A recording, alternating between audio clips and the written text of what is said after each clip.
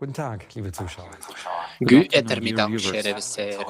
I welcome you to the online Jeg conference ønsker Global dere Crisis velkommen til Deutschland. online-konferansen Global Krise, Zum ersten Tyskland. Mal veranstalten wir, På die tide å Teilnehmer handle. des I dag er internationalen det premiere. Projektes Det er Kreative første gang vi Gesellschaft deltakere eine i det Konferenz dieses internasjonale time Creative that we Society prepare projektet the arrangerer et conference slikt as arrangement i participants of the Tyskland. Creative Society Deltakere fra at Tyskland, Germany. Østerrike, Participants from Sveits Germany, og et Austria, stort Switzerland, as well as a internasjonalt larger team international har team have bidratt to til å prepare the forbedre conference. This konferansen. conference will be Konferansen simultaneously vil interpreted bli by volunteers simultaneovertaket 60 av languages. frivillige The Creative til Society 60 project språk. is an international Creative initiative Society which is projektet growing er et internasjonalt by the day initiativ and already som unites vokser people dag from for dag, 180 og countries. allerede forener The mennesker project fra started 3 years ago as a 180 land. result of a 10 Prosjektet years social startet for survey. 3 år As people siden som et expert resultat interviews, av en people all over the 10-årig world were asked questions like, samfunnsundersøkelse what kind of og society would they påfølgende like to live in? ekspertintervjuer. What Folk should over this hele society verden be ble stilt like? What spørsmål values som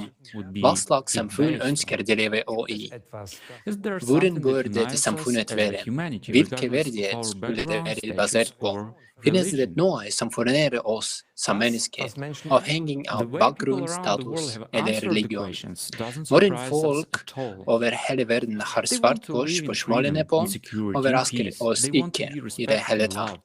De ønsker å leve i frihet, i trygghet, i fred. This De is ønsker å what the bli Creative Society respektert og guarantees. elsket.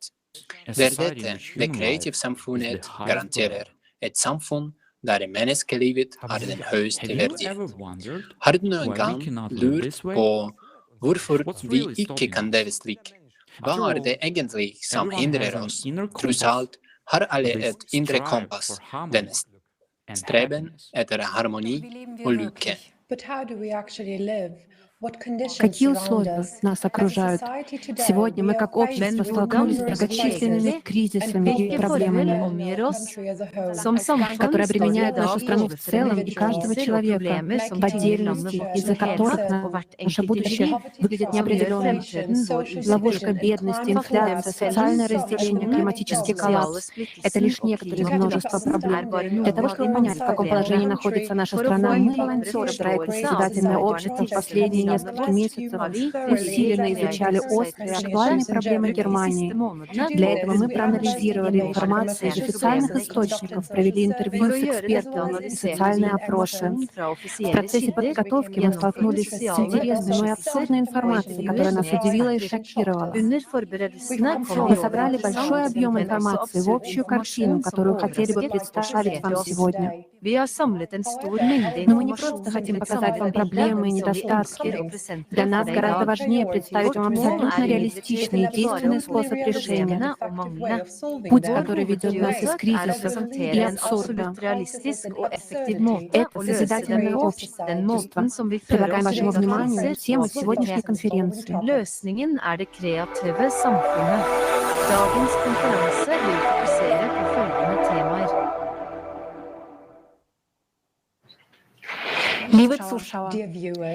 Уважаемые зрители, жизнь в нашем обществе наполнена кризисами и страхами, поэтому мы обращаемся к вам, как люди, объединяющиеся ради безопасного будущего. Причиной этого является жизненная ситуация в нашем обществе, которая характеризуется кризисами страха. Чтобы понять, что больше всего беспокоит людей в данный момент, мы провели опросы. Давайте послушаем, что люди говорят по этому поводу. La oss lytte til hva folk sier om det.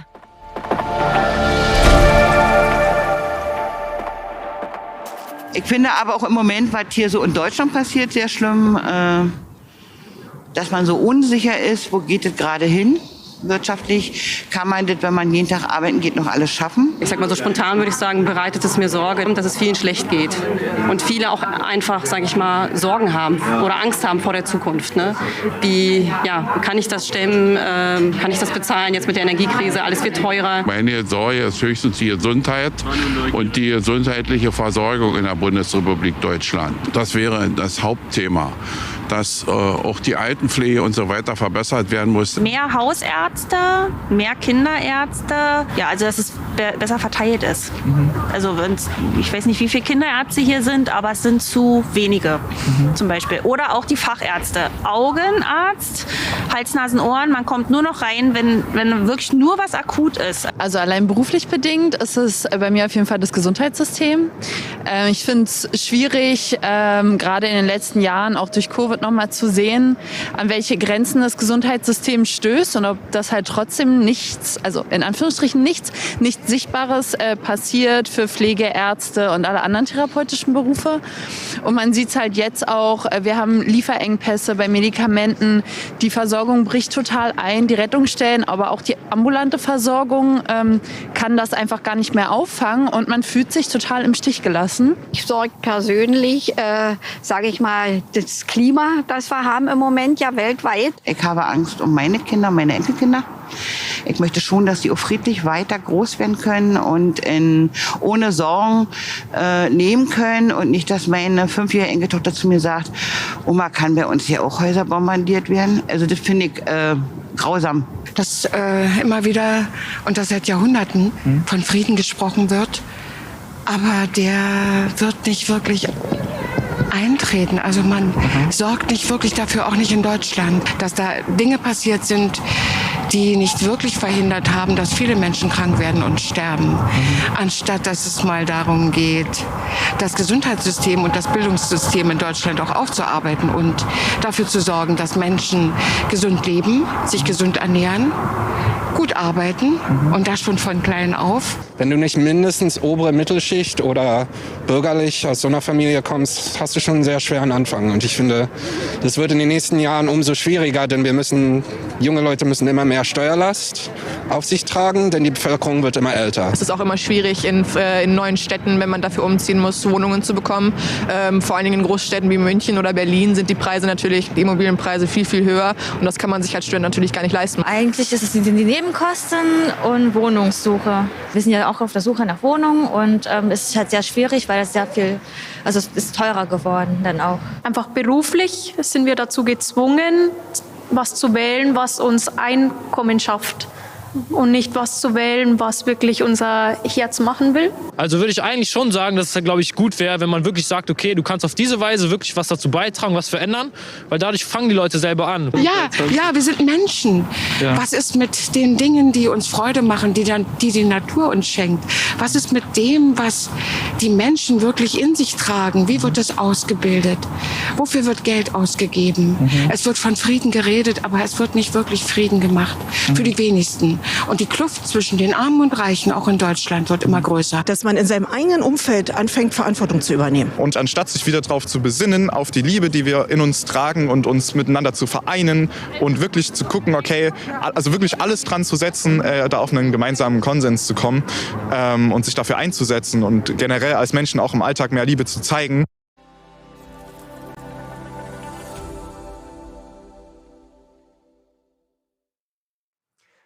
Wer hätte sich noch vor einem Jahr vorstellen können? Hvem kunne ha forestilt seg for bare et år siden at grunnleggende behov som bolig, oppvarming og mat i vårt land plutselig ville bli uoverkommelige for mange tyskere, og at en betydelig del av befolkningen ville få økonomiske problemer. Alt dette skjer i et land som regnes som progressivt og høytutviklet. Så la oss gå videre til vår første temablokk. Der vi vil gå dypere inn i spørsmålet om energikrisen.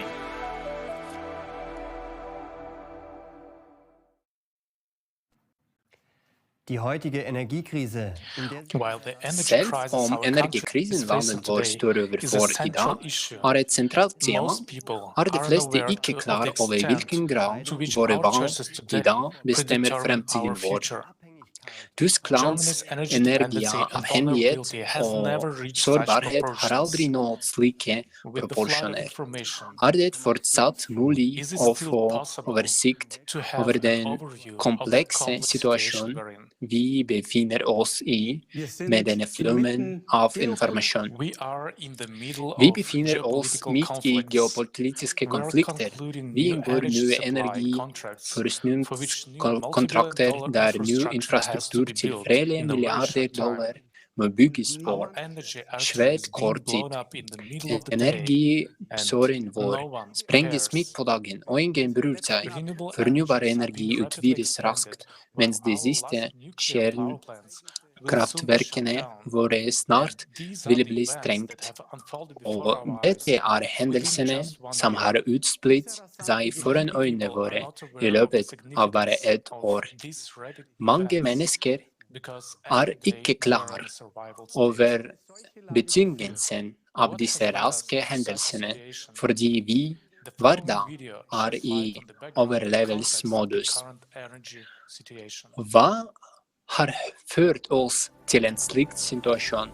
Følgende video kaster lys over bakgrunnen og konteksten for dagens energisituasjon. Vi lever i en tid preget av usikkerhet og kaos. Energiprisene skyter i været, noe som påvirker både folks liv og bedrifter i betydelig grad. Alt vi har bygget opp gjennom århundrer, smuldrer nå opp foran øynene våre. Den siste tiden har vi opplevd en prisvekst uten sidestykke. Inflasjonen fortsetter å stige, og bedrifter går konkurs. Denne ustabile situasjonen setter mange mennesker i alvorlige økonomiske vanskeligheter, og livskvaliteten synker raskt.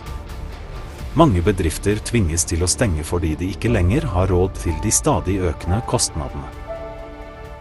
Det var umulig å forestille seg at vi kunne bli truet av et strømbrudd. Men vi har vært på randen av det flere ganger, og nå kan et strømbrudd skje når som helst. Det er en reell fare for å overbelaste strømnettet og forstyrre strøm, vann- og gassforsyningen. Ved et strømbrudd vil også kommunikasjonsnettene bli rammet. Telefon, mobilkommunikasjon og internett kan gå helt ut av drift. Vi er bare et skritt unna å vende tilbake til steinalderen. For uten strøm vil all vår teknologi og infrastruktur bli ubrukelig, og vi vil ikke lenger kunne leve et normalt, velkjent liv. Hvilke løsninger tilbys oss? Mens skattene våre brukes til å subsidiere energiselskaper, må vi vaske oss sjeldnere, kle oss varmere, sove i varmestuer fordi vi ikke har råd til oppvarming eller på grunn av energisparing. I vår verden har energi blitt en handelsvare som omsettes på børsen. De største vinnerne i energikrisen er energiselskapene, for hvem de høye prisene er lukrative. Hva førte oss til denne situasjonen? Det er en oppfatning at energikrisen ble fremprovosert av geopolitiske konflikter. Men problemene begynte med energiomstillingen. Tilbake i 2000 ble loven om fornybar energi vedtatt, og ble grunnlaget for energiomstillingen. For å redusere forbruket av fossile brensler som naturgass, olje og kull, ble det fokusert på å fremme fornybare energikilder som kunne generere bærekraftig og produktiv elektrisitet. Er vi på rett spor? Vil vi klare å nå målene våre? Vi er det landet som har startet en radikal energiomstilling. I flere tiår hadde vi en velfungerende infrastruktur som forsynte oss med energi på en pålitelig måte. Men så har vi stengt ned mange av kjernekraftverkene våre, samtidig som vi importerer kjernekraftgenerert elektrisitet fra Frankrike. Vi faser ut kull, men vi kjøper elektrisitet generert fra kull i Polen. Nå legger vi alle eggene våre i en kurv, de fornybare energikildene. I dette tilfellet må vi ha 100% tillit til dem. Siden grønn energiproduksjon er væravhengig og derfor ustabil, er vi fortsatt avhengige av kull, gass og nå også kjernekraft for å produsere den manglende elektrisiteten. I tillegg kommer problemet med lagring og transport.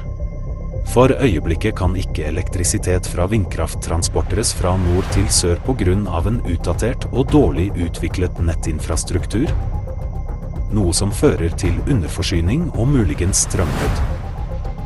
Grønn energi kan ikke være den eneste kilden til elektrisitet i landet, men av en eller annen grunn fokuserer vi på den.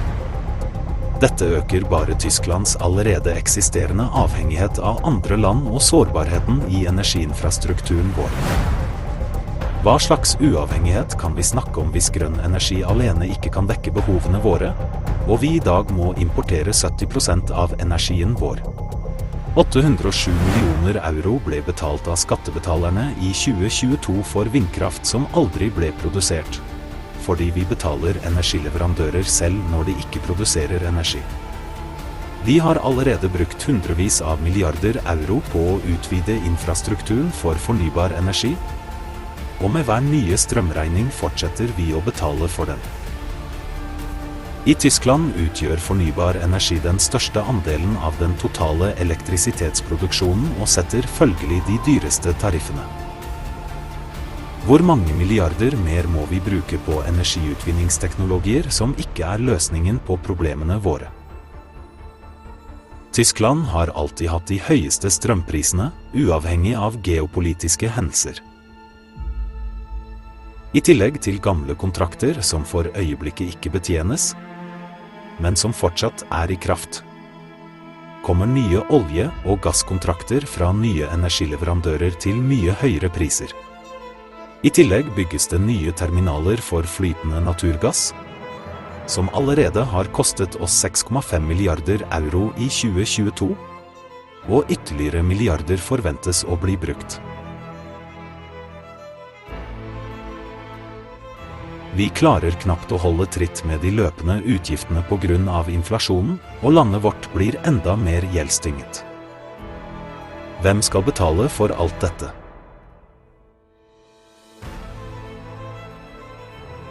I flere tiår har vi investert i en ineffektiv og svært kostbar infrastruktur for grønn energi. Vi er midt i en handelskrig forårsaket av den geopolitiske situasjonen, og vi må lide under skyhøye priser og generell usikkerhet. Men vi, mennesker, er ikke enige i det. Men hvem representerer interessene til oss mennesker? Dagens energikrise er ikke et naturfenomen, men kunstig skapt. Kan et så avansert land som Tyskland virkelig ikke finne en vei ut av energikrisen?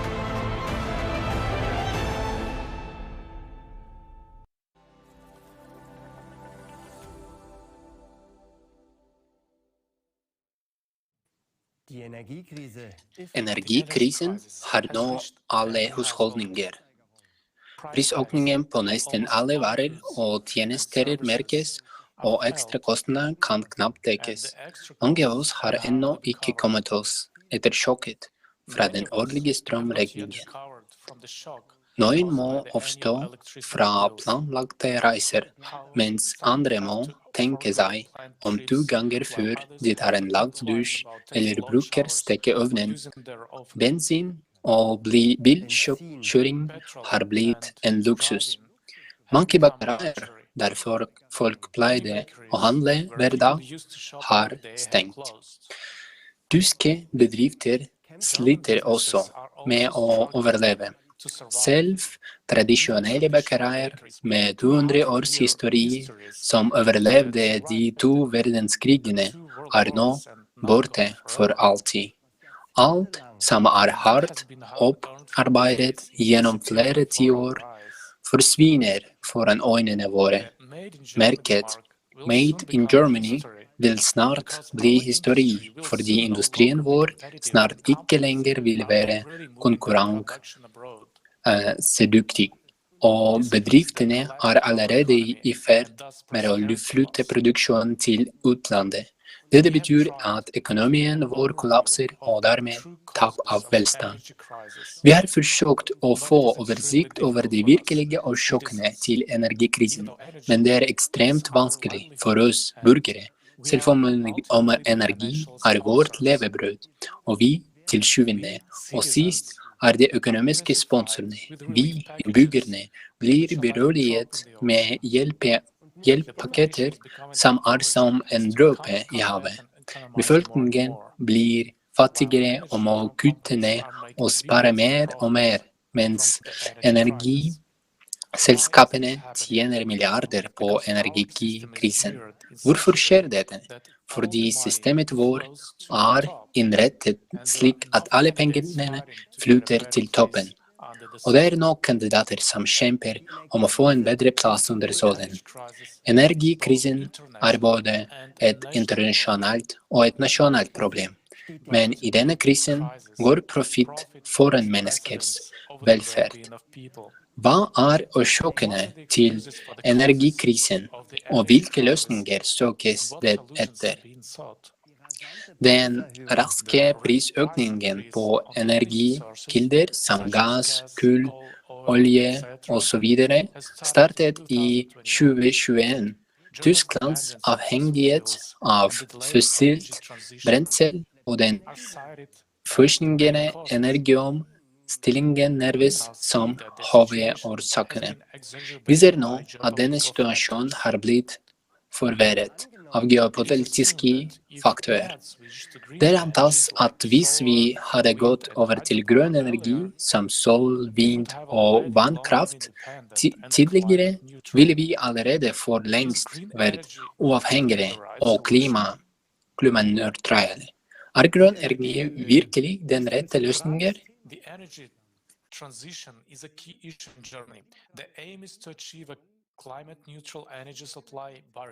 Снабжение путем замены ископаемого топлива возобновляемыми источниками энергии, в то время, когда это рассматривается как одно из основных средств борьбы с изменением климата, мы хотели бы взглянуть на это со стороны энергоснабжения.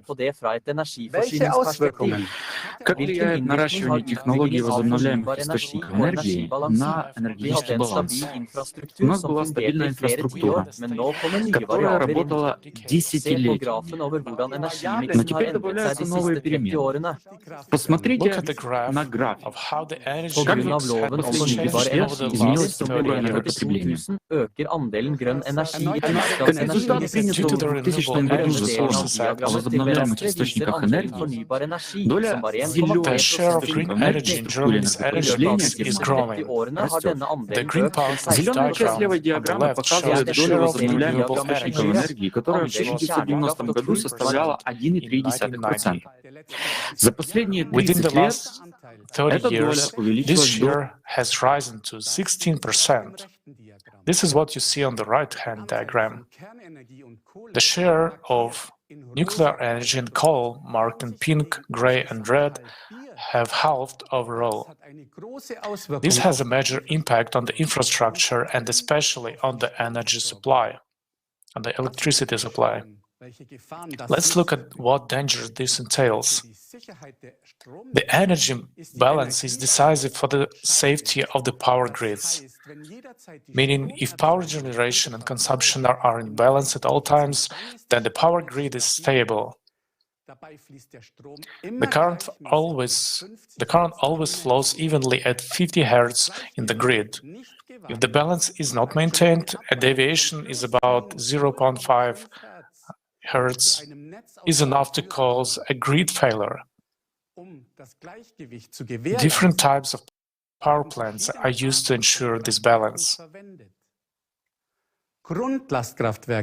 Baseload power plants, such as nuclear power plants, som kjernekraftverk som produserer elektrisitet på en stabil måte, men som ikke raskt kan redusere eller øke belastningen og ikke raskt kan stenges ned, og fleksible kraftverk som gass, kull og vannkraftverk som raskt kan øke eller redusere produksjonen når etterspørselen etter elektrisitet øker eller synker. Fornybare energikilder være avhengige og kan ikke brukes til enhver tid. De forårsaker også utforutsigbare overspenninger i nettet som må balanseres.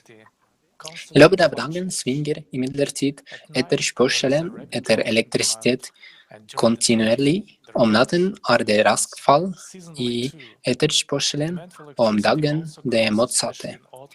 Etterspørselen etter elektrisitet øker også sesongmessig, særlig om høsten og vinteren, da den mangedobles. Med raske utbrytningen av fornybar energi kommer imidlertid en annen faktor til været. Som et resultat blir det stadig vanskeligere å sikre energibalansen. Mange faktorer påvirker nå balansen i energinettet vår. Blant annet økende energiforbruk, allerede infrastruktur, manipulering av energimarkedene og klimaendringer. I tillegg til alt dette kommer grønne energikilder med kraftoverspenninger til nettet. Hvis energibalansen forstyrres, kan strømnettet kollapse, og det kan oppstå en såkalt blackout, det vil si at hele strømnettet faller ut. Spesielt det siste året har søkende så vel som tilstedeværelsen av dette temaet i media økt veldig mye. Men folk vet ikke at vi allerede har vært på randen av blackout flere ganger.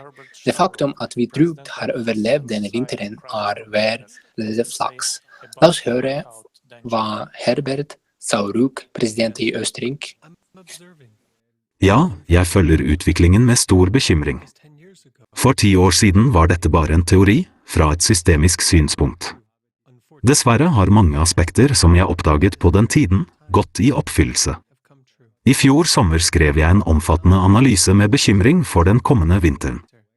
Utviklingen av et katastrofal vinter 2022-2023 scenario var også mulig. Heldigvis skjedde ikke dette, også fordi vi var heldige at værforholdene fortsatt milde sammenlignet med de foregående vintrene. Hvis vinteren hadde vært tøff, med lavere temperaturer, ville vi hatt store problemer. Og blackout bare et trendord. Med det mener jeg et overregionalt strømbrudd som rammer flere delstater eller større regioner i landet og varer i lang tid. Dette en utløsende hendelse, men vi snakker om infrastrukturen og avbrudd i forsyningen. En kritisk faktor avbruddene i forsyningen, men ikke strømbruddet i seg selv. Jeg prøver å skille disse to. Jeg sier at det ikke vil komme noen hjelp utenfra fordi det har påvirket alle, og det ingen ekstra ressurser. Så dette en hendelse som vi ikke har møtt før. Ifølge rapporten utarbeidet av Office of Technology Assessment ved bunns, Tyskland, for 2011, kan katastrofale hendelser utvikle seg i løpet av en uke. Og vi ikke klare for dem. Bare i Tyskland var det nødvendig med 12 000 overstyringer for å forhindre strømbrudd i fjor. I 2021 var dette tallet 8 000. Dynamikken i utviklingen av hendelsene over en så kort tidsperiode gir oss et tydelig bilde, men slike overstyringer var en sjeldenhet for 20 år siden. Det viktig å vite at vi ikke har nasjonale kraftforsyningssystemer, hverken tyske eller østerrikske, men et felles europeisk system som forvaltes av 32 operatører av energiforsyningssystemet i Tyskland, hvorav 4 går fra Portugal til Øst-Tyrkia og fra Sicilia til Danmark. Og alle må hele tiden være i balanse. Energi kan med andre ord ikke lagres. Den må produseres nøyaktig i den mengden som brukes i øyeblikket. Og mange vet ikke om det. Det har bare blitt mer komplisert de siste årene, siden flere og flere deler av denne prosessen har kommet inn i bildet. På den ene siden bygges det flere kraftverk på grunn av energiomstillingen, flere solcelleanlegg og vindparker. På den annen side må alt dette på en eller annen måte reguleres og kontrolleres ved hjelp av digital teknologi. En viktig faktor den eksisterende reserven av tidligere store kraftverk. Dette generatorer som produserer elektrisk energi. Og problemet at vi ønsker å legge dem ned i stor skala, eller vi har allerede gjort det, og dette skjer i Tyskland der de nesten har faset ut bruken av kjernekraft, kull og ganske mye gasskraft. Midt i alle disse hendelsene det mangel på stabilitet, noe som betyr at hvis det strømbrudd på grunn av en rekke uheldige hendelser, det stor mulighet for at det vil være umulig å stabilisere situasjonen i denne regionen, og dette vil være et storstilt strømbrudd. Problemet at denne sikkerhetsteknologien ble utviklet for et system som snart vil opphøre å eksistere eller vil bli brukt mindre og mindre på grunn av energiomstillingen. Det mange profesjonelle energitjenestemenn, særlig høyt utdannede teknikere, som snakker åpent om dette, men ingen lytter til dem og ingen tar bekymringene deres på alvor. Vi, som samfunn, må også være forberedt på slike hendelser fordi vi dessverre ikke kan stole på menneskene som tar beslutninger, men som ikke har dette framsynet på politisk nivå, ettersom mange ting ganske mye drevet av ideologi. Og med liten forståelse for tekniske spørsmål. Fordi infrastruktur et prosjekt som varer i flere tiår, og det ikke mulig å endre planene i løpet av noen få måneder. Og vi så det i fjor. På den ene siden ble utfasingen av kjernekraft forsinket igjen, og på den andre siden ble kullkraftverk som skulle vært avviklet, tatt i bruk igjen. I mellomtiden det flere og flere tjenestemenn som ikke gjør noe og sier, vi venter og ser hva som kommer til å skje, noe som kan være farlig. Mine viktigste kritiske bekymringer gjelder det faktum som jeg ikke har forstått de siste 10 årene, hvem koordinerer alt i Europa. Distribusjonssystemoperatørene fungerer fortsatt perfekt og godt koordinert. Og likevel sier de at siden de ikke vet hvor og hva som slått av eller hvor og hva som genereres, de ikke i stand til å tilpasse seg slike endringer like raskt som ulike beslutninger som tatt i politiske kretser i det siste. Og dette først og fremst Tysklands problem, vi tar alltid det andre skrittet før vi tar det første. Det betyr at vi slår av noe før vi finner en erstatning for det. Og senere viser noen gjennomsnittlige indikatorer og forskning angivelig at det fungerer. Ja, alt fungerer på papiret, spesielt med gjennomsnittlige indikatorer. Ja, Frankrike har nok kjernekraft, Polen har nok kull, det nok i systemet. Men det bør ikke bare være nok i systemet, det bør være nok på regionalt nivå. For hvis det ikke finnes noen strømreserve i den nordlige delen av Tyskland eller i den europeiske regionen Danmark, vil det oppstå ustabilitet som kan føre til store katastrofer.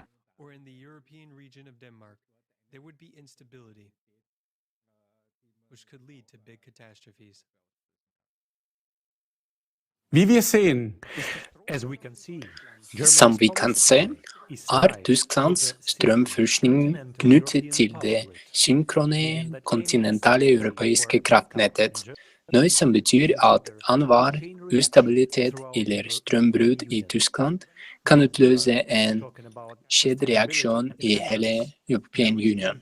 Mens vi snakker om bærekraft og uavhengighet, det en økende risiko for at sikkerheten vår vil bli utfordret. Kan du forstille deg konsekvensene? Ingenting kommer til å fungere lenger. Absolutt ingenting.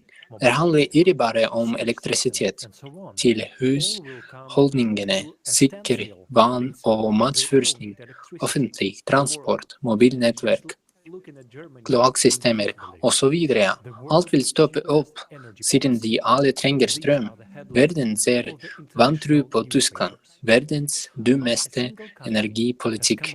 Slik lyder overskriftene i internasjonale aviser. Ikke et eneste land har kommet på ideen om å stenge ned tradisjonelt politikk i grunnlastkraftverk som kjernekraftverk, og samtidig gå over til oppålitelige fornybare energikilder. Vi kan heldigvis klare oss gjennom vinteren, men de siste kjernekraftene skal snart stenges ned. Vil det være ikke hendingen neste vinter som vi var i år? Med økende andelen fornybar energi og den samtidige utfasingen av konvensjonelle energikilder, blir det stadig vanskeligere å opprettholde det viktigste aspektet ved energisyningen, energibalansen. Grønn energi er væravhengig og derfor ustabil. Når det er vindstille, for lite lys på overskyende dager eller om natten, eller for mye sol og vind, skaper grønne energikilder svært uforutsigbare svinger i kraftnettet, som også kompenseres med fossile brenselkraftverk. Det er disse energikildene som er i ferd med å bli stengt ned i nær fremtid, fordi de er ikke miljøvennlige. Men hvordan tanker de egentlig vinterreisjoner i januar 2021, da det var stille i Tyskland, brukte de kullkraftverk i Romania og Bulgaria for å kompensere for kraftmangelen. En svært stor mengde elektrisitet som måtte overføres gjennom nettet i flere land, fikk imidlertid kraftsystemet i Kroatia til å kollapse, noe som førte til strømbrudd i visse deler av Europa. Energieksperter understreker at vi så vidt klarte å unngå et strømbrudd i hele Europa. Men hvis det produseres for mye strøm, må også stabiliteten i netten sikres. Løsningen ville være å lage denne elektrisiteten. Et slikt eksempel finnes i dag i Australia.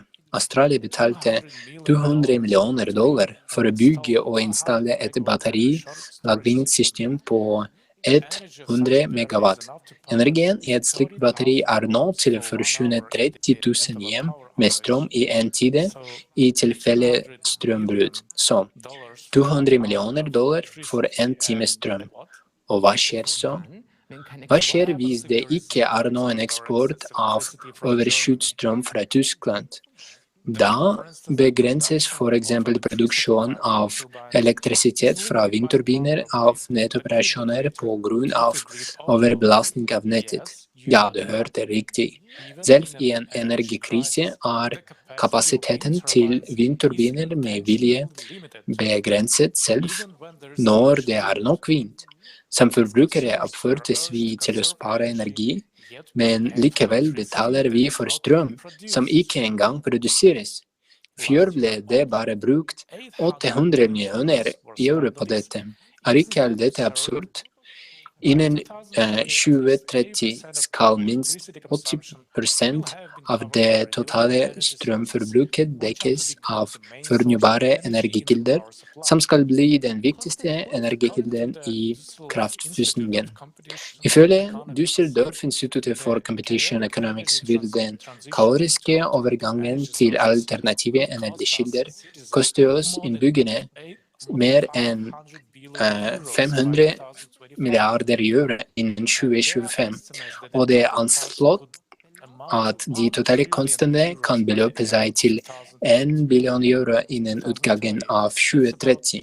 Det er omtrent 10 000 euro per 1000 bygger. La oss ta en titt på infrastrukturen og se hvor langt disse pengene faktisk har ført oss etter 20 år med energiomstilling. Elektrisitet generert fra vindkraft som etter planen skal tredobles i den nordlige delen av landet, kan for øyeblikket ikke transporteres til sør, så da det rett og slett ikke finnes kraft lenger for dette. Kommuner går allerede til sak med utvidelsen av disse kraftlinjene. Selv med optimistiske prognoser vil utvidelsen ikke være mulig i løpet av de neste 20 årene. I Bayern, der grønn energi produseres i større solcellevann, kan ikke mates inn i nettet på grunn av det gamle og fullstendig overballelsesnettet. Et annet aspekt med energiomstillingen er subsidiering av elbiler og ladestasjoner for disse. Det samme gjelder med massive utvidelsen av varmepumper, for i henhold til ny lovgivning kan verken olje- eller gassoppvarmningssystemer installeres fra 2025 og utover. Federal Network Agency advarer til og med om at hvis vi fortsetter å lade elbiler på ladestasjoner og utvide bruken av varmepumper, vil det være massive problemer med strømnettinfrastrukturen, og dette kan føre til strømbrudd.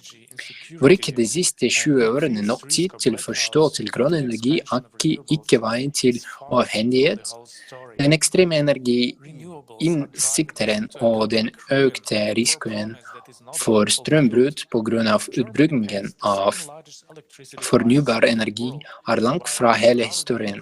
Fornybar energi driver oss ut i økonomisk ruin for et løfte som ikke blir innfridd. Tyskland betaler de nest høyeste strømprisene i verden, men selv naboene våre betaler mindre enn halvparten av det i år. Prisene drives kunstig opp av handelskriger som fører til knapphet på energikilder og spekulasjon i energisistmarkedet, der man kan kjøpe billig og selge dyrt på riktig tidspunkt. En annen prisdriver det såkalte merit-order-prisen. Dette sier at hver dag, uavhengig av energikilder, rangeres de produserende kraftverkene i rekkefølge fra det billigste til dyreste.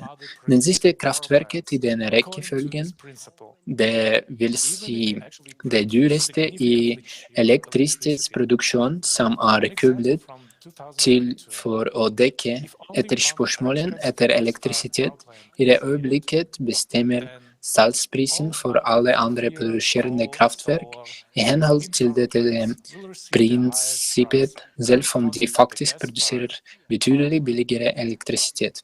Eksempel fra 2022. Hvis det bare behov for et svært dyrt gasskraftverk, vil alle andre atom, kull, sol og vindkraftverk få den høyeste prisen som tilsvarer gasskraftverket. Hvis kraftverkene som produserer billig strøm kunne videreføre prisen, ville strømprisene våre i dagens situasjon vært mye billigere. Men siden det siste grunnlagt kraftverket, vanligvis det gasskraftverk, og gassprisene før tiden høye, og vil fortsette å være høye, ender forbrukerne opp med å betale høye kostnader som oppstår fra dyrt fossilt brensel, det vil si gass. Vinnerne i dette til nettopp de grønne strømproduserne, som produserer strøm mye billigere. Det en kunstig skapt prisdriver. I Tyskland annonseres det for den grønne elektrisitet fra men selv om du ikke har en grønn strømpris, velger du for utvidelsen av fornybar energi, enten du liker det eller ikke.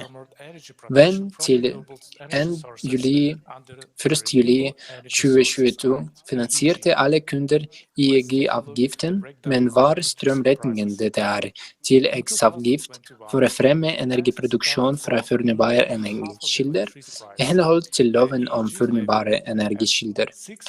La oss ta en titt på fordelinger av strømprisene.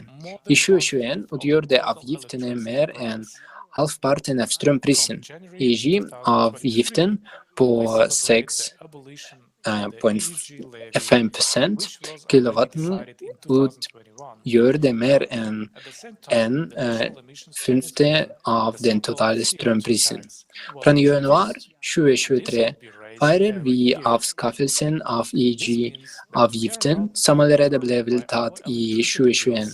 Men samtidig ble den nasjonale utslippshandelsordning den såkalte CO2-avgiften innført. Den vil bli hevet hvert år. Det betyr at vi nå ikke betales av strømregningene våre, men også betaler den såkalte CO2-avgiften for hvert produkt, hver tjeneste og hver vare som produseres, leveres, oppvarmes eller avkjøles med eller gjennom fossilt brensel. Det eneste som virkelig har endret seg for oss, at prisen ikke lenger vises på strømregningen. Grønn energi, som det ble kalt, skal komme miljøet til gode, og alle ekstreme kostnader rettet som dette. Men hvor grønn egentlig grønn energi?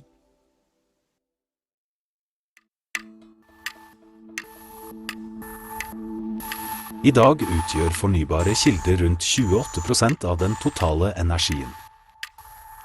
Men for å produsere dem bruker vi fortsatt ikke-fornybare naturressurser.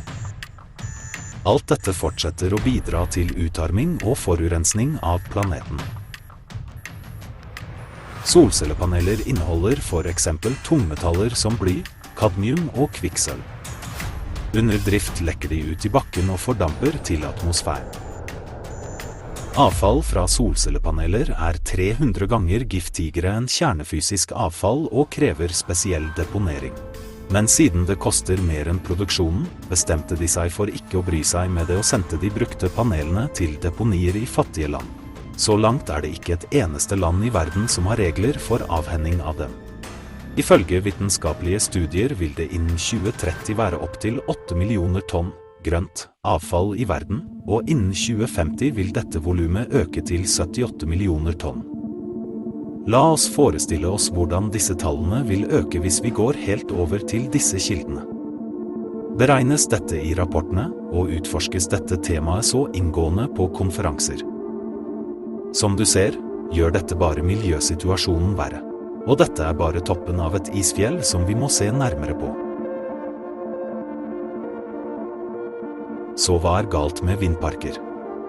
La oss begynne med lommebøkene våre, som du og jeg må betale for disse ambisiøse løsningene med. Å bygge en vindpark krever en enorm investering av penger og ressurser. Levetiden til en vindpark kan være så lang som 30 år eller mer.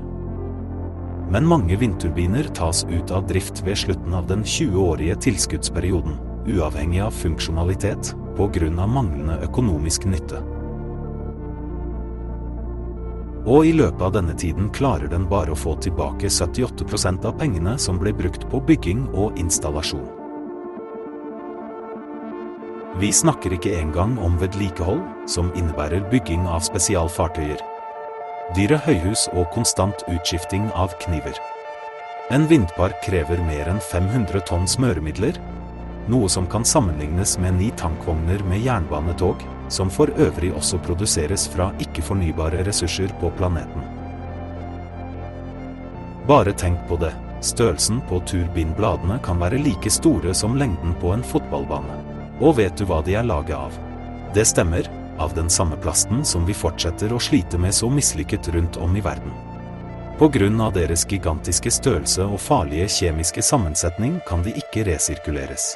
Så den klassiske løsningen at bladene kjøres til deponier eller eksporteres til andre land for fiktiv gjenvinning.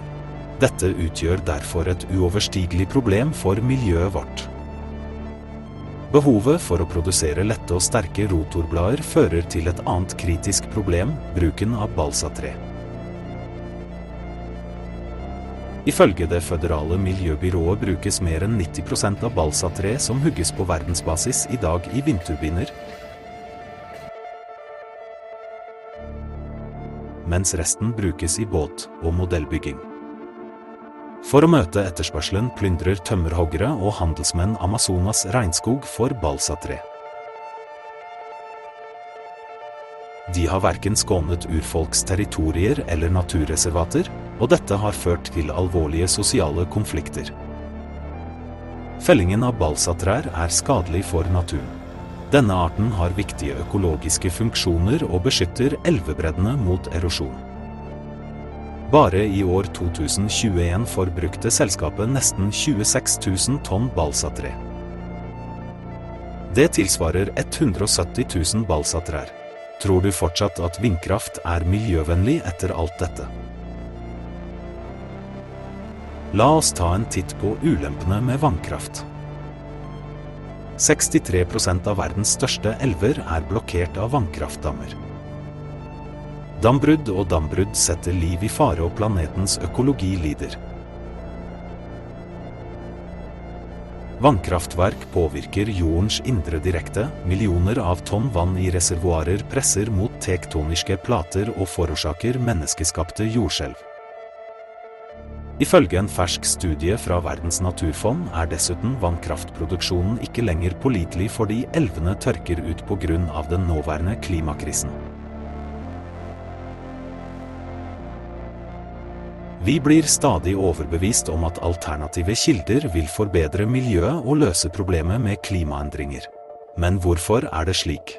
Hvor kommer denne påtrengende reklamen for grønn energi og bekymringen for oss fra? Dette er sikkert ikke lønnsomt for stater som under press tvinges til å subsidiere disse prosjektene og kjøpe denne energien til 5 ganger prisen for tradisjonell energi. Tyskland er et godt eksempel. Ved å stenge ned de fleste kjernekraftverkene til fordel for grønn energi har landet havnet i en blindgate. På de mest produktive dagene genererer grønn teknologi bare 17% av det totale energiforbruket. Så i dag må det kjøpe energi med enorme mengder skattepenger fra de samme, ikke-grønne, kjernekraftverkene i nabolandene.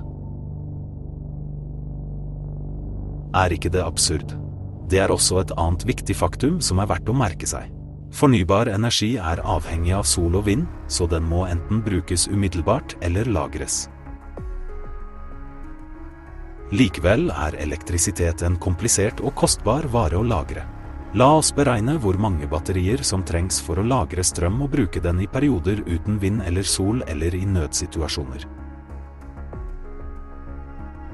Tenk deg at en gjennomsnittlig familie på 2 personer bruker ca. 235 kilowatt per måned. Omtrent 100 batterier på 2,4 kilowatt vil være nødvendig for å dekke en families månedlige strømbehov. La oss nå huske at et batteri er konvertering av elektrisk energi til kjemisk energi og tilbake igjen. For å lage dem brukes skadelige kjemikalier som ikke kan resirkuleres. Og for å produsere kobolt brukes barnearbeid i underjordiske gruver i Kongo. Alt dette gjøres for at vi skal kunne puste inn såkalt ren luft. For å oppsummere. Med en så aggressiv promotering av alternative energikilder, tar vi hensyn til deres lave effektivitetsfaktor og innvirkning på økologien. Med tanke på alt det ovennevnte bør vi svare på følgende spørsmål sammen. Bør vi aktivt utvikle alternativ energi hvis den har så mange ulemper? Er det gunstig for oss som menneskehet i dag? Eller bør vi heller satse på å finne en mer effektiv løsning?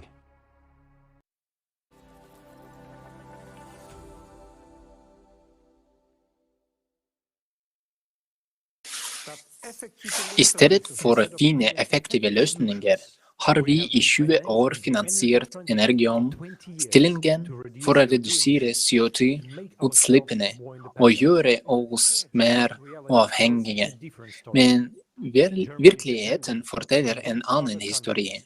Tysklands avhengighet av både andre land og fossile brensel øker. La oss ta en titt på hvor absurd og prekær dagens situasjon er. Merket grønn energi er bare markedsføring, og har ingenting med bærekraft og miljøvern å gjøre. Dette er ekte grønn voksning. De ønsker å redusere CO2-utslippene, men de stenger kjernekraftverkene først. Selv om de har blitt klassifisert som grønne og bærekraftige av EU-kommisjonen. I stedet kjøper vi kjernekraft fra Frankrike og Tsjekkia. Kullutfasingen er planlagt til senere, selv om kullfyring gir mer utslipp. Er det mer bærekraftig å importere ytterligere kullkraft også fra Polen? Vi forbruker utvinning av flytende naturgass gjennom fracking i vårt land fordi det er svært skadelig for miljøet, men vi har ingen betenkelighet med å kjøpe det fra USA. Levering med større tankslipp over tusenvis av kilometer etterlater et dårlig CO2-fotavtrykk. Det kan ikke engang dekke vårt behov, for ikke å nevne at det er mye dyrere enn den billige og allment tilgjengelige naturgassen. I tillegg bærer vi kostnadene for den nye infrastrukturen, nemlig energiterminaler og bygging av rørløsninger anslått til 10 millioner euro innen 2038. Kostnadene ved energiomstillingen vil til 500 milliarder øre innen, og hvilke resultater har vi å vise til? CO2-nivået fortsetter å stige uansett hvor mange milliarder vi koster å kaste bort. Hvor mange år trenger vi for å forstå at fornybar energi ikke er en løsning? Tvert imot risikerer vi et omfattende strømbrudd fordi energisystemet vårt blir stadig mer skjørt på grunn av ustabile fornybare energikilder. Løftet om Tysklands uavhengighet er en utopi. Tyskland er ressursfattig og avhengig av import. Grønn energi gjør denne avhengigheten enda større, fordi svingningene må kompenseres med fossilt brensel. I tillegg belaster det oss med enorme kostnader som ikke amortiseres på noen måte. Energiomstillinger fører til tap av velstand for oss. Flere og flere restriksjoner og kostnader innføres for industrien under dekke av miljøvern. Det er snakk om en ny bølge av industrialisering i landet vårt, ettersom mange selskaper flytter til utlandet. De har rett og slett ikke råd til dyre strøm- og energiprisene. Bedriftene tvinges derfor til å investere i miljøvennlig teknologi og kjøpe utslippskvoter for å redusere CO2-utslippene. Videre vedtas det lover som forbyr visse produksjoner, for eksempel at ingen flere gass- og oljeovner kan tas i bruk fra 2025, og at bare klimanøytrale kjøretøy vil være tillatt fra 2035. Dette har fatale konsekvenser for økonomien vår. Energikrisen er kunstig og menneskeskapt. Handelskriger, spekulasjon og det ideologiske synet på energiforsyningen tjener bare ett format: profitt. Hvorfor fremmes grønn energi spesielt når den er så problematisk for en stabil energiforsyning, og i stedet for å lette byrden for forbrukeren og også for miljøet vårt, blir den mer og mer en byrde? Mer effektive teknologier som har en virkningsgrad langt over 1, og vil gjøre oss virkelig uavhengige av fossilt brensel, blir ikke diskutert i den bredere offentligheten. Finnes det virkelig ingen andre effektive og bærekraftige teknologier? La oss se følgende videoklipp.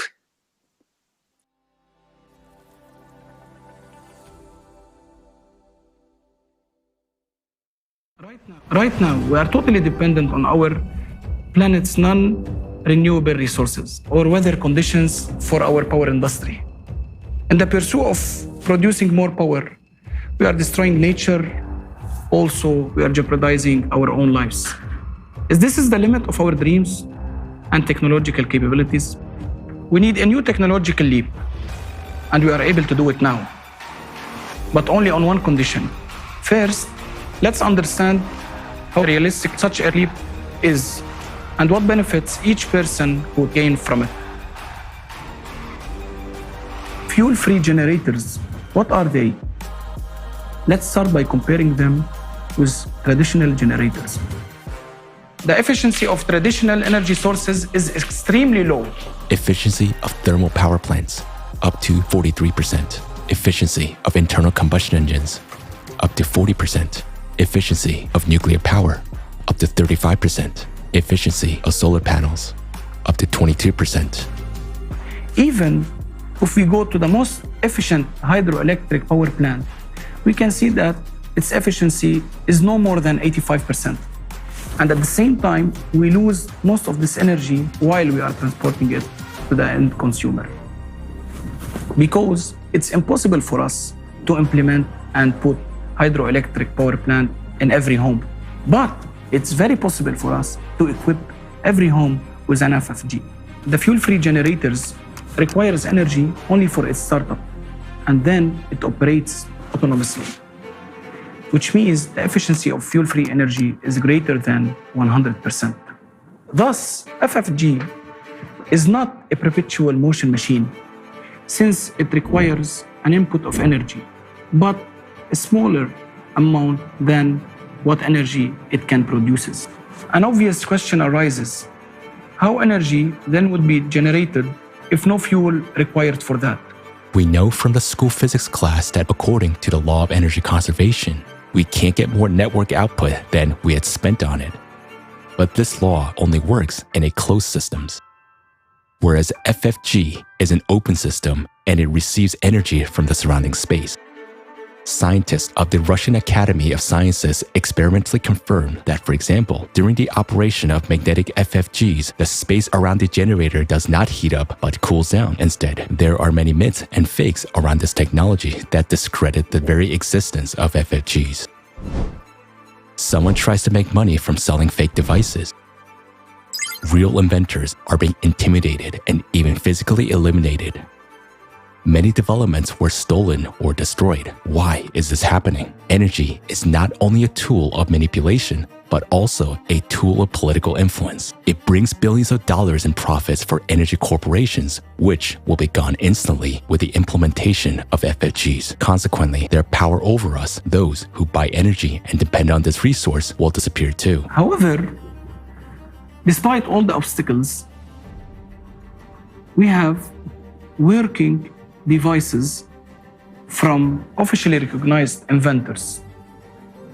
Let's take a look at some of these developments. Magnetic generator. Its original inventor is considered to be John Searle, who used custom-made magnets in his machines. Since 2019, based on a similar technology by the inventor, Dennis Danzig, a US company has been supplying power to its customers using plants with a capacity of up to 25 kilowatts. Since 2019, it's no longer science fiction. Only those who are far from science and do not monitor new technologies laugh on FFGs as a fiction. Therefore, those who make fun at FFGs themselves gave fun on others. Let's continue. A whole range of fuel-free generators was developed in Ukraine. The principle of operations of these generators was based on a looped electromagnetic gun, a pulse power system. For example, one of the systems produced 25 kilowatt of free energy on a conventional generator with an input of 3 kilowatt.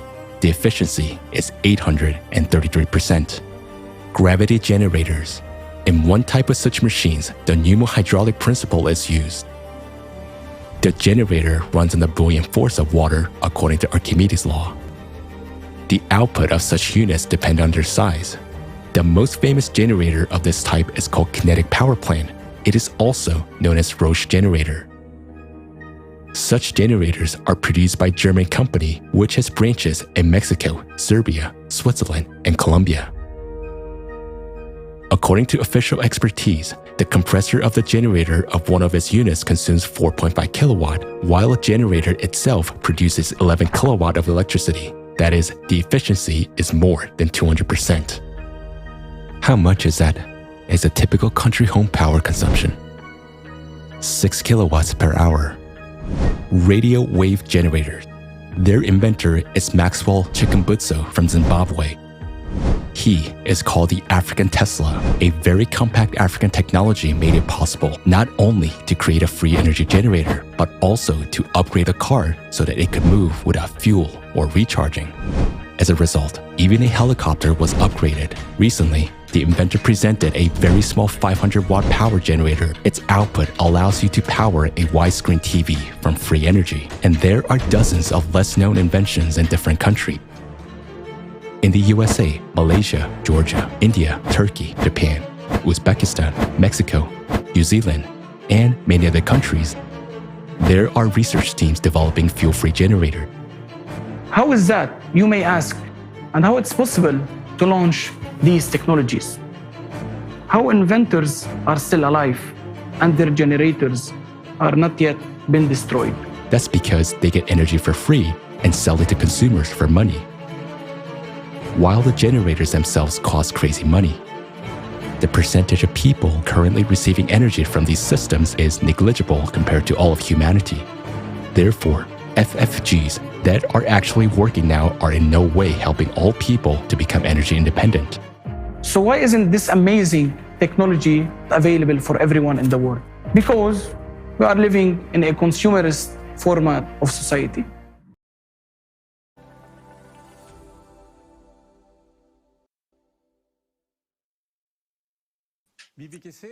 Som vi kan se, finnes det allerede teknologiske løsninger som kan gi befolkningen drivstofffri, effektiv og sikker energi.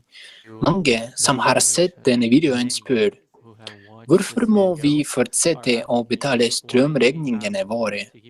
Hvorfor nasjonaliserer vi ikke drivstofffrie generatorer og gir alle gratis energi? Det ville jo være en logisk løsning på energikrisen.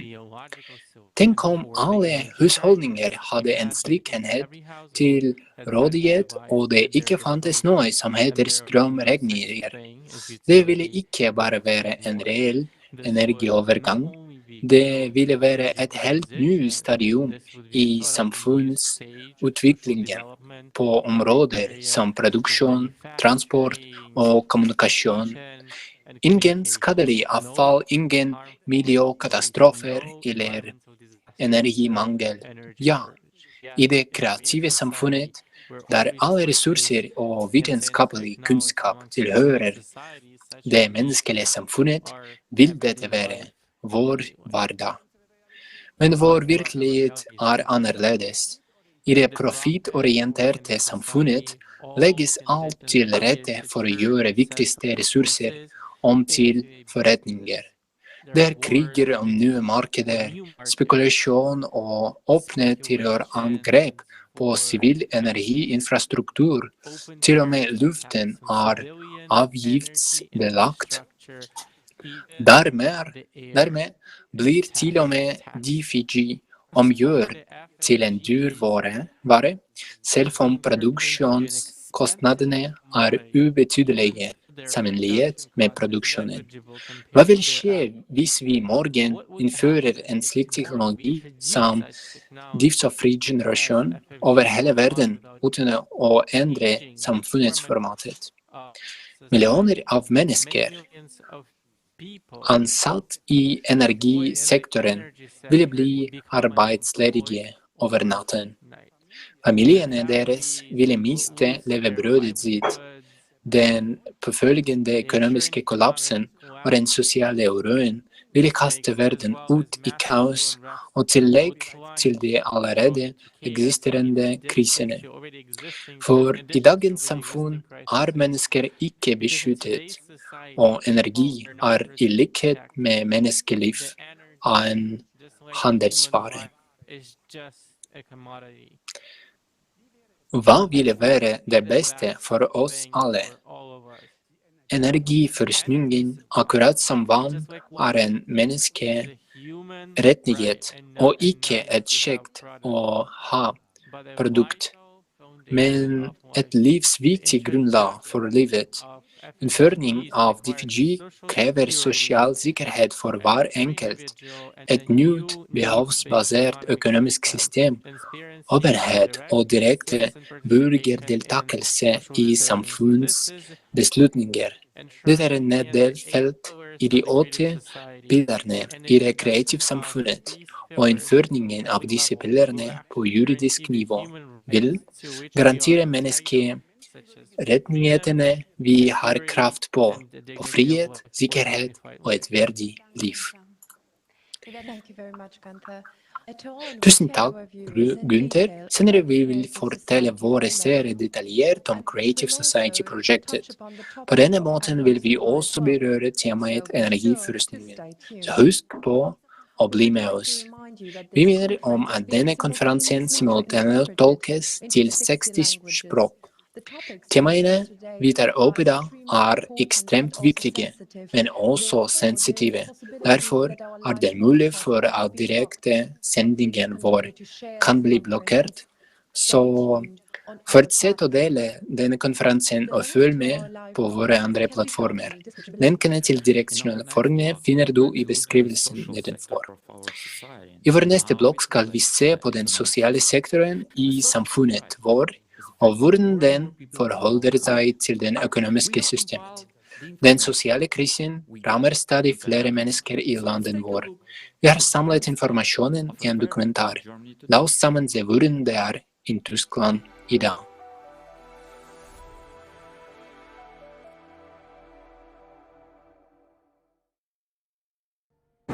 Woran wird eigentlich der Wohlstand eines Landes gemessen? Deutschland gilt als reiches Land. Wir haben Milliarden Einnahmen aus Steuergeldern und eine wachsende Volkswirtschaft. Doch warum wächst dann auch gleichzeitig die Armutsquote? Durch die Inflation und die steigenden Lebenshaltungskosten nimmt der allgemeine Wohlstand in Deutschland immer weiter ab. Stimmt das Bild noch, was wir von Deutschland haben? Sind wir noch ein wohlhabender Sozialstaat? Lasst uns das gemeinsam anschauen. Armut. In Deutschland werden laut Paritätischem Wohlfahrtsverband 13,8 Millionen Menschen zu den Armen gerechnet. Das entspricht einer Armutsquote von 16,6%. Mehr als 11% sind sogar sehr arm. Besonders betroffen sind Alleinerziehende und Studenten. 41% der Haushalte von Alleinerziehenden leben in Armut. Nach Angaben des Statistischen Bundesamtes lag im Jahr 2021 das Monatseinkommen von 38% der Studierenden unter der Armutsgrenze. Die wachsende Armut in Deutschland erkennt man besonders gut am kaum noch zu bewältigenden Ansturm auf die öffentlichen Tafeln. Im Februar 2022 kamen täglich mehr als 2 Millionen Menschen zu den 960 Tafeln. Zu ihnen gehören Obdachlose, Geflüchtete, Sozialhilfeempfänger, aber auch Rentner und Alleinerziehende. Auch Menschen aus dem Niedriglohnsektor nehmen mehr und mehr das Angebot der Tafeln in Anspruch. Bei Menschen über 65 Jahren ist die Armutsgefährdungsquote in den Jahren 2018 bis 2021 von 14,7 auf 17,4% gestiegen. Laut der Pressemitteilung des Bundesministeriums für Wohnen, Stadtentwicklung und Bauwesen hatten im Januar 2022 insgesamt 263.000 Menschen in Deutschland keinen festen Wohnsitz. Armut bedeutet auch ein früherer Tod. Zwischen dem reichsten und dem ärmsten Viertel der deutschen Bevölkerung besteht ein Unterschied der Lebenserwartung von 11 Jahren bei Männern und 8 Jahren bei Frauen. Kinderarmut. Bereits jedes 5. Kind in Deutschland ist von Armut betroffen.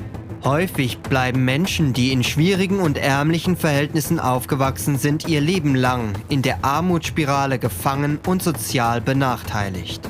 Etwa 40.000 Minderjährige und junge Erwachsene sind akut von Obdachlosigkeit bedroht. Altersarmut. Die nächste, am stärksten betroffene Gruppe sind die über 65-Jährigen. Und das soll in Zukunft weiter zunehmen. Eine Studie ergab, dass über die Hälfte der heute 55- bis 64-jährigen Arbeitnehmer im Rentenalter durchschnittlich 700 € zu wenig Monatsrente zur Verfügung haben werden, wenn sie nur gesetzlich oder betrieblich rentenversichert sind.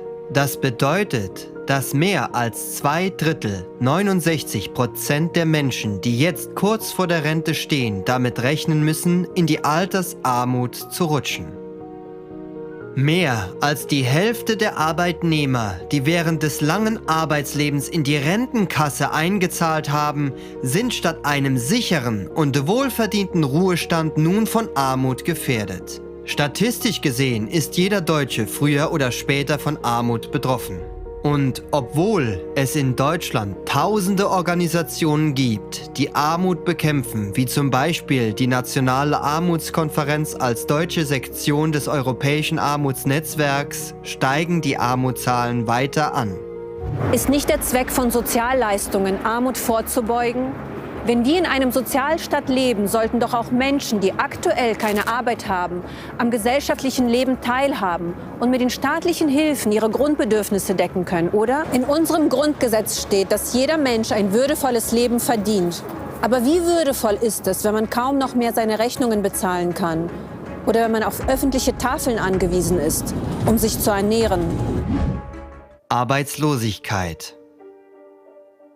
Die Arbeitslosenquote zeigt seit 3 Jahren einen positiven Trend. Bedeutet das, dass immer mehr Menschen Beschäftigung finden und dadurch ihren Lebensstandard verbessern können? Was sagt die Zahl der Arbeitslosen über die tatsächliche Anzahl der Menschen aus, die trotz Beschäftigung immer noch auf Leistungen angewiesen sind? Was spiegeln die Statistiken wider? Das ist eine Frage der Erfassung und Auslegung. Es gibt Menschen, die in der Arbeitslosenstatistik gar nicht mehr auftauchen, obwohl sie Sozialleistungen beziehen. Dazu zählen alle, die einen Mini- oder einen Eurojob haben, in einer Arbeitsvermittlungsmaßnahme sind oder einer beruflichen Weiterbildung nachgehen und jene, die schwer vermittelbar oder krank sind. Laut offiziellen Statistiken macht dies bereits einen Unterschied von fast 800.000 Menschen aus. Ebenfalls in der Statistik nicht enthalten sind diejenigen, die sich weder arbeitslos noch arbeitssuchend melden. Sie werden als stille Reserve oder Nichterwerbspersonen bezeichnet. Das sind knapp 3,1 Millionen Menschen, die momentan nicht aktiv nach Arbeit suchen, sich aber eine Erwerbstätigkeit wünschen, zum Beispiel Hausfrauen. Wie aussagekräftig sind dann die Arbeitslosenzahlen, die veröffentlicht werden? Laut einem Bericht der Tagesschau formuliert die Politik die Kriterien für Arbeitslosigkeit immer wieder so um, dass die Arbeitslosenzahlen offiziell sinken, obwohl sie in Wirklichkeit steigen. Aufgrund der sich immer wieder ändernden Berechnungsgrundlage für Statistiken sind aktuelle Zahlen nicht direkt mit früheren vergleichbar. Arbeitskräftemangel. Auf der anderen Seite gibt es in Deutschland neben der Arbeitslosigkeit einen immer größer werdenden Arbeitskräftemangel. Insbesondere in sozialen Berufen fehlen Fachkräfte. Es fehlen Lehrer, Ärzte, Pflegekräfte und Erzieher. Bis zu 60% der Stellen in den Bereichen Gesundheit und Bildung können nicht besetzt werden.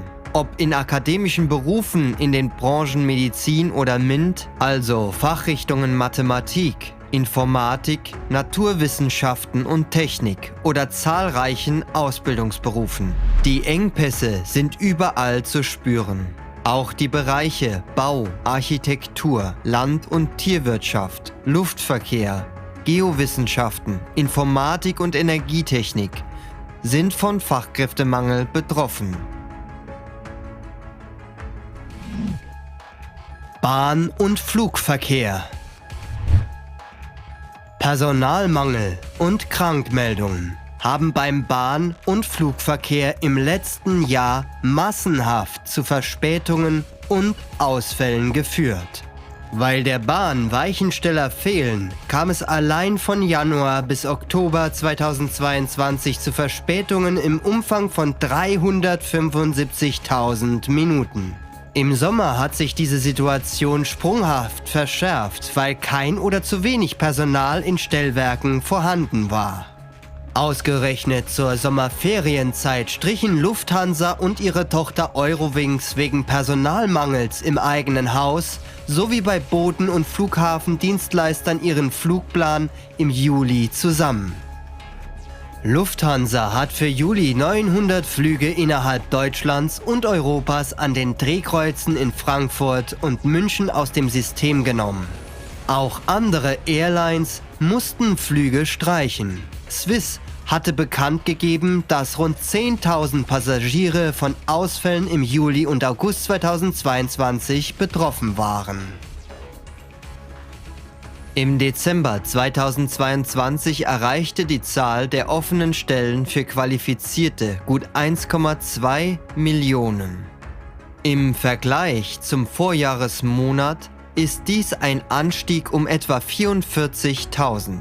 Das entspricht einem Zuwachs von 2,9%. Damit wurde im Jahr 2022 der höchste Wert seit 10 Jahren verzeichnet. Hinzu kommt noch eine große Zahl an weiteren offenen Stellen für ungelerntes Personal. Das Institut der deutschen Wirtschaft (IW) hat 2019 eine Studie veröffentlicht, in der ermittelt wurde, dass von 753 untersuchten Berufen über die Hälfte von einem Engpass betroffen ist. Für Unternehmen stellt Studien zufolge der Fachkräftemangel mittlerweile sogar das größte Risiko für den Erfolg eines Unternehmens dar, noch vor steigenden Rohstoff- und Energiekosten. Knapp die Hälfte der Unternehmen in Deutschland müssen aufgrund Personalmangels ihre Geschäfte einschränken. Der Arbeitskräftemangel kostet Deutschland aktuell fast 100 Milliarden Euro. Es ist schon merkwürdig. Auf der einen Seite haben wir eine große Gruppe von Arbeitssuchenden und auf der anderen Seite herrscht in vielen Berufen ein großer Fachkräftemangel. Wo fehlt denn hier die Verknüpfung zwischen den Menschen, die Arbeit suchen und denen, die kein Personal finden? Irgendwie scheint es absurd zu sein. Wohnungsmarkt. Auch den Wohnungsmarkt hat die allgemeine Krise erreicht. Wohnraum ist knapp. Der deutsche Wohnungsmarkt ist in einem absoluten Notstand. Bereits 2020 lebten in Deutschland 8,5 Millionen Menschen in überbelegten Wohnungen. Diese Problematik nimmt weiter zu. Experten der Deutschen Bank schlagen bereits Alarm. Sie erwarten für das Jahr 2023 eine nie dagewesene Wohnungsknappheit und eine tiefe Baurezession in Deutschland. Auch Mietpreisbremsen helfen da nicht viel. Wenn der Wohnraum an sich knapp ist und man deshalb gezwungen ist, einen überteuerten Quadratmeterpreis zu bezahlen, weil die Konkurrenz der Mieter um jede freie Wohnung so groß ist, dass man nehmen muss, was man kriegen kann. Die Wohnungsknappheit könnte durch den Staat reguliert werden, indem mehr Sozialwohnungen zur Verfügung gestellt werden. Aber stattdessen wird die Zahl der Sozialwohnungen immer weiter abgebaut. Zwischen 2006 und 2019 ging die Zahl der Sozialwohnungen von 2,1 auf 1,1 Millionen zurück. Rund die Hälfte der staatlichen Sozialwohnungen ging in Privateigentum über. Es wurde zudem immer weniger neu gebaut. Lieferengpässe während der Pandemie haben die Preise für Baumaterialien von Holz bis Stahl in die Höhe getrieben. Dann wurden die Handwerker knapp und schließlich explodierten die Kosten fürs Heizen. Wegen steigender Zinsen können immer weniger Menschen sich Wohneigentum leisten. In Deutschland erhält jedes Kind bereits bei seiner Geburt eine Steuernummer. Doch an seine Einschulung hat man offenbar nicht gedacht. Denn an diesem Tag erwartet die Kinder vielerorts ein altes und teilweise baufälliges Schulgebäude. Schimmel an den Wänden, sanierungsbedürftige Toiletten und kaputte Heizungen. Viele Schulgebäude in Deutschland wurden seit Jahrzehnten nicht mehr renoviert. Bereits 2017 gab es Berichte über marode Schulen in Deutschland. Sogar 5 Jahre später tauchten erneut Berichte über den katastrophalen Zustand von Deutschlands Schulgebäuden auf. Jahrzehntelang wurde die Sanierung und der Neubau von Schulen vernachlässigt, mit fatalen Folgen. Fast überall fehlten nun die geeigneten Räume für zeitgemäßes Lernen im Ganztagsbetrieb. Kita. Für die Kleinsten sieht es nicht besser aus. Aktuell fehlen in Deutschland rund 384.000 Kita-Plätze. In einem Bericht des Tagesspiegels warnt eine Expertin, das System stehe kurz vor dem Kollaps. Die Gruppen haben einen niedrigen Betreuungsschlüssel, obwohl die Mütter aus finanziellem Druck auf den Platz angewiesen sind. Bildung. Besonders ernst sieht die Lage in den Schulen aus. Nach Angaben des Deutschen Lehrerverbandes fehlen bundesweit 40.000 Lehrerkräfte. Und die Unterrichtsversorgung hat sich zu Beginn des Schuljahres 2022/2023 in allen Bundesländern verschlechtert. Ein Viertel der angehenden Lehrerinnen und Lehrer leiden unter Burnout-Symptomen. Ein Drittel der Lehrkräfte verlässt die Schule bereits nach 5 Jahren wieder. Der Lehrkräftemangel besteht schon seit mehreren Jahren, was sich deshalb auch nicht durch die jüngere Zuwanderung erklären lässt. Auch Schüler leiden zunehmend unter diesem Ausfall, da Unterricht nach Plan vielerorts gar nicht regelmäßig stattfinden kann.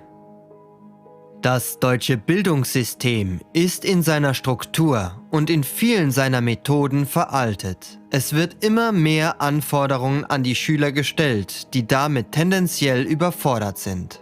Ein weiterer entscheidender Faktor und eine Grundvoraussetzung für das Lernen und die Teilhabe am Unterricht ist die psychische Gesundheit der Schüler. Aktuell sind aber bis zu 20% der Kinder und Jugendlichen in Deutschland von psychischen Auffälligkeiten betroffen.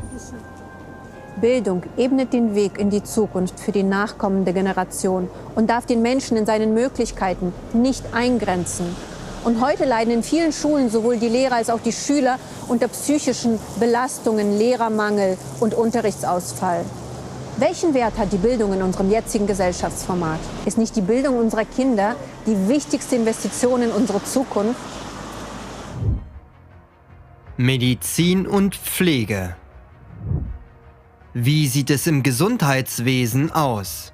Dort wird, wie es in Fachkreisen heißt, bereits seit Jahren an allen Ecken und Enden gespart. Und dies nimmt mit jedem Jahr zu. Der Fachkräftemangel betrifft nicht nur Pflegeberufe, sondern auch Ärzte. Und alles spricht dafür, dass der Ärztemangel in den nächsten Jahren noch weiter zunehmen wird. Um eine Vollzeitstelle auszufüllen, brauche es mittlerweile 1,2 Personen, zitiert das Ärzteblatt die Vizepräsidentin der Bundesärztekammer Dr. Ellen Lundehausen. In Teilzeit zu arbeiten sei eine der letzten Garanten für regelmäßige Arbeitszeiten und einen pünktlichen Feierabend. Der immer größer werdende bürokratische Aufwand ist kaum noch von den Ärzten zu bewältigen und lässt immer weniger Zeit für den Kontakt mit den Patienten. Eine eigene Praxis zu führen, ist aufgrund der engmaschigen Vorgaben durch die Krankenkassen kaum noch rentabel. Und besonders auf dem Land fehlen Arztpraxen.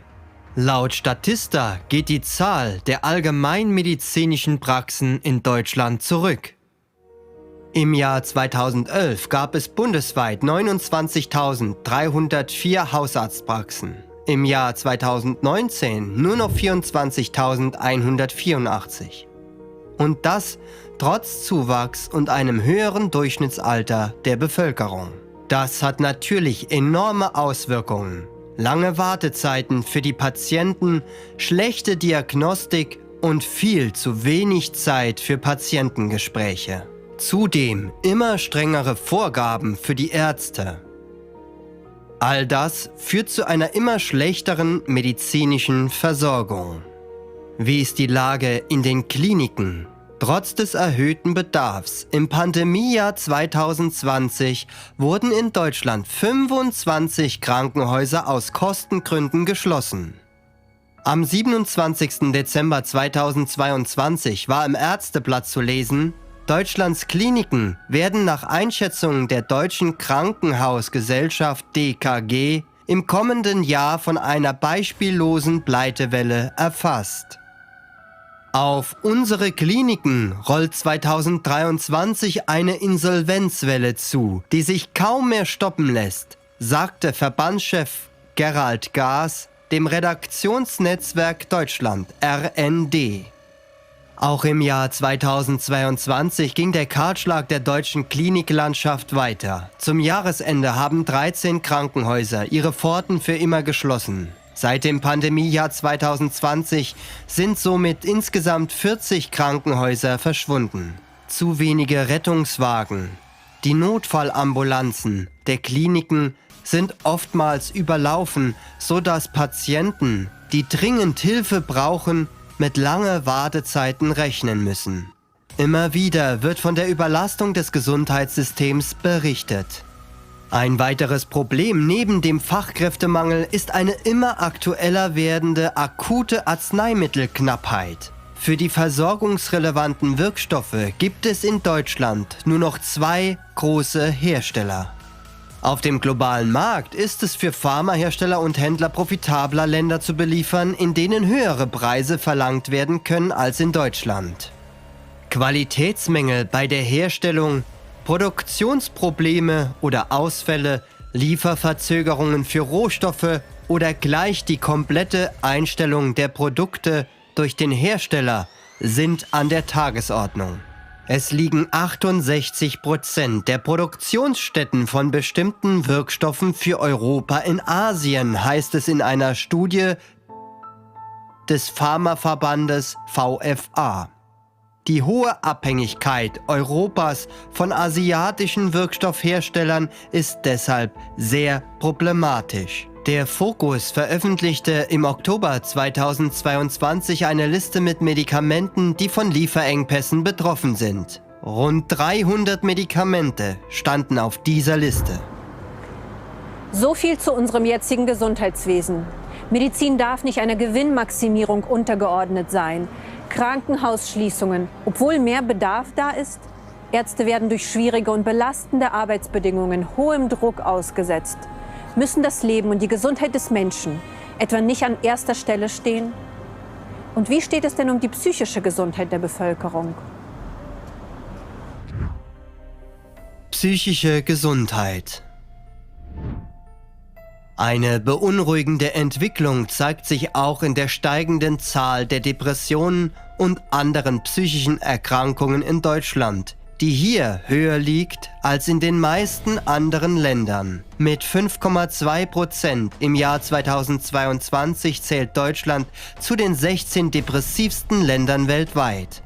Mehr als 11% der Frauen und 5% der Männer leiden hierzulande an Depressionen. Es starben in Deutschland mehr Menschen durch Suizid als durch Drogen- und Verkehrsunfälle zusammen. Der Großteil dieser Selbstmorde wurde von einer Depression verursacht, die oft wegen mangelnder Therapieplätze unzureichend behandelt wurden. Laut der Bundespsychotherapeutenkammer beträgt die Wartezeit auf einen Therapieplatz in Deutschland im Durchschnitt 20 Wochen.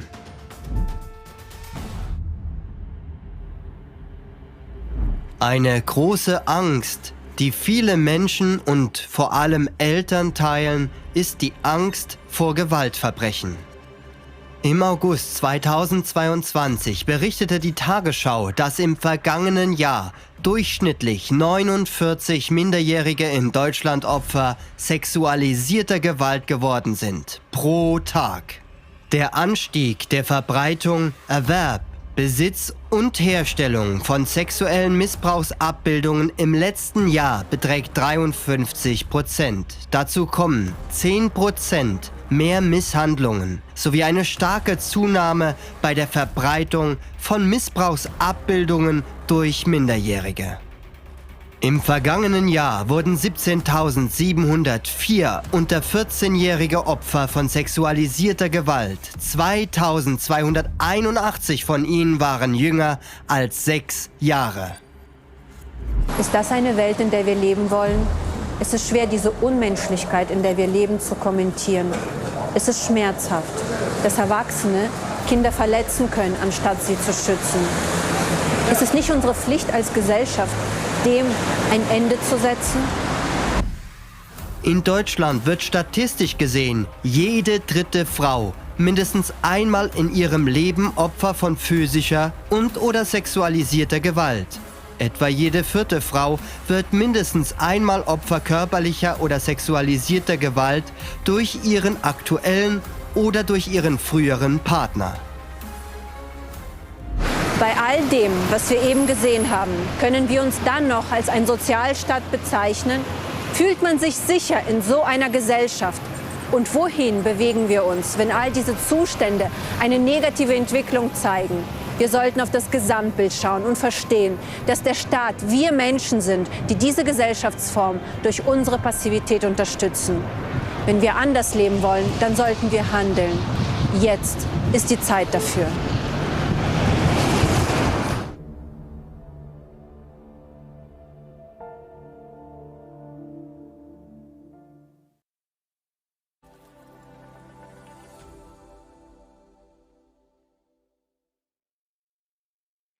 Sollte nicht jedem Menschen ein würdevolles und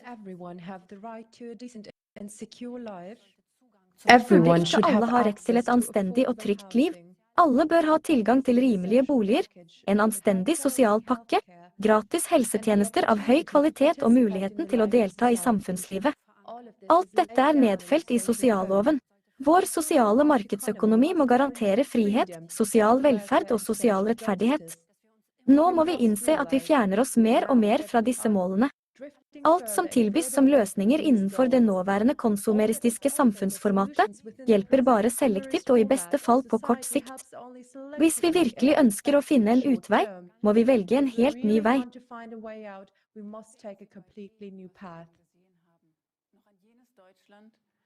After what we have just seen, do you still think of the Germany that for decades stood for prosperity, social justice and security? Etter det vi nettopp har sett, tenker du fortsatt på det Tyskland som i flere tider sto for velstand, sosial rettferdighet og sikkerhet? Personlig skremmer det meg at det er så mye misnøye og urettferdighet i landet vårt som hele verden ser opp til. Kan vi fortsatt kalle landet vårt en velferdsstat? La oss se på hvordan begrepet velferdsstat defineres. En stat som tilstreber sosial rettferdighet og tar vare på innbyggernes sosiale velferd. Grunnloven slår fast at Forbundsrepublikken Tyskland er en demokratisk velferdsstat. De fakta vi ser, har lenge vært i strid med denne definisjonen. Så hvor sosialt er det at 1 av 5 barn i Tyskland lever i fattigdom, at rundt 40 000 mindreårige og unge mennesker står i akutt fare for å bli hjemløse, eller at mer enn 2/3 av dem som snart skal pensjonere seg, sannsynligvis vil oppleve fattigdom i alderdommen? Man skulle tro at disse problemene bare rammer de sosialt sårbare. Men nå ser vi at mennesker med lav inntekt også trenger sosial støtte. Aldri før har matbodene i Tyskland vært så overfylte, og enda mer av dem som har jobb. Mange spør seg selv, hva er poenget med å betale inn til et pensjonsfond hele livet hvis jeg likevel kommer til å være fattig på slutten av livet? Hva er poenget med å ha en god lønn hvis de ikke kan kjøpe et hjem for den? Hva er vitsen med moderne medisin hvis jeg må vente opp til 6 måneder på en time? I Tyskland har vi mangel på medisiner, og mange steder er det for eksempel umulig å kjøpe febernedsettende sirup til barn. I vårt land hører vi ofte folk si, det er verre andre steder, vi har det fortsatt relativt bra. Men hvorfor skal vi vurdere vår situasjon ved å se på den ekstreme globale situasjonen i verden, i stedet for å ta utgangspunkt i vår egen utvikling og fremgang? Vi må ærlig innrømme at vår konstruerte optimisme og slagere, alt vil gå bra, ikke vil hjelpe oss. Statistikk som ikke gjenspeiler realitetene i våre liv, endrer ingenting. Resultatet er at nye, lavere standarder innføres, og i stedet for kontinuerlig å forbedre eller i det minste opprettholde livskvaliteten, glir vi lenger og lenger inn i sosial urettferdighet.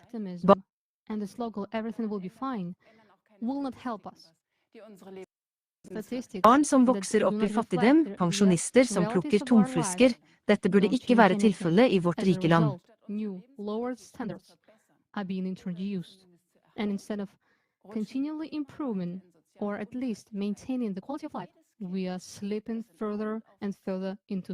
Vi finansierer vårt sosiale system gjennom skatter og sosiale avgifter. Hvorfor opplever vi fortsatt så mye nød?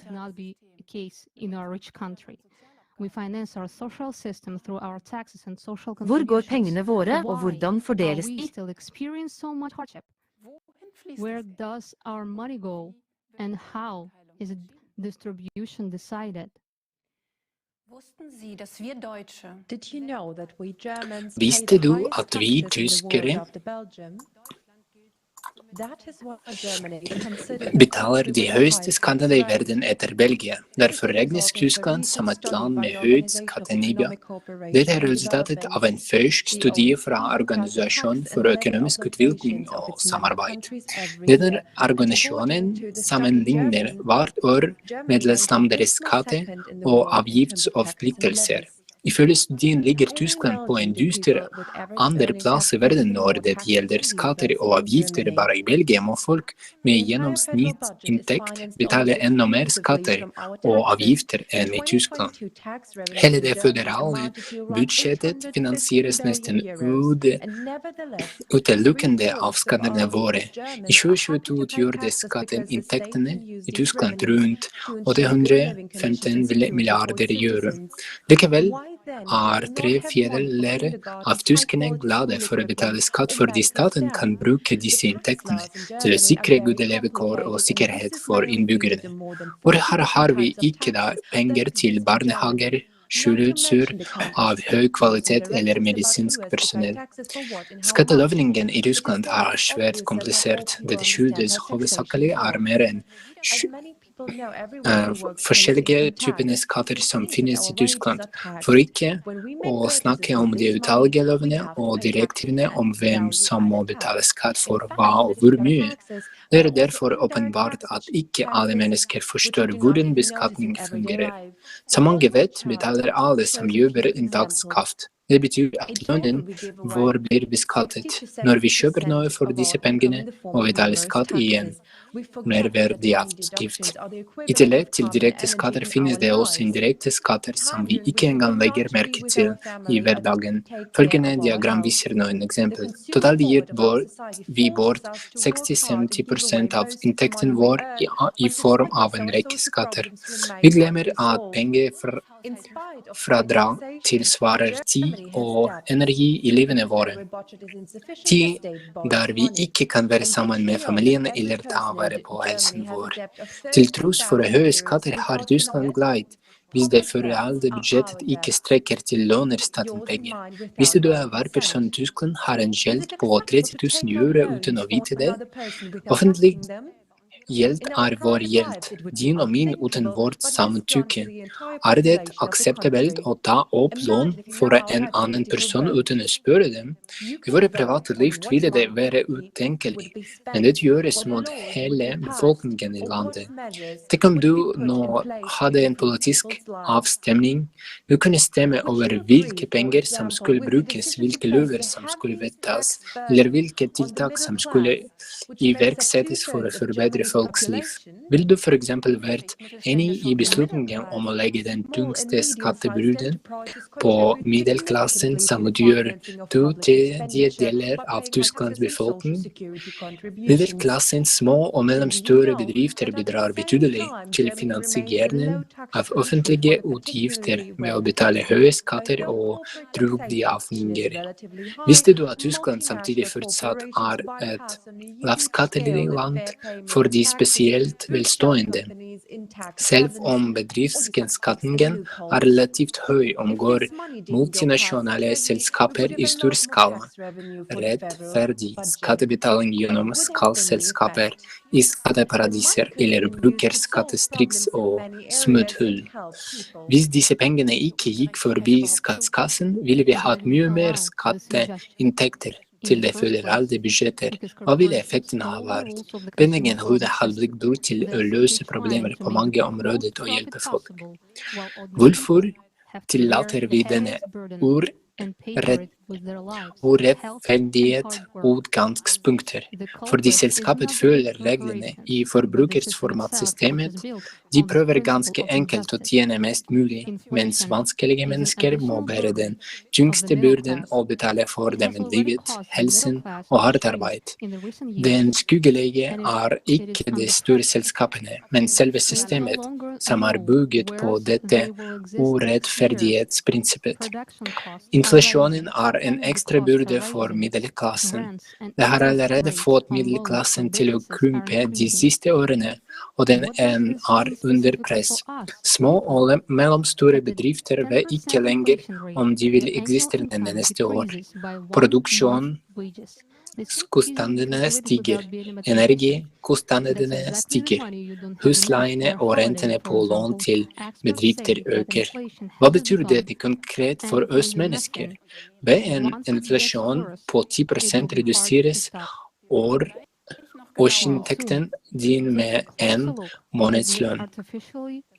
Vi vil snart se nærmere på den kunstige ved kriser og vise at forbruksformatet er programmet til å skape kriser og inflasjon.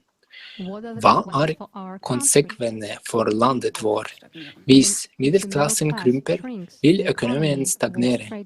Mindre vil bli brukt, mindre vil bli produsert. Skatteinntektene vil falle. Det vil være mindre penger i det føderale budsjettet, og derfor mindre budsjett for sosiale tjenester. Ved å utarme middelklassen, utarmer Tyskland seg selv og mister fotfeste. Mens store selskaper flytter produksjonen til andre land, fordi energi- og produksjonskostnadene er for høye i vårt land, må små bedrifter bundet av forpliktelser lide. Som et resultat går små bedrifter konkurs, og antall arbeidsplasser synker mer og mer. Og hva skjer med folk når de faller ut av middelklassen? Vi håper virkelig at disse menneskene ikke gir inn i fattigdom. Som vi kan se, øker kløften mellom de rike og de fattige. I krisetider vil det meste av befolkningen bli fattigere, bortsett fra de få som kan tjene på det.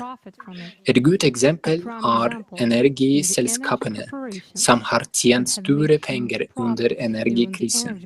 Krisene de siste årene er ikke den eneste grunnen til dette resultatet. De er en samtidig faktor i forbrukerformatet. De har bare fremhevet og selvfølgelig ytterligere forverret de eksisterende ulikhetene og sårbarhetene til mennesker i dette forbrukerformatet i samfunnet. Hvilke prosesser ligger egentlig bak dette? Hvorfor påvirker inflasjonen for tiden folk så mye? Hva kan være løsninger på problemet? Vi intervjuet Murat Yildiz, forskningsspesialist, investeringsrådgiver og eiendomsspesialist om dette. La oss høre hva har å si om dette. Das Thema, was eben am meisten jetzt auch in den letzten Jahren besprochen wird, die Inflation. Das heißt, das war schon immer gegeben, aber jetzt gerade in den letzten 2-3 Jahren ist die Inflation so hoch, dass jeder es leider zu spüren bekommt und alltäglich im Einkaufskorb sieht, dass das Geld immer weniger wert wird. Insofern ist es leider nicht so rosig, aber auch wenn es sich schlimm anhört, es ist der Anfang.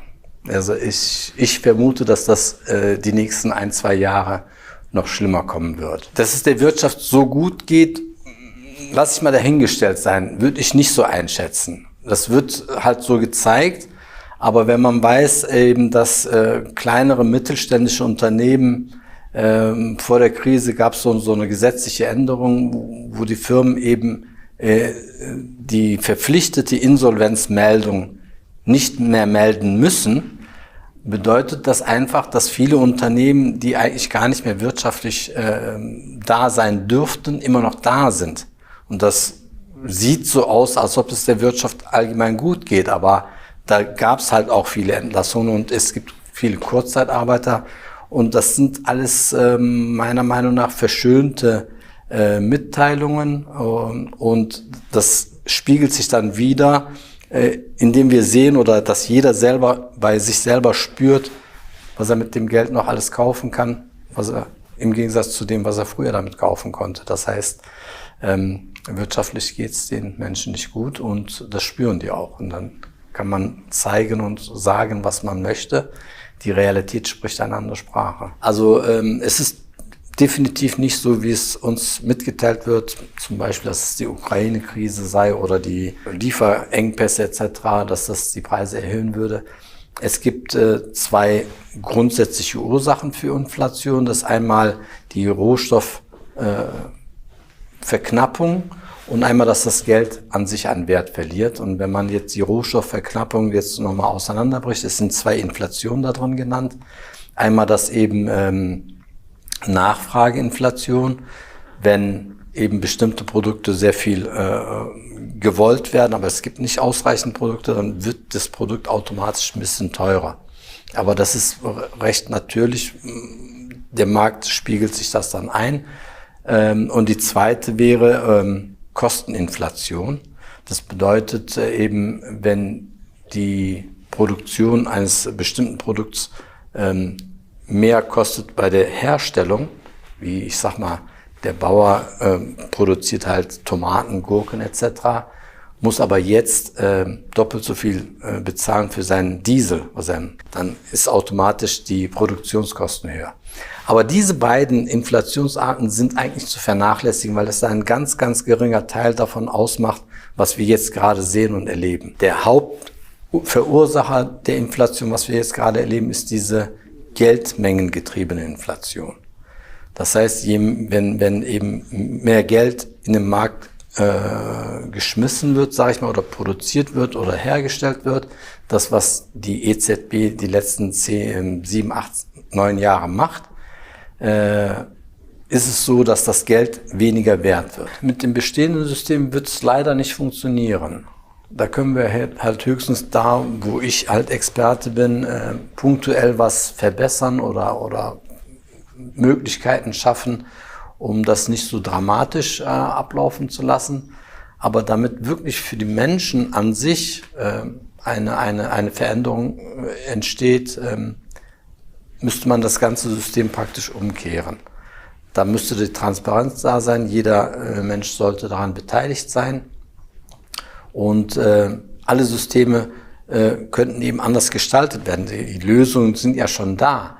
Aber die Kenntnis darüber fehlt noch, um das halt in die Realität umzusetzen. Ich habe von der kreativen Gesellschaft erst vor kurzem erfahren und ich finde diese Idee nicht nur fantastisch, sondern die ist einfach durchaus ohne weiteres zu realisieren. Das Erste ist halt einfach, die Menschen darüber zu informieren, dass es diese Möglichkeit gibt und dass eben jeder daran beteiligt ist. Wir können mit dem bestehenden System nur Symptome vielleicht ausheilen, aber das wird das System nicht heilen als Ganzes. Und daher müsste man das von Grund auf verändern.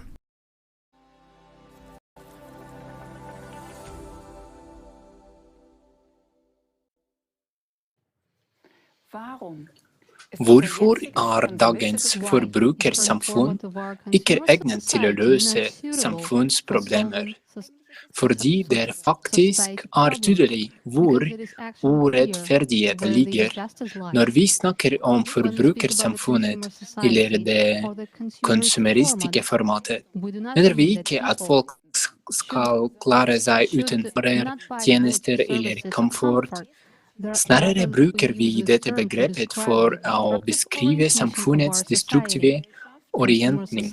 Forbrukersamfunnet et samfunn som ikke tjener til å beskytte menneskeliv og forbedre den generelle livskvaliteten, men i stedet innrettet mot å øke profitten og opprettholde makten for de få, samtidig som det tillater undertrykkelse og utbryting. We can clearly see that we no longer have a social market economy. Instead, it is more and more of a pure market economy, where there is a market for every good and service, and when it comes to existential areas of our life. Krise ser tydelig at vi ikke lenger en sosial markedsøkonomi, men mer og mer en ren markedsøkonomi.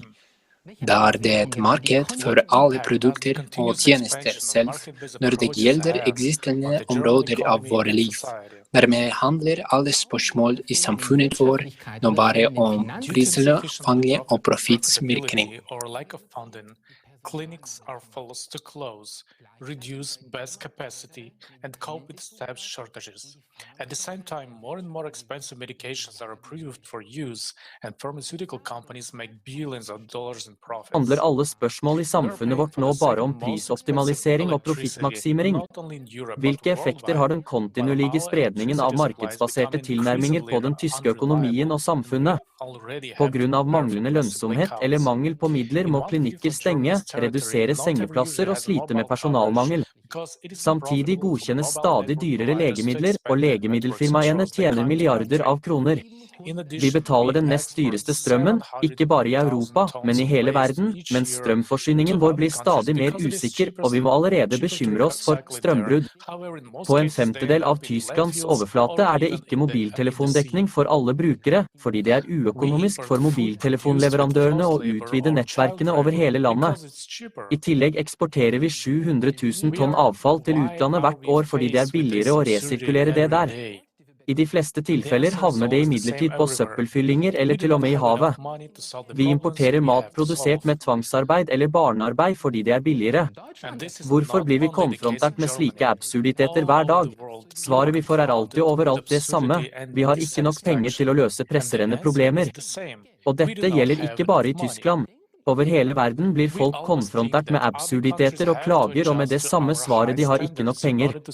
Vi tror alltid at de andre landene må tilpasse seg våre høye standarder for å løse sine problemer. Men ikke engang vi har nok penger til å løse våre problemer. Men er det virkelig slik? Kan vi ikke finne bedre løsninger i Tyskland og i utlandet i så mange år?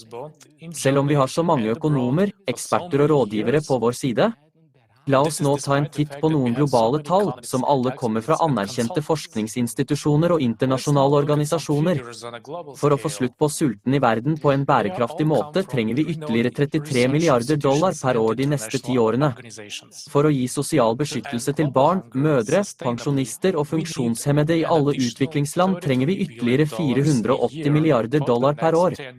For å sørge for universell helsedekning i alle utviklingsland for 6,6 milliarder mennesker trenger vi ytterligere 707 milliarder dollar per år. Det er totalt 1,2 billioner dollar per år. Det er et ganske stort beløp som vi åpenbart ikke har råd til. Men la oss se på hva vi åpenbart har nok penger til. Vi bruker for tiden 571 milliarder dollar i året på verdensbasis på å subsidiere fornybar energi og elektrisk mobilitet, selv om effektiviteten og miljøvennligheten ikke er gitt.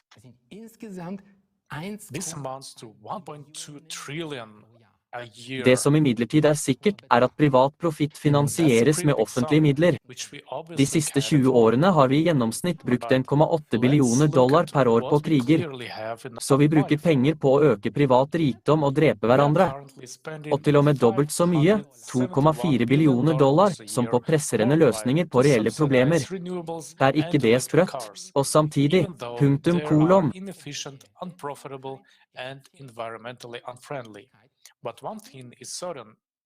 Det er rundt 300 000 superrike mennesker i verden med en privat formue på mer enn 30 millioner dollar. Deres totale formue er 36 billioner dollar, så det viser seg at vi har mer enn nok penger totalt til å løse alle problemer på planeten. Men vi gjør det rett og slett ikke. Og hvis vi tar en titt på den globale fordelingen av rikdom, finner vi dette. Den rikeste 1% av befolkningen eier nesten 50% av verdens rikdom.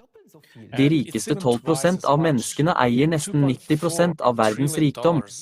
De fattigste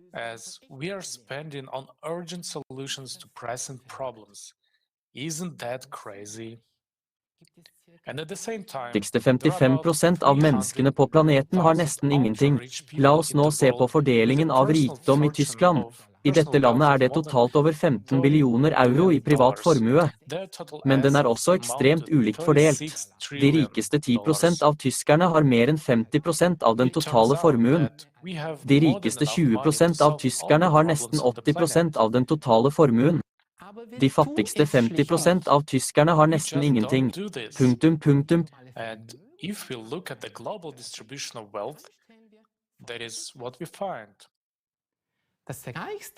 Punktum. De fattigste 60-70% av tyskerne har også nesten ingenting. Blant dem er det mange mennesker fra middelklassen som går på jobb hver dag, men som ikke har noen formue. Men disse forholdene burde ikke være overraskende i det hele tatt, selv om det erklæres overalt at økonomien strever for å gjøre et bedre liv mulig for alle. Sannheten er en annen. Den globale eller den tyske økonomien er ikke der for å forsyne alle mennesker eller alle tyskere med produkter og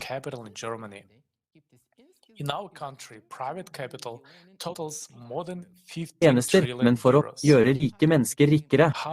Og dette målet former ikke bare våre økonomiske handlinger i hverdagen, det er også dypt forankret i vår økonomiske doktrine.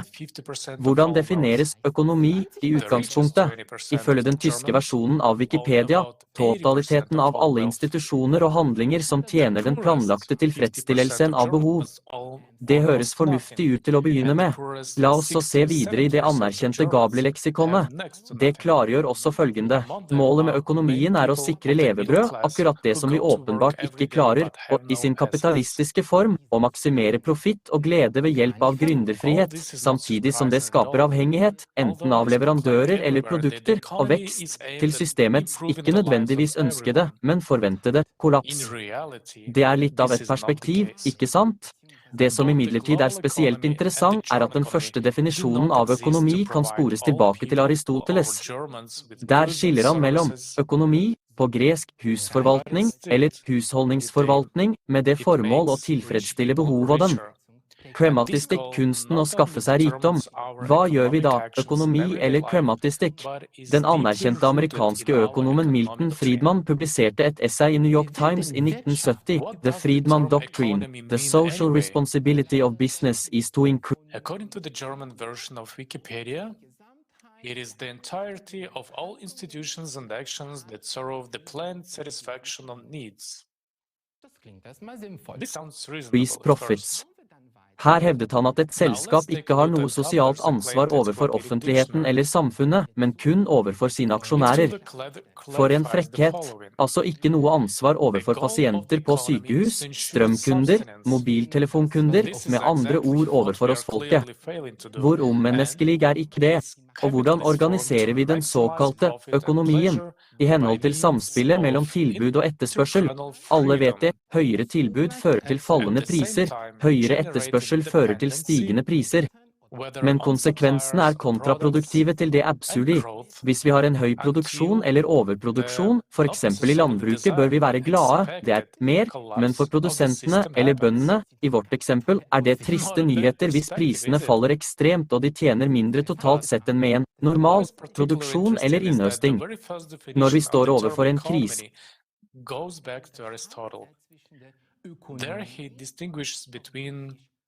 economics or economicals, Greece housekeeping or household management eller mangel er det en velsignelse for de leverandørene som fortsatt har dette produktet på lager og kan selge det til ekstremt høye priser.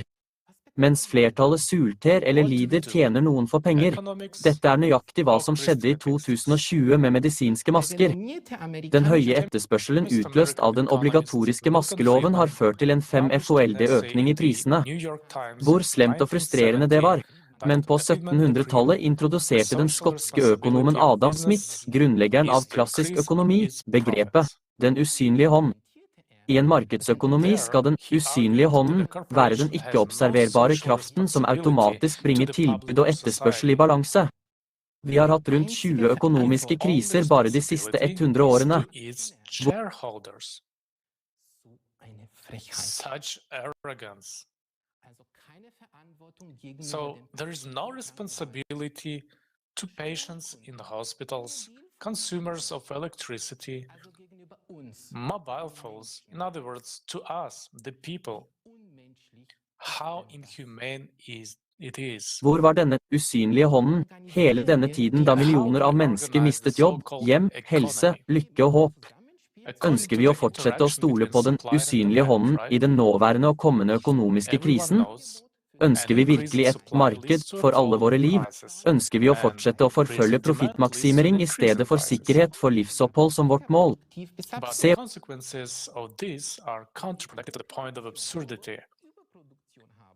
If we have high levels of production or overproduction, for example, in agriculture, we should be happy to have more. But for producers of Hvor farmers, paradoksalt økonomien er organisert, planlegging skjer på alle nivåer, i familien, i den lille eller mellomstore bedriften, i selskapet, i statsbudsjettet.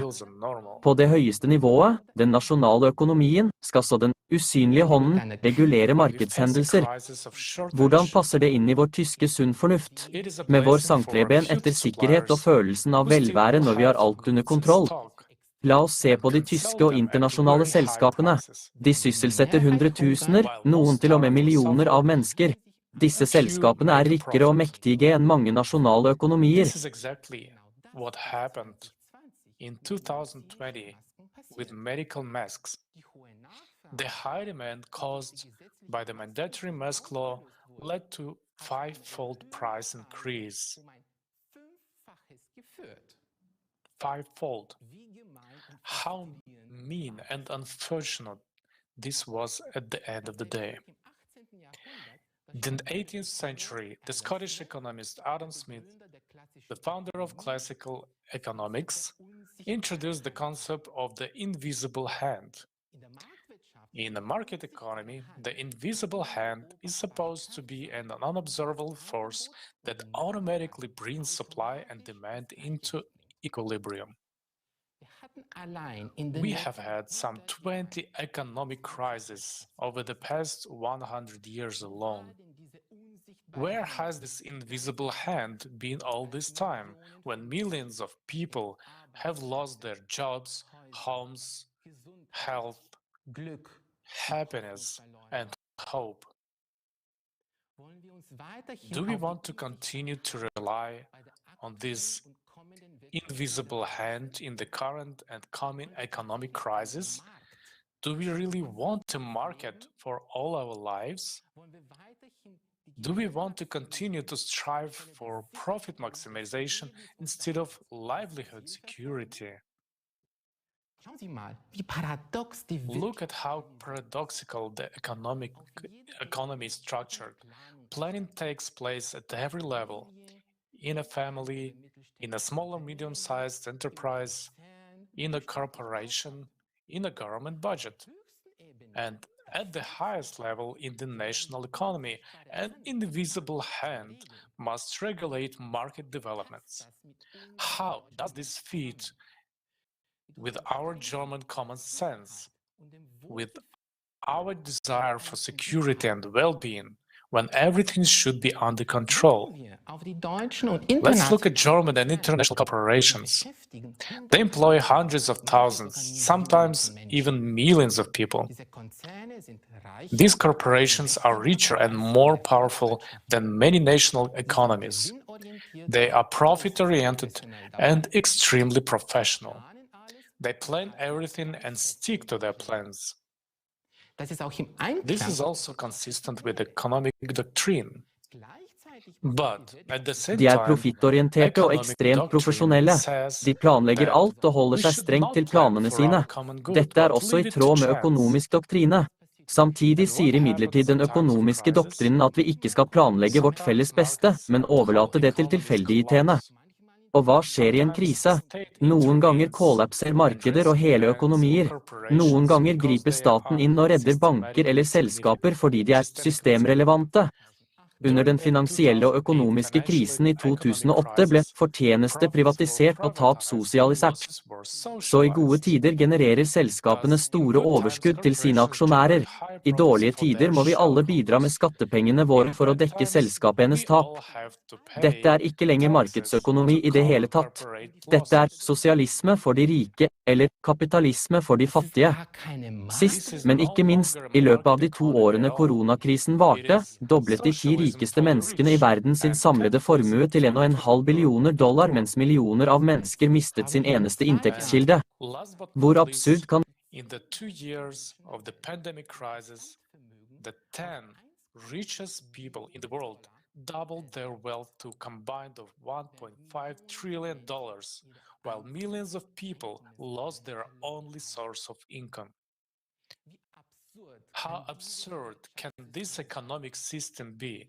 kan dette økonomiske systemet være? Det er per definisjon forhåndsprogrammert til å kollapse, det er spesielt kriseutsatt, det favoriserer alltid de rike, og det har alltid en klar taper, det er oss mennesker. And there's always a clear loser. This is we, the people.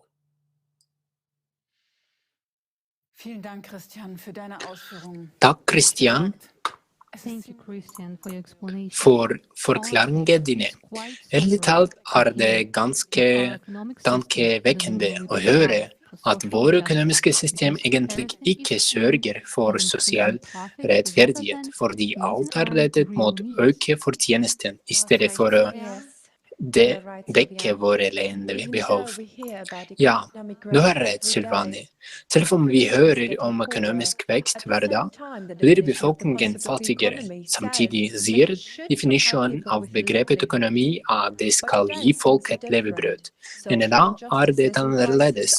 Sosiale urettferdigheter og kriser tas i betraktning og planlegges til å mer systematisk, men betyr det at vi bør fortelles å gjøre det? Til sjuende og sist er økonomi en avtale mellom mennesker, ikke en universitetslov. Nettopp, det betyr også at vi har en mulighet til å skape nye forhold, til å bygge et økonomisk system som ikke vil fremprøve sånne kriser. Nå kan vi se at vi allerede er på vei mot den neste store økonomiske krisen, selv om vi ikke kan bedømme den ut fra tallene ennå. En ting er sikkert, det kan ikke fortelles slik. Endringen vil uunngåelig skje. Enten vil det bli en kollaps, eller så vil vi gå over til en økonomisk modell som bare kan realiseres i et kreativt samfunnsformat. Christians, for øyeblikket har de økonomiske ekspertene i Kreative Samfunnet-projektet utviklet en ny, helhetlig modell for økonomien vår, som vil fungere annerledes og ha en helt annen vektor. Kan du fortelle seerne våre mer om dette? Dear viewers, dear people, we urgently need a completely new economic model that guarantees sustainable benefits for all of us. Kjære publikum, kjære medmenneske. Vi trenger en helt ny økonomisk modell som garanterer bærekraftige fordeler for oss alle, som maksimerer vår velstand. Eller sprut, er dette i det hele tatt mulig? Historien viser oss ingen positive eksempler. Ja, det er mulig, og for å få det til trenger vi bare oppfylle en grunnleggende forsoning. At vi alle forener oss i et kreativt samfunn, der menneskelivet har den høyeste verdi, der alle politiske, økonomiske og sosiale aktiviteter faktisk er rettet mot å forbedre livene våre. Frihet, helse, trygghet, sikkerhet, miljø osv. Det er bare mulig i et helt gjennomsiktig og selvstyrt samfunn, der det ikke finnes makt. Et samfunn med ansvarlig og konstruktiv ledelse. Et samfunn med regler, men uten herskere. Siden slike forhold har manglet i samfunnet i århundrer, har alle tidligere økonomiske systemer tatt sikte på å maksimisere makt eller profitt, og har derfor feilet. Dessuten har vi i dag nådd et visst teknologisk nivå som åpner for helt andre muligheter.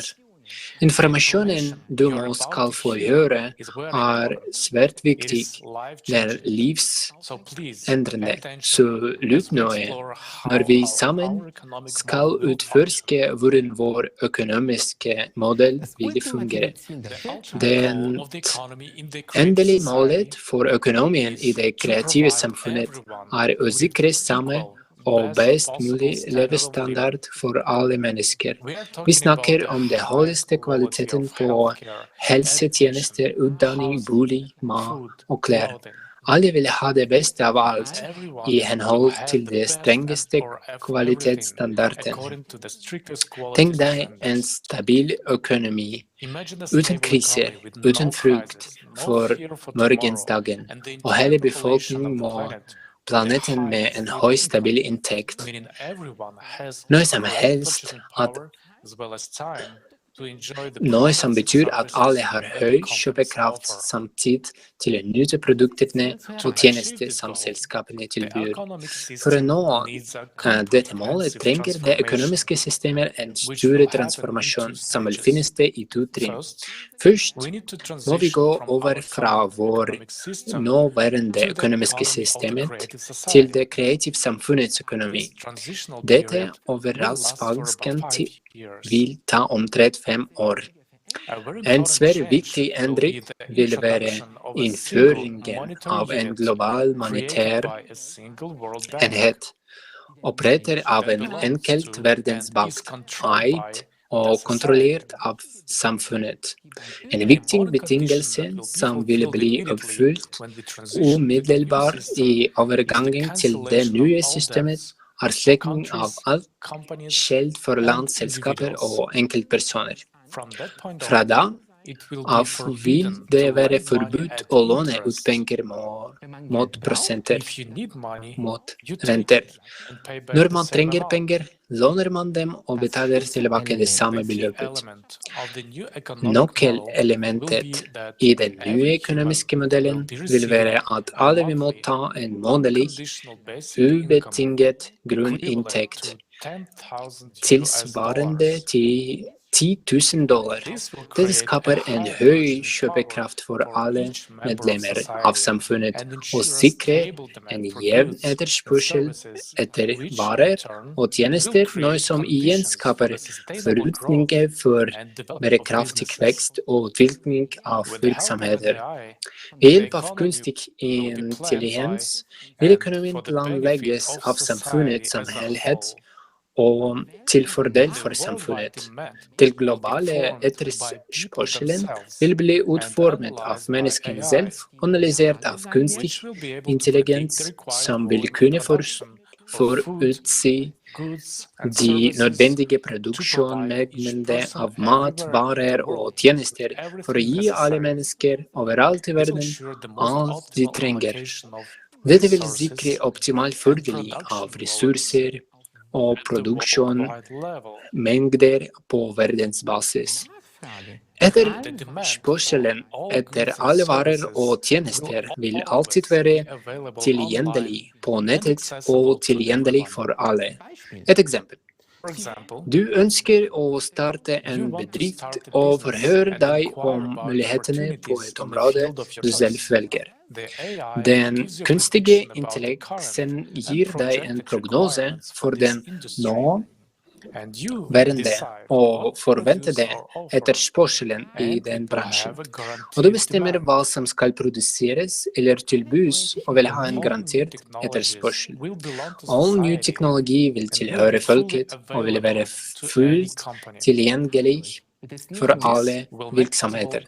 Det vil gjøre det mulig ikke bare å automatisere produksjonsprosesser og den økonomiske aktiviteten til selskaper ved hjelp av AI, men også å skape forutsetninger for å forbedre kvaliteten på produkter og tjenester.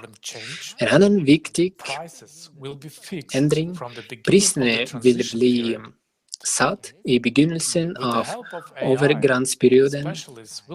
Spesialister vil bruke AI til å begrene de optimale prisene for alle varer og tjenester med tanke på logistikk og produksjonskostnader.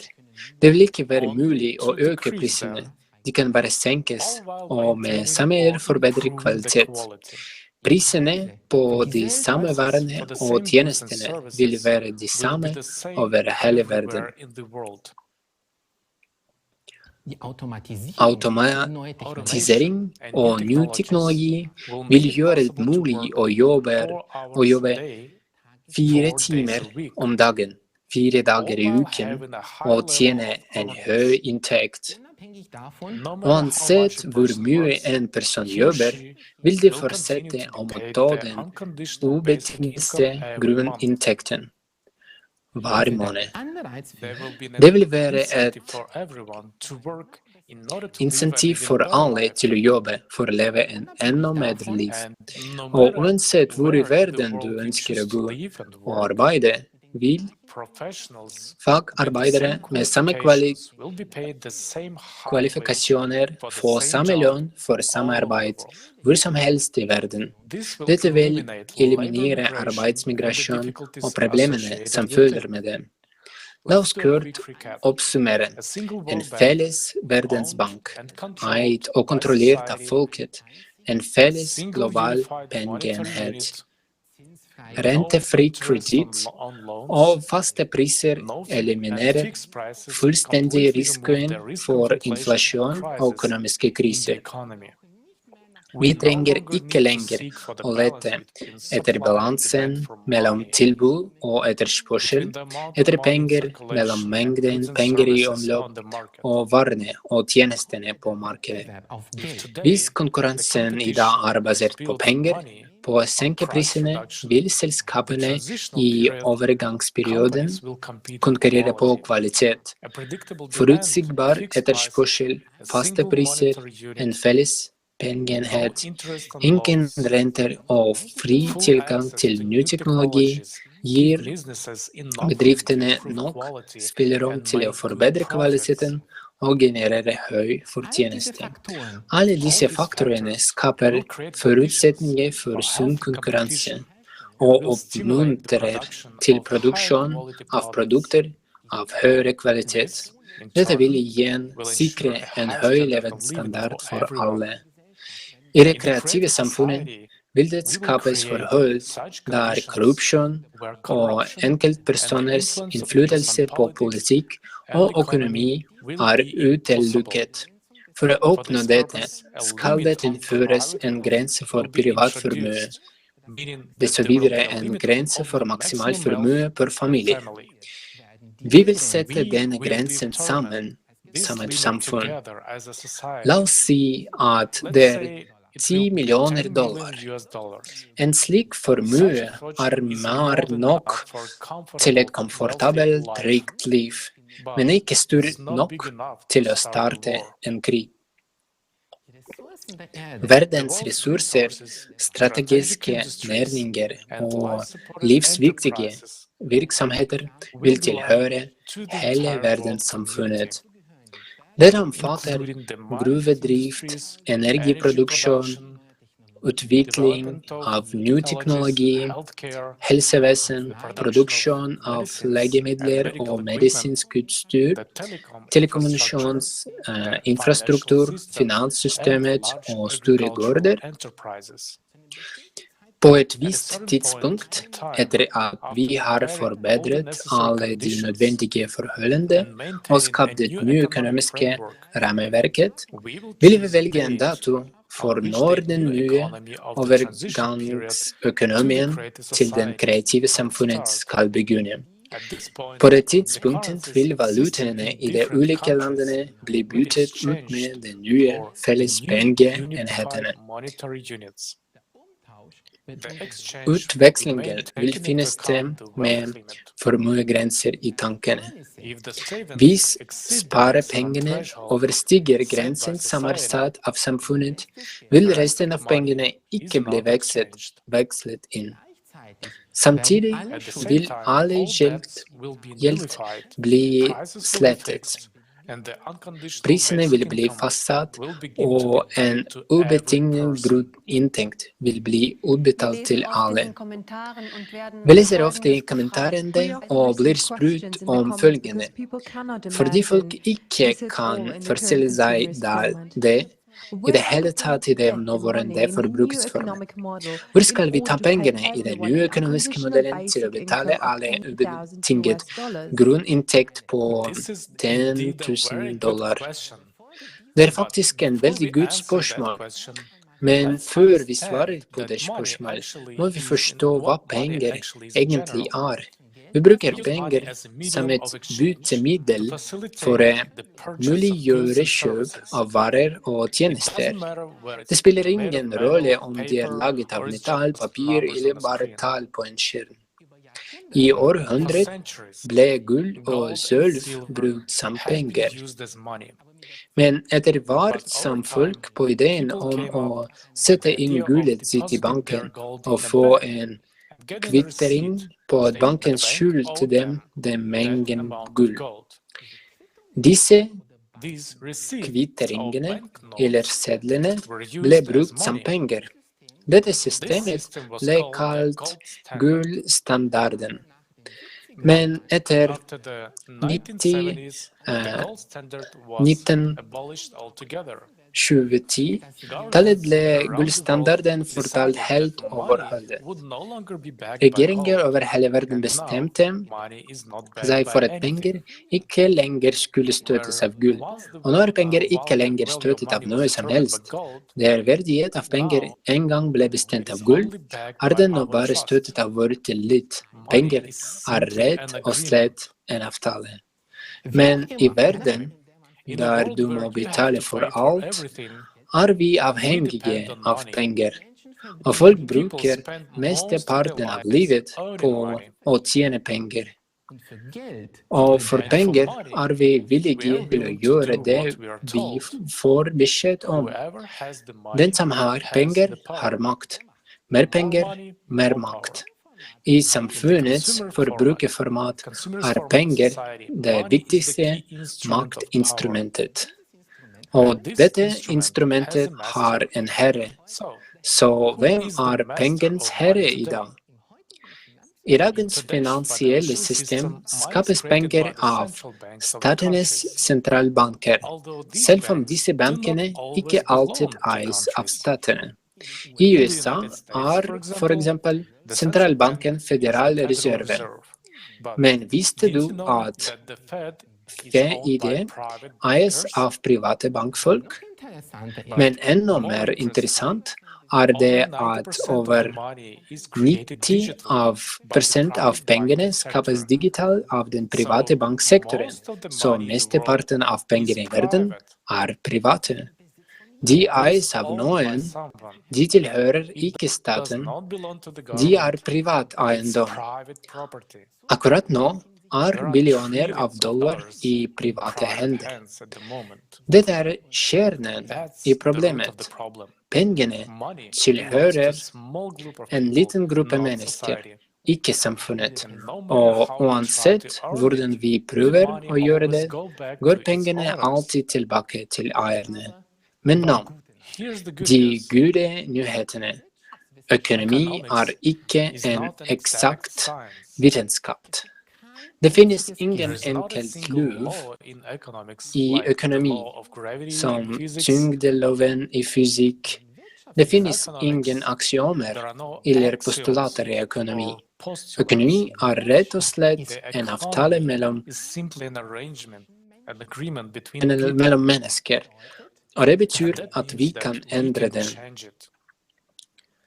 Vi vant til å tenke at penger tilhører noen andre. De offentlige, internasjonale, private. Men i det kreative samfunnet vil pengene tilhøre samfunnet selv. Som vi har sagt tidligere, vil det være en verdensbank eid og kontrollert av samfunnet. Denne bankens oppgave vil være å skape og distribuere penger for samfunnets behov. Det vil også bli opprettet en ny felles pengeenhet. Med innføringen vil andre valutaer opphøre å eksistere, og all sparing og inntekt vil bli konvertert til den. Private banker vil ikke lenger være i stand til å skape penger, og det vil ikke være flere private banker. Vi vil selv bestemme som samfunn hvor mye penger vi trenger å skape for å gi alle en ubetinget grunninntekt, kvalitetsboliger, utvikling av medisin og utdanning og forbedring av livene våre. Vi kan skape så mange billioner som vi trenger, og de vil alle være våre, og de kan forbli på felleskontoen når vi ikke trenger dem. Svært viktig å forstå det sentrale poenget at disse pengene ikke vil bli utsatt for inflasjon. For i det kreative samfunnets økonomi prisene faste over hele verden og kan ikke økes. Prisene vil ikke lenger avhenge av hvor mye penger som i omløp, og pengenes verdi vil opprettholdes. Og vi må forstå at det å holde penger i omløp en midlertidig nødvendighet under overgangen til det kreative samfunnet.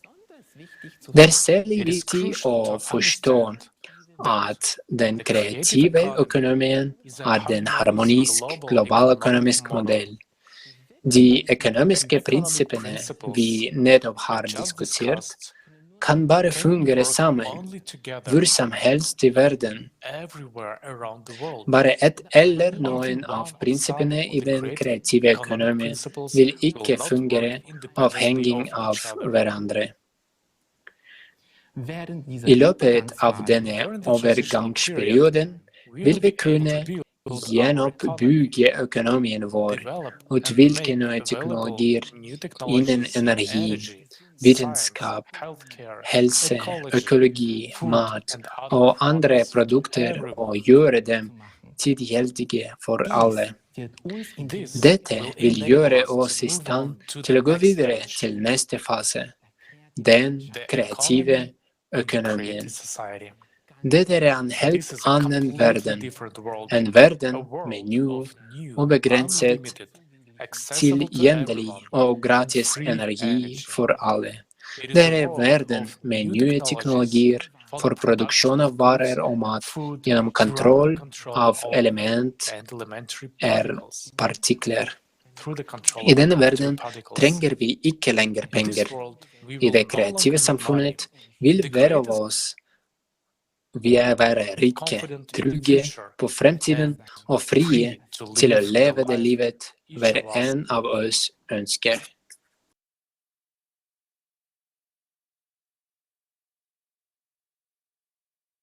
Honestly, I'm absolutely delighted with this economic model. With such a reorganization, we will have a lot of free time. Tusen takk, Christian. Jeg glad, herfullt nøyd med denne økonomiske modellen. Med en slik omorganisering vil vi ha mye fritid. Vi vil ha til familie, til hobbyer, til aktiviteter som vi kunne vie oss til med glede og engasjement. Et liv uten frukt for fattigdom og sosial forfall. Med dagens økonomiske system har vi dessverre ikke slike utsikter. Et annet aspekt som i økende grad destabiliserer økonomien vår de progressive klimaendringene. Ifølge Global Risk Report 2022 ekstreme værhendelser for millionforsyningen de største truslene mot den globale økonomien. Men klimaendringer ikke bare en økonomisk trussel mot økonomien vår. Det også en eksistensiell trussel mot menneskeheten som helhet. Og det det vi skal snakke om i den neste temablokken. Vi vil gi deg vitenskapelige data som vil endre måten du tenker på den økende klimatrusselen. Dessverre blir det virkelige og sjokkende til naturkatastrofer sensurert i media. Derfor håper vi at de presenterte faktaene som vitenskapelig forholdbare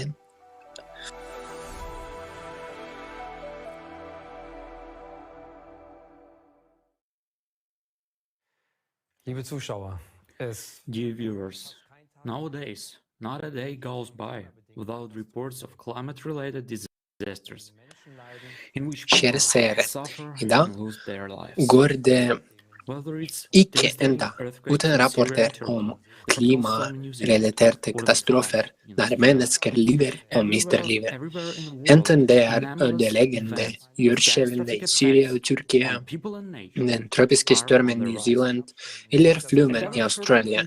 Overalt i verden øker antallet unormale hendelser med katastrofale følger for mennesker og natur. Med stadig kortere mellomrom setter klimaet nye århundrekurder. Vi i Tyskland observerer disse hendelsene på avstand og tenker Det virker oss ganske lite, siden vi ikke er utsatt for vulkanutbrudd, tsunamier eller alvorlige jordskjelv. I de store overskriftene i de internasjonale nyhetene ser vi bare de store hendelsene, og det som skjer på dørstokken vår, virker ganske lite og ikke så alvorlig. Er det virkelig slik? Skønner klimaet oss? De frivillige Kreative Samfunnet-projektet har i mange år drevet klimaovervåkning over hele verden ved hjelp av offentlig tilgjengelige informasjonskilder. Landenes værvalgtjenester, medier, digitale overvåksplattformer og ikke minst kommunikasjon med øyenvitner til naturkatastrofer. I den følgende videoen har vårt internasjonale team sett nærmere på de siste årenes hendelser i Tyskland og satt dem sammen.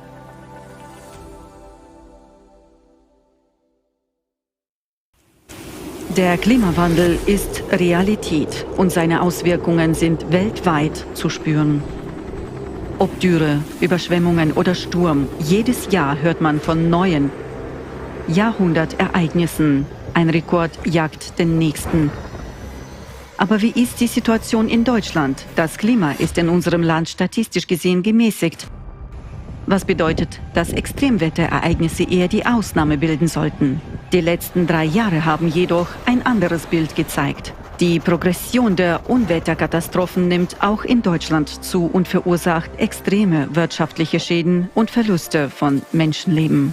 Das Jahr 2022 schlug weltweit meteorologisch viele Rekorde. In Europa hat sich die durchschnittliche jährliche Zahl der Stürme seit dem Jahr 2000 bis heute um fast das 17-fache erhöht. Auch Deutschland blieb von diesen Sturmereignissen nicht verschont. Eine derartige Kaskade von verheerenden Stürmen war zum ersten Mal im Land zu beobachten. Im Februar 2022 ereigneten sich 4 aufeinanderfolgende Stürme mit Windgeschwindigkeit bis zu 162 Stundenkilometern. Dadurch wurden zahlreiche Unfälle verursacht, viele Stromleitungen sowie Gebäude massiv beschädigt. Bedauerlicherweise kamen dabei 6 Menschen ums Leben. Der wirtschaftliche Schaden war immens. Innerhalb von nur 4 Tagen entstanden durch die Stürme Jelenia, Zeynep und Antonia Versicherungsschäden in Höhe von 1,6 Milliarden Euro. Das entspricht etwa der Hälfte der gesamten Sturmschäden eines Jahresdurchschnitts in Deutschland. Am 20. Mai 2022 wurden insgesamt mindestens 8 Tornados registriert. Bei einer solchen großen Anzahl an Tornados spricht man von einem Tornadoausbruch. 3 dieser Tornados trafen die Städte Lippstadt, Paderborn in Nordrhein-Westfalen und Holzminden in Niedersachsen, jeweils mit der Stärke F2 mit Windgeschwindigkeiten bis zu 250 Stundenkilometern.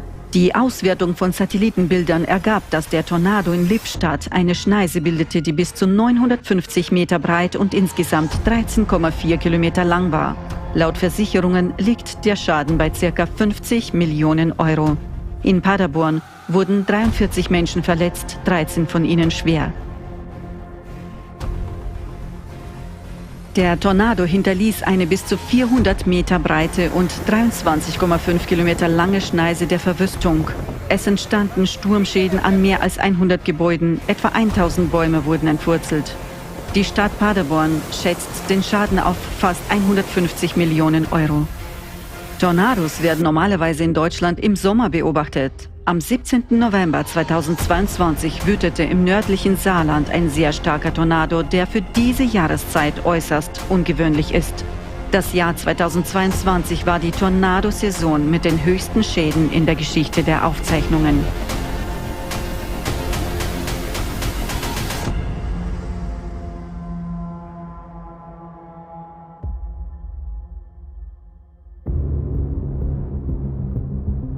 Der Sommer 2022 war der heißeste Sommer in Europa seit mindestens 500 Jahren.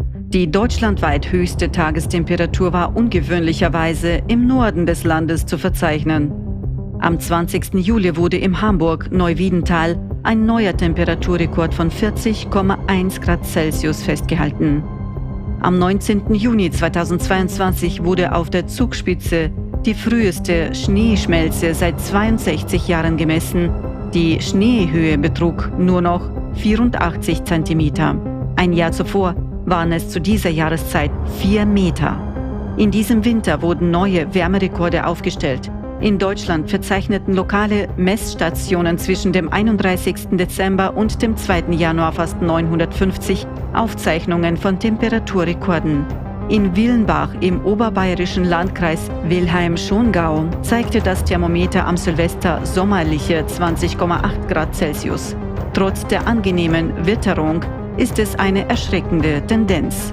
Insgesamt lässt sich feststellen, dass die anomalen Hitzewellen intensiver und länger werden und häufiger und früher als gewöhnlich auftreten. Wie aus den Statistiken hervorgeht, haben sich diese Trends im Jahr 2022 um ein Vielfaches verstärkt. Die extreme Hitze und ihre negativen Auswirkungen auf das Herz-Kreislauf-System stellen eine direkte Lebensbedrohung dar. Die Hitzewelle und die ausbleibenden Niederschläge führten zur schlimmsten Dürre in Europa seit 500 Jahren. Mindestens 64% der EU-Fläche waren betroffen. Dies hatte starke Auswirkungen auf die Wasserversorgung und den landwirtschaftlichen Sektor. In Deutschland wirkte sich die Trockenheit vor allem auf die geerntete Getreidemenge aus, die deutlich unter dem langjährigen Durchschnitt lag. Für die Zukunft erwartet der Bauernverband noch schwierigere klimatische Bedingungen. Auch der Wald leidet stark unter den ausgeprägten Dürre- und Hitzeperioden. Durch einen erheblichen Wassermangel, der auch durch kurze und starke Niederschläge nicht ausgeglichen werden konnte, sind seit 2019 den Waldbesitzern Schäden in Höhe von 12,5 Milliarden Euro entstanden. Rund 400.000 Hektar Wald sind seit 2018 durch steigende Temperaturen und Dürre zerstört worden. Das sind umgerechnet mehr als 1,5 Million Fußballfelder oder das 1,5-fache der Fläche von Saarland. Auch die Situation der Gewässer hat sich in Deutschland infolge der Trockenheit dramatisch verschlechtert. Die großen Flüsse und Stauseen sind in katastrophaler Weise abgeflacht. Der Wasserstand des Rheins, einer der wichtigsten Handelsadern Deutschlands, sank auf ein Rekordtief. Das Niedrigwasser des Rheins verursachte gleich eine ganze Kette von Problemen. Die Schifffahrt ist praktisch zum Stillstand gekommen, Lieferketten wurden unterbrochen, sodass sich die Transportkosten verfünffacht haben. Die niedrigen Wasserpegel der Flüsse trafen auch die Energieversorger, da zum einen die Kohlentransporte stark eingeschränkt waren und zum anderen die Leistung der stromerzeugenden Kraftwerke reduziert werden musste, um das Ökosystem der Flüsse durch das abgeleitete warme Kühlwasser nicht zu gefährden. Wie dramatisch sich die Dürre und Trockenheit auf die Flüsse Europas auswirken, zeigen die sogenannten Hungersteine an Rhein, Weser und Elbe, die aufgrund der extrem niedrigen Pegelstände wieder freigelegt wurden. Dies sind bedrohliche Zeichen, sie markieren Dürrejahre und Zeiten der Hungersnot. Im sonst so wasserreichen Deutschland sind Meldungen über Wasserknappheit längst keine Seltenheit mehr, wie besonders die angespannte Lage im Osten Deutschlands gezeigt hat. Das Jahr 2022 war in Europa ein Rekord-Waldbrandjahr. In verschiedenen Staaten Europas kam es zu schweren Waldbränden, unter anderem in Portugal, Frankreich, Italien, Deutschland, Tschechien und Spanien.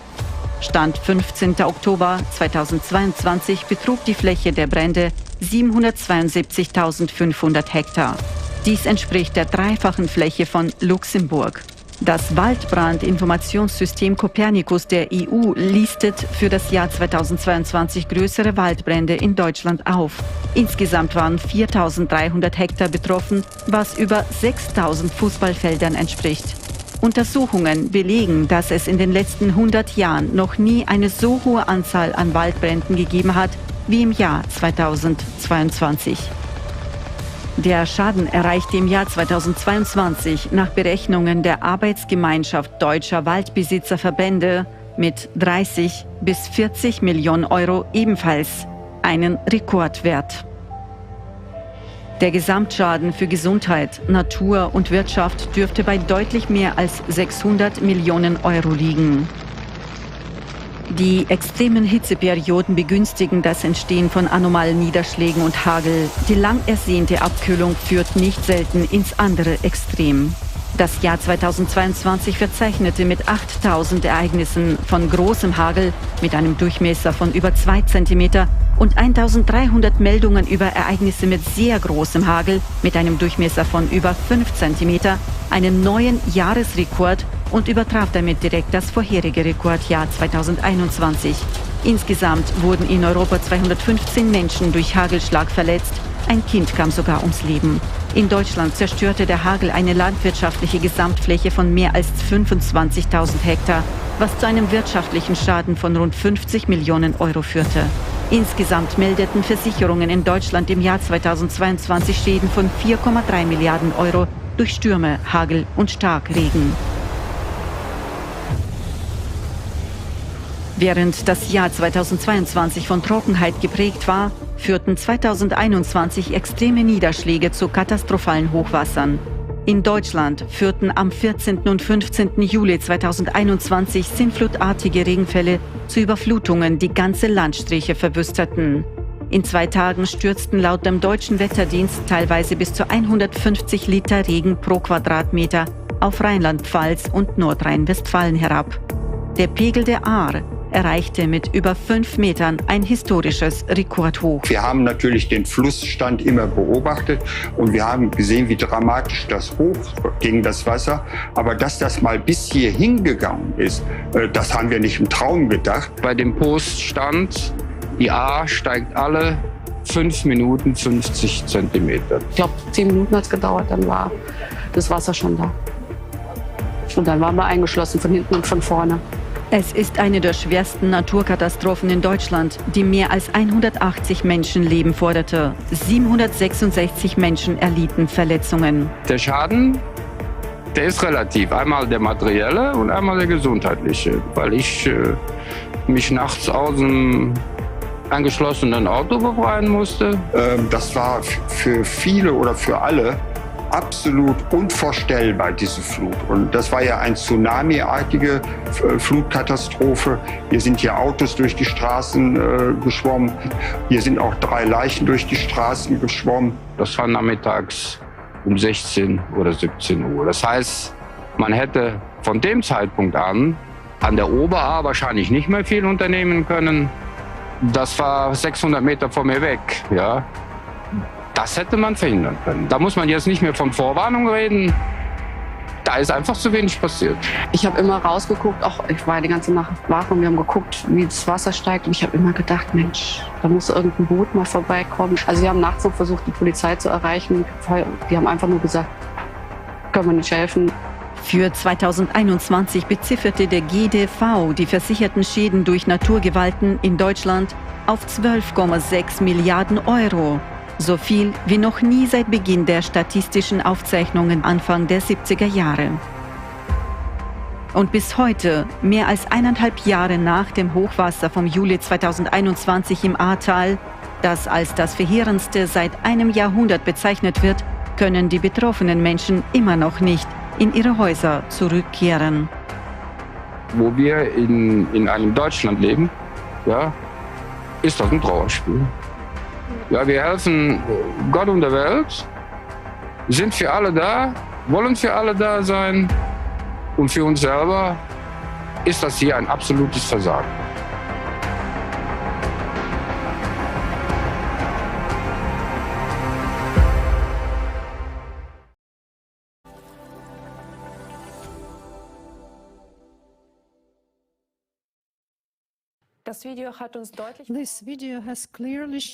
Videoen viste oss tydelig at klimaendringene med sine økende naturkatastrofer allerede påvirker landet vårt i dag og forårsaker store ødeleggelser og økonomiske tap.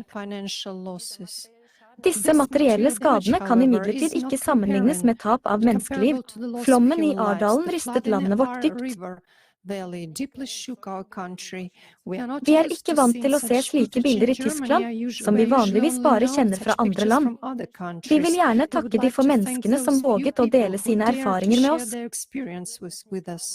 Mange vil ikke tro at folk er redde for å snakke åpent om klagene. Vi fikk vite at ikke alle mennesker har fått økonomisk støtte den dag i dag, og mange lider fortsatt av konsekvensene av flomkatastrofen, og dette skjer i vårt land. Selv om milliarder av bistandspenger ble lovet, har bare en brøkdel av pengene blitt utbetalt. Selv om de berørte rapporterer svært rosende og positivt om støtten og hjelpen som ble gitt av vanlige mennesker, av naboer, av frivillig innsats, var denne hjelpen på langt nær nok til å takle konsekvensene av katastrofen. Hendelsene viser oss at et høyteknologisk land som Tyskland åpenbart ikke er forberedt selv på regionale katastrofer for raskt å beskytte menneskeliv og gi nødvendig hjelp i tide. I Ardalen brøt myndighetenes kommunikasjonssystem fullstendig sammen, og dermed kunne ikke viktige koordineringsoppgaver ivaretas. I stedet for å trekke de riktige konklusjonene og nådeløst komme til rette med feilene, ble utgiftene til Federal Agency for Technical Relief kuttet i det føderale budsjettet for 2023. Forløpet av den føderale varslingsdagen i Berlin i slutten av 2022 viser også at de nødvendige konsekvensene ikke ble trukket av erfaringene fra katastrofen i Ardalen. Bare 20 av de planlagte 400 varslingssirenene ble installert. Det andre spørsmålet vi har vært opptatt av lenge, er om vi kan gjøre noe for å motvirke klimaendringene. Det er tross alt bred vitenskapelig, politisk og sosial enighet om at hovedansvaret for klimaendringene ligger i menneskelig aktivitet. Det andre spørsmålet vi har vært opptatt av lenge, er om vi kan gjøre noe for å motvirke klimaendringene. Det er tross alt bred vitenskapelig, politisk og sosial enighet om at hovedansvaret for klimaendringene ligger i menneskelig aktivitet. Vi vil gjerne fordype oss i dette temaet og komme med argumenter som tilbakeviser denne konsensusen. Dessverre kan vi ikke snakke åpent om dette innenfor rammen av dagens konferanse. Senere vil dere få vite hvorfor.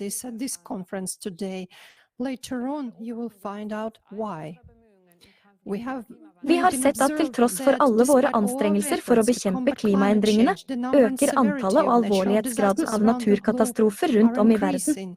Vi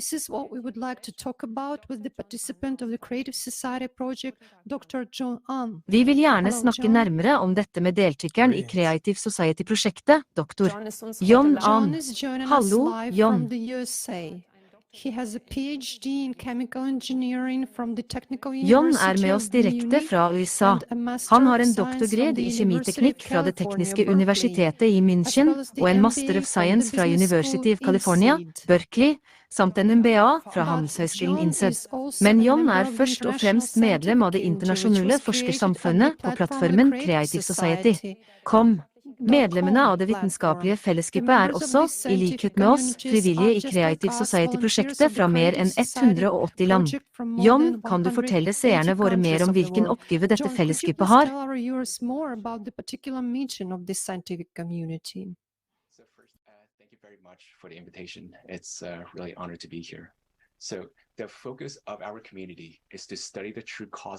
For å starte diskusjonen vår vil jeg gjerne begynne med å fremheve noen av anomaliene som er observert på planeten vår, som jeg er sikker på at dere har hørt om. Den første er smeltingen av isbreene i Antarktis. Mange tror at isbreene i Antarktis smelter jevnt over hele kontinentet.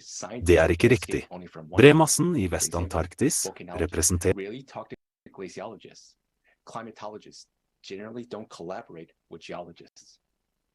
While they're experts in their field, scientists typically don't have understanding in adjacent disciplines. In fact, it's not selv om de er eksperter på sitt eget felt, har forskere vanligvis forståelse for tilgrensende fagområder. Faktisk er det ikke engang deres oppgave å se hvordan helhetsbildet ser ut. Men i vår forskning har vi en tverrfaglig, og takket være dette kan vi se hele bildet av hva som skjer med planeten vår. John, som nevnt innledningsvis ser vi at naturkatastrofene på jorden fortsetter å øke. Hvilke prosesser er så ansvarlige for denne utviklingen? The first is the melting of glaciers in Antarctica. Now, For å starte diskusjonen vår vil jeg gjerne begynne med å fremheve noen av anomaliene som er observert på planeten vår, som jeg er sikker på at dere har hørt om. Den første er smeltingen av isbreene i Antarktis. Mange tror at isbreene i Antarktis smelter jevnt over hele kontinentet. Det er ikke riktig. Bremassen i Vest-Antarktis, representert ved den blå-grønne fargen på grafen, har smeltet ganske raskt siden 1995. Men på den annen side har den gule fargen på grafen, som representerer massen i Øst-Antarktis, ikke endret seg mye de siste 30 årene. Hvordan er dette mulig? Geologer er godt klar over at Vest-Antarktis er et relativt ungt kontinent med en tynn skorpe, som vist til venstre med gule og røde farger, mens den østlige delen er en tykk, massiv plate, vist i blått og lilla. Videre vet vulkanologer at Antarktis er en aktiv vulkansk region med rundt 140 vulkaner under isen, hvorav de fleste, som du kan se til høyre, ligger i den vestlige delen av Antarktis. Hvorfor er dette viktig? Fordi flere studier viser at magmaen stiger. Når magma stiger, aktiverer det vulkaner som ligger under de smeltende isbreene i vest. Dessuten vil denne varmestrømmen nedenfra ha størst innvirkning der jordskorpen er tynnest, det vil si i det vestlige Antarktis. Isbreene smelter med andre ord nedenfra og opp. Et bevis på økningen i magma, eller varmestrømmen nedenfra, er temperaturendringen i Weddellhavet, som ligger utenfor kysten av Vest-Antarktis. Vannet på bunnen av havet varmes opp nesten 5 ganger raskere enn på toppen. Dette skjer fordi mesteparten av varmen kommer fra bunnen, ikke fra solen. En annen indikasjon på økningen av magma er økningen i seismisk aktivitet. Antallet jordskjelv, som vist i grafene til venstre, og størrelsen, eller den totale energien som frigjøres, vist til høyre, har økt siden 1995. Økningen i seismisk aktivitet korrelerer også godt med økningen i global temperatur. La oss se nærmere på hvor jordskjelvene har funnet sted før og etter 1995. Som du kan se på denne skjermen, dukker det nå opp jordskjelv i regioner der de aldri har vært før. Dessuten har jordskjelv begynt å komme i bølger og synkroniseres over hele verden. Vi hadde et eksempel på dette i Tyrkia og Syria i forrige måned. Først inntraff jordskjelv med styrke 7,8 og 7,5 den 6. februar, etterfulgt av en rekke jordskjelvkaskader over hele verden. Og bare 2 uker senere inntraff det igjen jordskjelv med styrke 6,4 og 5,8 i samme region. Dette scenariet utvikler seg i henhold til vår matematiske modell, som ble beskrevet i forumet Global Krisis. Our Survival is in Unity i november i fjor. Og dessverre vil vi oppleve mange flere jordskjelv i årene som kommer. En siste bemerkning er at de internasjonale seismiske byråene har nedjustert styrkegradene, og siden 2015 har de skjult økningen i antall jordskjelv, og dermed villedet offentligheten slik at mange ikke er klar over økningen i seismiske aktiviteter rundt om i verden. Dette temaet ble også diskutert i forumet. For å starte diskusjonen vår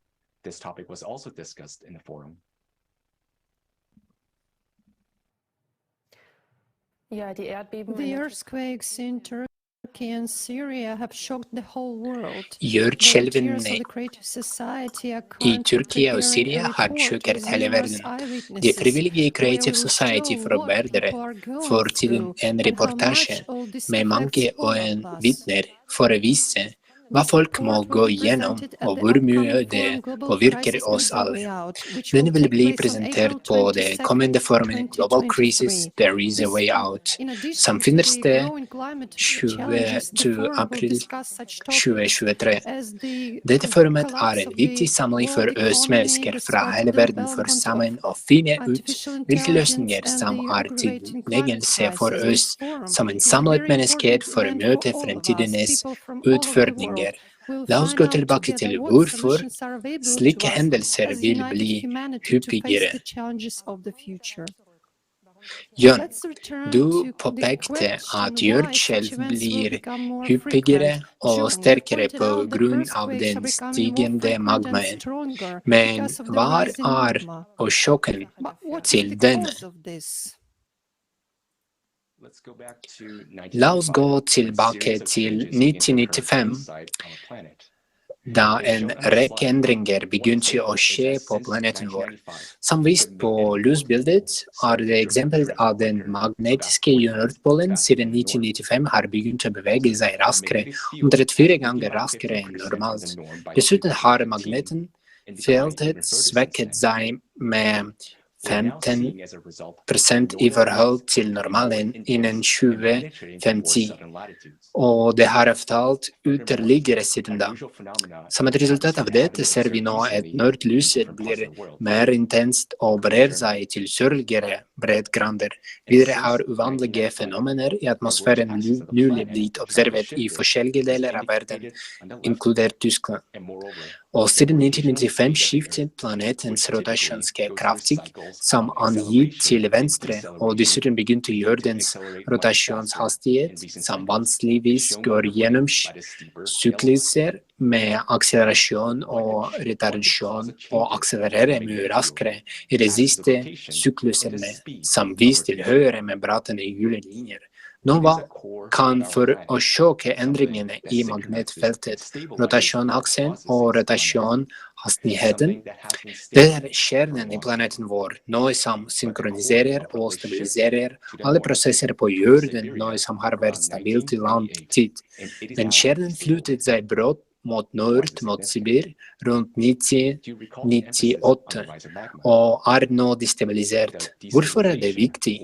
Husker du vektleggingen av økning av magma?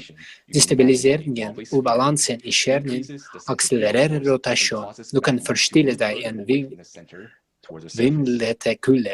Øker sentrifugalkraften og får magma til å bevege seg lenger bort fra sentrum mot midten.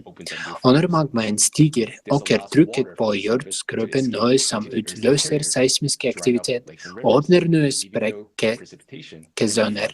Dette gjør at vann fra overflaten slipper ut i jordens indre og tørker ut innsjøer og elver selv om nedbør og flom øker. I tillegg fører økningen av magma til økt vulkansk aktivitet og oppvarming av isbreer og hav fra bunnen opp. Ok, så prosessene vi observerer er alle knyttet til endringene i jordkjernen som har blitt registrert siden 1995. Hva har utløst disse prosessene? Er dette et unikt fenomen? Dette er relatert til syklisitet. Hver 12 000 år gjennomgår planeten vår store klimaendringer og har flere naturkatastrofer som det som er observert i nyere tid. For eksempel skjer det gjennom magnetiske utflukter omtrent hver 12 000 år. Ifølge de geologiske bevisene ble magnetfeltet svekket i disse periodene, i likhet med det som skjer i dag. Iskjernestudiene viser dessuten at den vulkanske aktiviteten økte hver 12 000 år, som viste figuren til venstre. Legg merke til hyppigheten av store røde sykler som gjenspeiler størrelsen på utbruddene. Du kan legge merke til at vulkanutbruddene er spesielt mer katastrofale med 24 000 år, og vi er for tiden omtrent 24 000 år foran den forrige perioden. Så hva forteller det oss? Vi er i ferd med å oppleve store klimakatastrofer. Det vi har sett så langt er bare begynnelsen. Mange flere er i vente, og basert på vår matematiske modell vil det allerede i 2028, bare 5 år fra nå, være nesten 700 ødeleggende jordskjelv per dag. Livet vår snart blir uutholdelig. I tillegg anslår økonomer fra ulike land at verdens BNP allerede i 2030 ikke vil være i stand til å dekke alle tapene fra naturkatastrofer. Planeten vår har klart seg gjennom de foregående syklusene om enn med store tap. Men ikke denne gangen, fordi vi mennesker har ødelagt planetens økologi og drept dens immunitet, selvforsvarssystemet. Men om dette temaet ble tatt opp på formet i november i fjor, og du vil forstå at haster med å handle. Denne informasjonen gir oss et helt nytt perspektiv på klimaendringene i forhold til hvordan vi forstår dem i dag, og hvordan vi prøver å løse dem. Men hva sier du finnes det er et vei ut av denne situasjon? Hva kan vi gjøre med de økende klimaendringene? Vi må først identifisere den egentlige årsaken til problemet.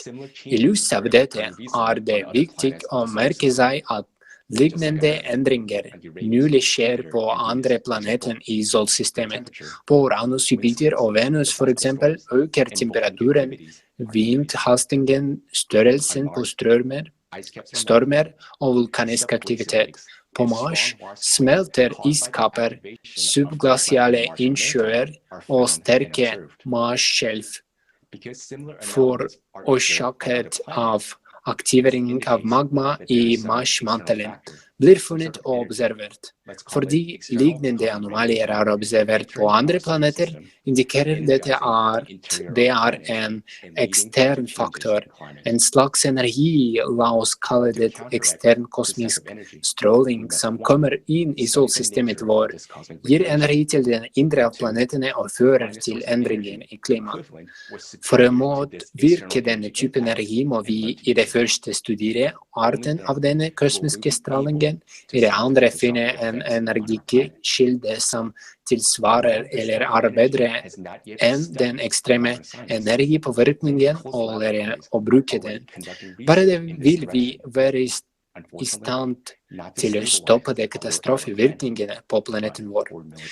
Selv om denne type energi ennå ikke har blitt studert av moderne vitenskap, driver mange lukkede laboratorier allerede forskning i denne retningen.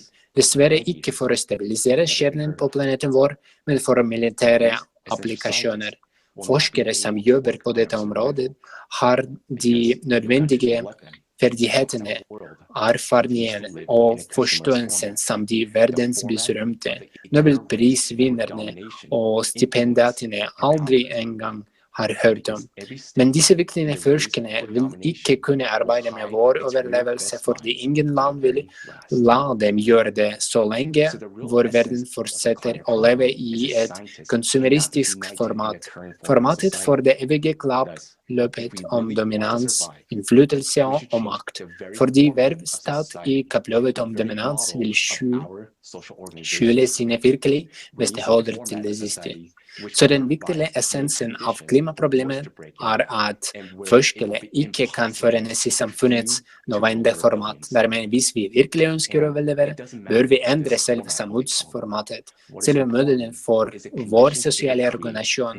Vi trenger et slikt samfunnsformat som ikke vil gi noen betingelser for at kriger bryter ut, og hvor det vil være umulig for å få herske over milliarder. Dette formatet er det vi kaller Creative Society. Creative Society danner slike forhold til verden, der vi endelig vil avslutte konkurrasjon om profit og makt, og viktigst av alt, vi kan bringe ekte geniale forskere sammen. Bare dette vil gi menneskeheten en sjanse til å finne måter å motvirke denne kosmiske strålingen, for å stoppe destabiliseringen av kjernen, for å forhindre veksten av klimakatastrofer.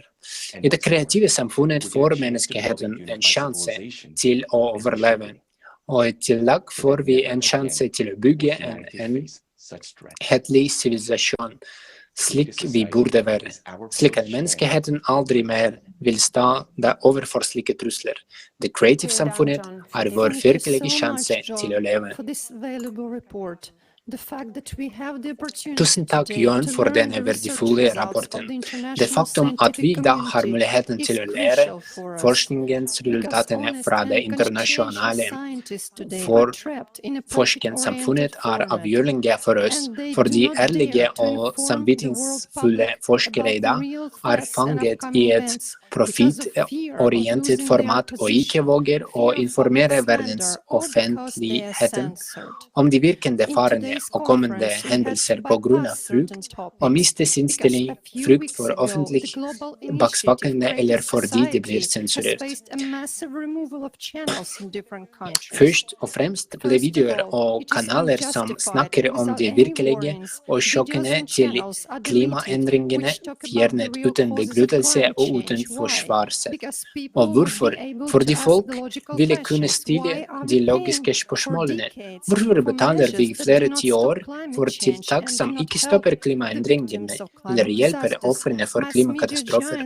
Mediegigantene krenker ikke bare uttrykksfrihet, men de setter også oss alle og seg selv i fare.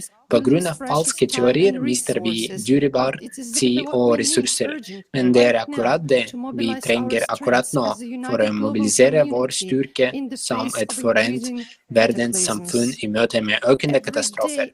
Hver dag med tapt tid betyr tap av menneskeliv. Med Tyskland som eksempel har vi i dag bare sett en brøkdel av hva mennesker rundt om i verden må oppleve på nært hold. Ingen land, uansett økonomisk situasjon, kan i dag beskytte seg mot naturkatastrofer, og disse hendelsene eskalerer stadig mer. Dette er nødvendig å forene alle mennesker i verden, slik at vi kan nå det nødvendige vitenskapelige og teknologiske nivået i tide, og være i stand til å motvirke kosmisk stråling med passende styrke. Politiske representanter vil ikke være i stand til å forene forskere i det nåværende samfunnsformatet på grunn av de geopolitiske konfliktene som spiller for. Hva slags reaksjon vil denne sjokkende informasjonen få fra befolkningen uten konkrete løsninger som ikke finnes i vår forbrukersamfunnets format? Det vil jeg selv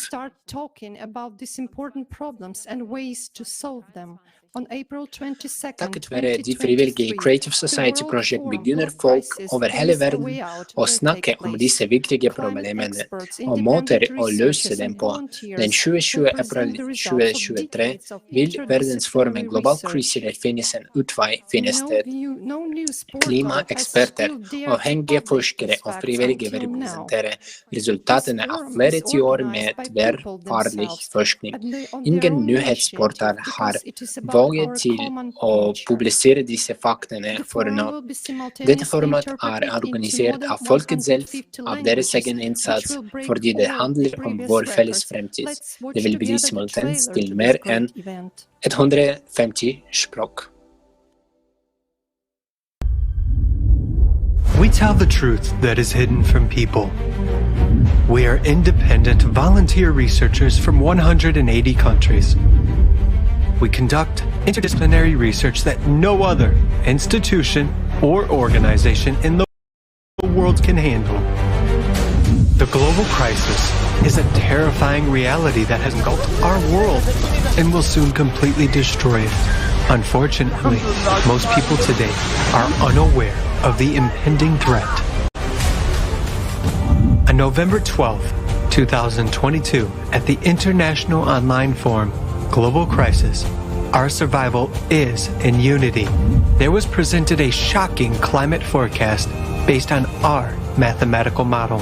Now, we know the exact date of our planet's destruction and the natural disasters that will cause it. This climate report is the result of 26 years of hard work by a huge number of volunteers, scientists, experts, and independent researchers. The climate Cerberus is gaining strength with each passing day. It is obvious that if we don't take any action, all of humanity will perish. On April 22nd, 2023, at the next International Online Forum, Global Crisis, there is a way out. You will learn what events will occur on our planet before the year 2036, and why the destruction of the planet is not the worst thing that humankind will have to face. There are only a few years left to change the course of events. We still have a chance, but in order to use it, all people must learn about it. Today, the future depends on everyone's choice, and the choice is simple: to preserve life on Earth or not. To prevent fatal events and find out what you can do to save humanity, join the International Online Forum Global Crisis. There is a way out. On April 22nd, 2023 at 1500 GMT. Join in. Spread the word about this forum on all platforms, in all social media. Everyone should know about this forum. The official website of the Creative Society International Project, creativesociety.com.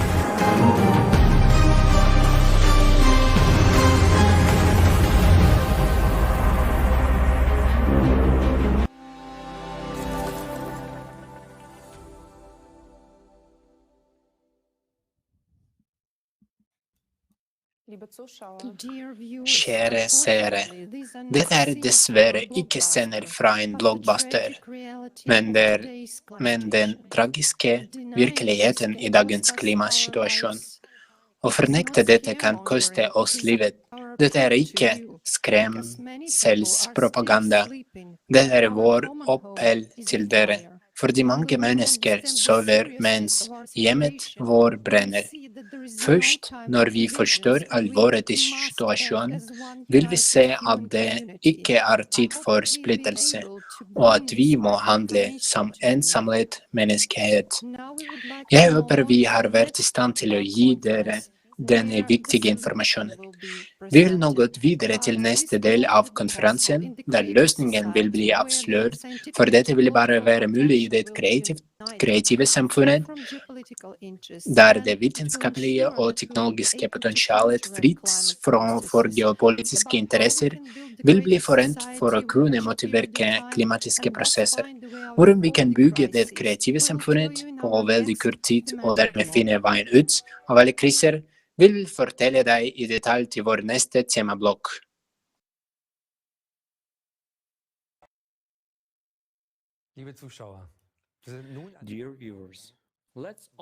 Kjære seere, la oss ta en titt inn i fremtiden vår sammen. I dag har dere hørt om mange problemer og absurditeter som påvirker og til og med truer oss alle. Men uansett hvor forskjellige krisene kan virke, konverger de alle på et punkt. Blindsporet i vår nåværende forbrukersamfunn. Alle løsningene vi streber etter, kan føre til individuelle forbedringer, men dessverre løser vi ikke problemene ved roten. Og det er til tross for at vi har muligheten og teknologier som kan hjelpe oss allerede i dag. Vår ensidige fokus på enda mer profitt og inntekt blokkerer veien ut av alle kriser. Dette gir oss knapt noe pusteform, og den som står stille taper. Det er det dagens forbrukersamfunn handler om. Men hva fikk oss egentlig til å bygge et slikt samfunn? Hvem bestemte at denne materielle jakten skulle styre hele livet vår? Var det vi selv som bestemte det? Ønsker vi virkelig å leve slik? Vi spurte folk om dette. Vi ønsker å finne ut hva folk virkelig ønsker i livet. Hvordan skal et samfunn se ut der de ønsker å leve? La oss se følgende video.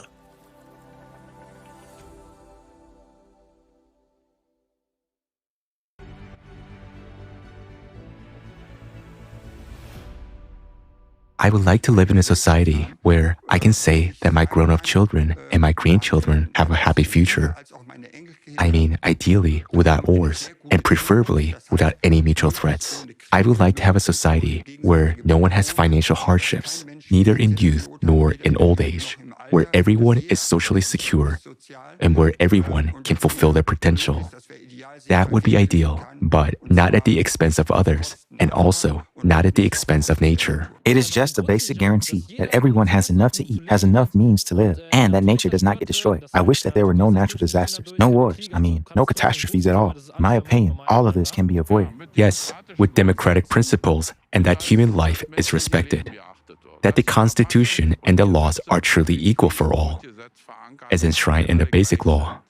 Yes, I would like to live in a world where there is some sort of universal income and everyone gets the same amount of money to have the same opportunities. So that everyone contributes according to their abilities, talents, and interests, so that it will become the most important thing again. Yes, financial equality, especially in old age. Many have worked long years and receive very small pensions. As of today, their pension is too low to live well in old age. Any education should be free. Knowledge should not cost money in order to be able to further educate oneself. So that children grow up in the society where they can think freely, speak freely, where they can simply trust their perceptions. The greed to make even more money, when in fact you already have enough, will no longer have a place. To be able to live in a relaxed and open dialogue with people. In fact, it is financial independence. Of course, it's different when you can afford it. I can go wherever I want to. For example, now I can decide to go on vacation or say, no, today I want to stay at home or spend time with my kids, to do what I want to do, walk my dogs, and do not think about tomorrow all the time. I want to live in a society of people who live together, not simply stay next to each other. There really should be created conditions ensuring that you can get information completely independently. It should be freely available, and you can really have any information you need to make decisions. Then it will be worthwhile, at least for society, because all people will be more motivated as they realize, yes, now I can make a difference, and I do it, and I'm doing it now too, because it makes the world a better place. I wish for peace. I wish that they would all sit down at one table and stop murdering, destroying, and killing, no matter who is on which side, no matter in which country in this world. Education is the core issue, and everyone really should have access to it, so that everyone who wants can study at a university. But as we can see, not everyone can afford it. So that everyone, let's say, has a sense of togetherness and doesn't think only of themselves, but has a holistic perception. It's also necessary to find a way to decide together how to go forward. There is enough wealth for everyone. It is only necessary to distribute it properly. I would say, in any case, a place where you are accepted, where you are loved, where you don't have to be afraid to express your opinion, where everyone is allowed to have their opinion and it is accepted, and no one has to be afraid that they will be judged by their neighbor. If you want to find solutions different from what is presented to you in society, they always have to come from below. Decision-making from the top will not work, and it is always the system-relevant things that are in the forefront, that is, consumerism and so on. I would fully support this. Do you mean you would then support the building of such a creative, people-oriented society? Of course, by all means. Yes, that's what we should always strive for that kind of society. Yeah. Right away, of course. This is the life we all dream of, that we could live together, that we could live happily together, that no one would hold us back and we could just develop our potential the way we want to. I would join it right away. Absolutely. Yes, definitely, immediately. If there is a chance to implement it, I would say that we should go for it immediately.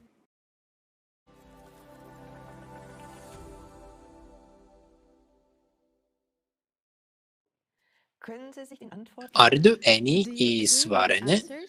Er det ikke også ditt ønske å leve i et slikt samfunn? Akkurat disse spørsmålene har frivillige stilt millioner av mennesker i 10 år i verdens største samfunnsundersøkelse i 180 land. Hva slags samfunn ønsker du å leve i?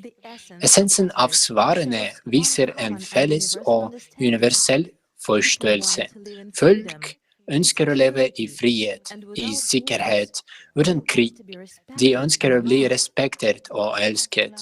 Som et resultat av disse årene med internasjonale samfunnsundersøkelser og ekspertdiskusjoner ble modellen for det kreative samfunnet utviklet som tilsvarer det folk ønsker. Men essensen er viktigere enn navnet. Grunnlaget for det kreative samfunnet dannes av de 80 sølene som omfatter alle livsområder i samfunnet. La oss nå se nærmere på disse prinsippene.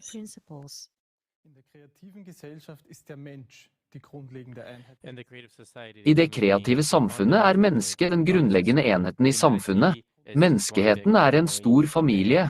De 8 pilarene i det kreative samfunnet er basert på dette. Det første fundamentet, menneskets liv, er også det viktigste. Menneskeliv er den høyeste verdien. Ethvert menneskes liv må beskyttes som ens eget. Samfunnets mål å sikre og garantere verdien av hvert enkelt menneskes liv. Hvis ett menneske verdifullt, alle mennesker verdifulle. Det andre grunnlaget sier at alle mennesker født frie og likeverdige. Alle har frihet til å velge. Over mennesket, dets frihet og dets rettigheter kan ingen og ingenting stå på jorden. Det tredje fundamentet, menneskelig sikkerhet, sikrer at alle får gratis tilgang til alt som nødvendig for et trygt og komfortabelt liv. Dette omfatter mat, medisinsk behandling, bolig og grunnleggende inntekt. Teknologier skal ikke lenger utvikles for krig, men for mennesker. En global tjeneste vil beskytte alle mot trusler og katastrofer.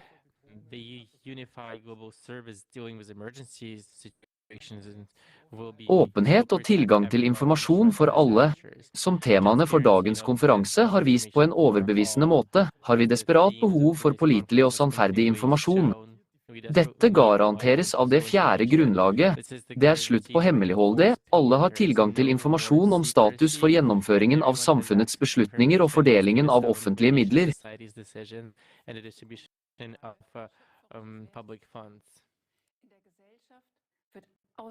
Det femte grunnlaget kreativ ideologi.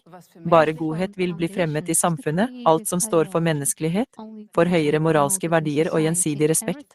Samtidig vil propaganda for vold, splittelse, aggresjon og antihumane manifestasjoner være forbudt. Det sjette grunnlaget, utvikling av personligheten, skal skape forutsetninger og utvide mulighetene for personlig utfoldelse og utvikling av individuelle evner og talenter. Utdanning like tilgjengelig for alle og gratis. Hva ville du begynne å gjøre hvis du kunne forfølge din vilje og dine interesser, fri fra samfunnets forventninger og økonomisk press?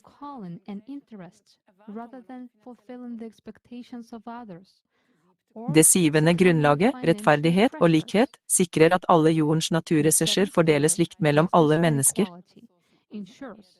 Ressurser kan ikke lenger monopoliseres av enkeltpersoner. Alle skal ha rett til privat eiendom, og profitt og utbytting skal høre fortiden til. Det åttende grunnlaget, et selvstyrt samfunn, gir beslutningsmakten tilbake til folket selv.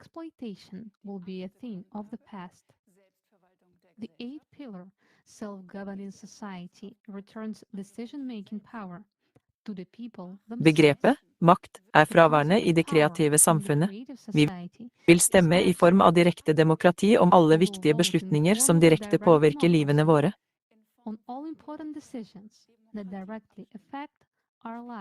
Gjenspeiler ikke disse prinsippene hva hver enkelt ønsker, hvordan han eller hun forestiller seg livet i et forent samfunn, hva vi forstår med menneskeverd og sosial rettferdighet? De åtte grunnlagene ikke bare en menneskerettighetserklæring, men også en garanti for bedre livskvalitet.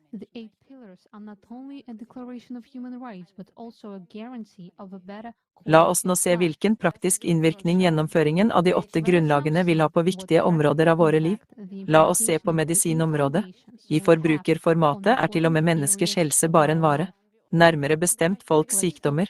Nettopp fordi penger kommer først, drives også medisinen av økonomiske interesser. Vi har allerede hørt flere eksempler i dag. Sykehus legges ned fordi de dyre, selv om behovet for dem øker. Til tross for den store etterspørselen etter legemidler, blir de ikke produsert på grunn av høye produksjonskostnader og lav fortjeneste. Dette triste eksempelet viser tydelig at økonomiske interesser for tiden veier tyngre enn hensynet til folks helse.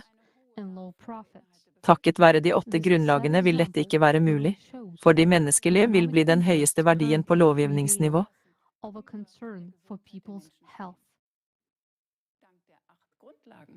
Økonomien og produksjonen må tjene menneskers velferd og helse, med utvikling.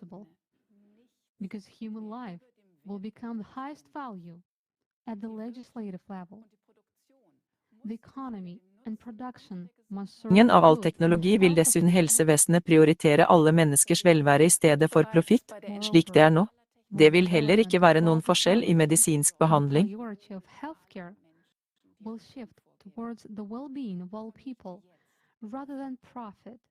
as it is now. There will be also no difference in medical care. De 8 grunnlagene sikrer at alle menneskers liv verdsettes likt. That all people's lives are equally valued. Dette betyr at alle mennesker vil ha fri tilgang til gratis helsetjenester som oppfyller de høyeste standardene. That means the highest standards.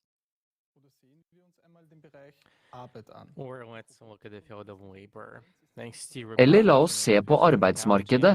Takket være robotteknologi og kunstig intelligens er det nå mulig å automatisere de fleste arbeidsområder. Dette betyr at roboter kan gjøre hardt, farlig og helseskadelig arbeid for oss, slik at alle får mer fritid. I dagens forbrukersamfunn ville dette imidlertid være en ruin for de fleste familier, ettersom vi er økonomisk avhengige av våre hardt opptjente penger. Som et resultat av massearbeidsledighet ville folk måtte redusere forbruket sitt drastisk, noe som ville føre til betydelige økonomiske tap og påfølgende kollaps i økonomien.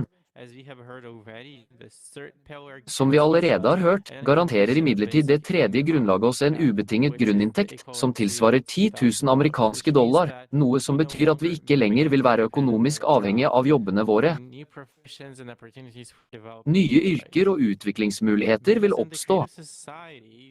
Fordi gratis utdanning av høy kvalitet vil være tilgjengelig for alle i det kreative samfunnet, vil alle kunne følge sine talenter og interesser og lære det de liker og som vil hjelpe dem til å realisere seg selv. Kvalifikasjoner vil være like anerkjent over hele verden. Folk overalt vil få samme høye lønn for likt arbeid. I tillegg til den betingelsesløse grunninntekten som vil bli utbetalt til alle. Dette vil også løse problemet med kompetansemangel og arbeidsmigrasjon. Dessuten har automatiseringsteknologier, som egentlig burde komme alle mennesker til gode, til nå bare tjent enkeltbedrifters økonomiske interesser. De er rett og slett patentert. Med lovfestingen av de 8 grunnlagene i det kreative samfunnet vil all teknologi og vitenskapelige fremskritt utelukkende tilhøre samfunnet selv og komme alle mennesker til gode. Dette betyr at alle fordeler vil være like tilgjengelige for alle mennesker.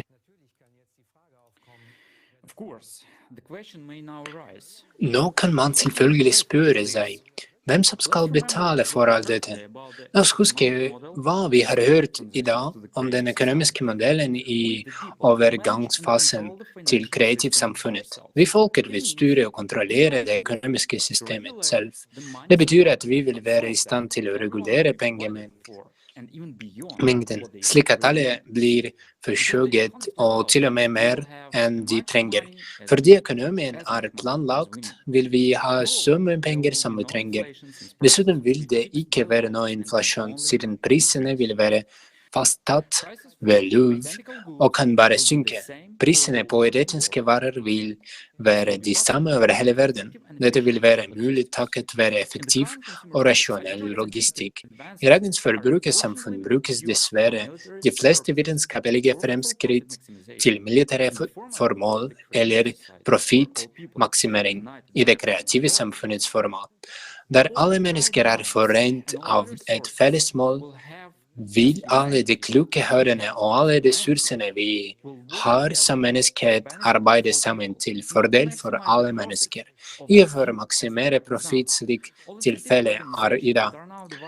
Alle de vitenskapelige organisasjonene som nå er frakoblet og motarbeider hverandre for å utvikle teknologier som tar sikte på å ødelegge mennesker, vil kunne forene det vitenskapelige og teknologiske potensialet i det kreative samfunnet og bruke det fordel for hele menneskeheten.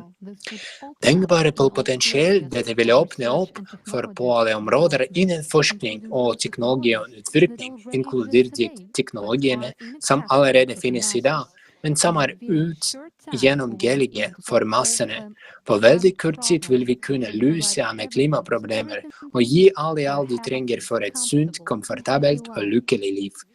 Du er i ferd med å se hvordan livet vårt vil se ut i en verden der de 8 grunnlagene i det kreative samfunnet vil bli lovfestet, og dermed vil økonomien, all teknologi og rett og slett alt være forsøkt utelukkende for å forbedre livene til alle.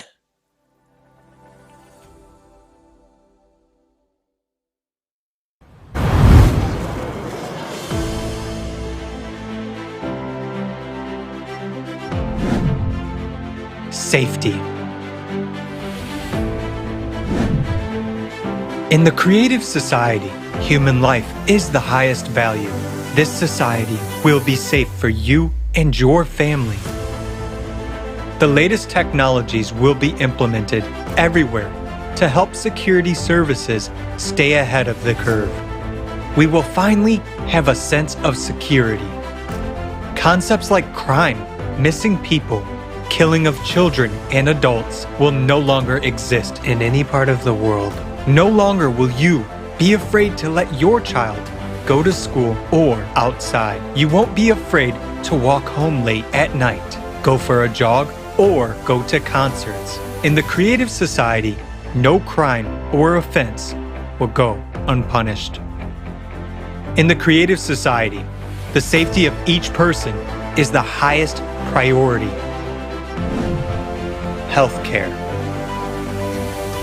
In the creative society, healthcare will be top-notch and free for every person all over the world. Imagine artificial intelligence that incorporates the expertise of all the best doctors in history. It controls high-tech robots that perform tasks of any complexity. These cutting-edge technologies make healthcare in the creative society of a high quality. Right now, health is a commodity, whereas in the creative society, everyone's health is a priority. After all, we benefit from the fact that every person is healthy and we have a healthy nation. Thanks to the development of nanotechnology and artificial intelligence, epidemics, cancer, diabetes, asthma, and all other incurable diseases will be a thing of the past. The very approach in healthcare will change, as it will be aimed at preventing diseases. And in general, we will finally get real treatment and real recovery. With such a development in healthcare and technology, it is quite possible to prolong human life beyond the species limit. The creative society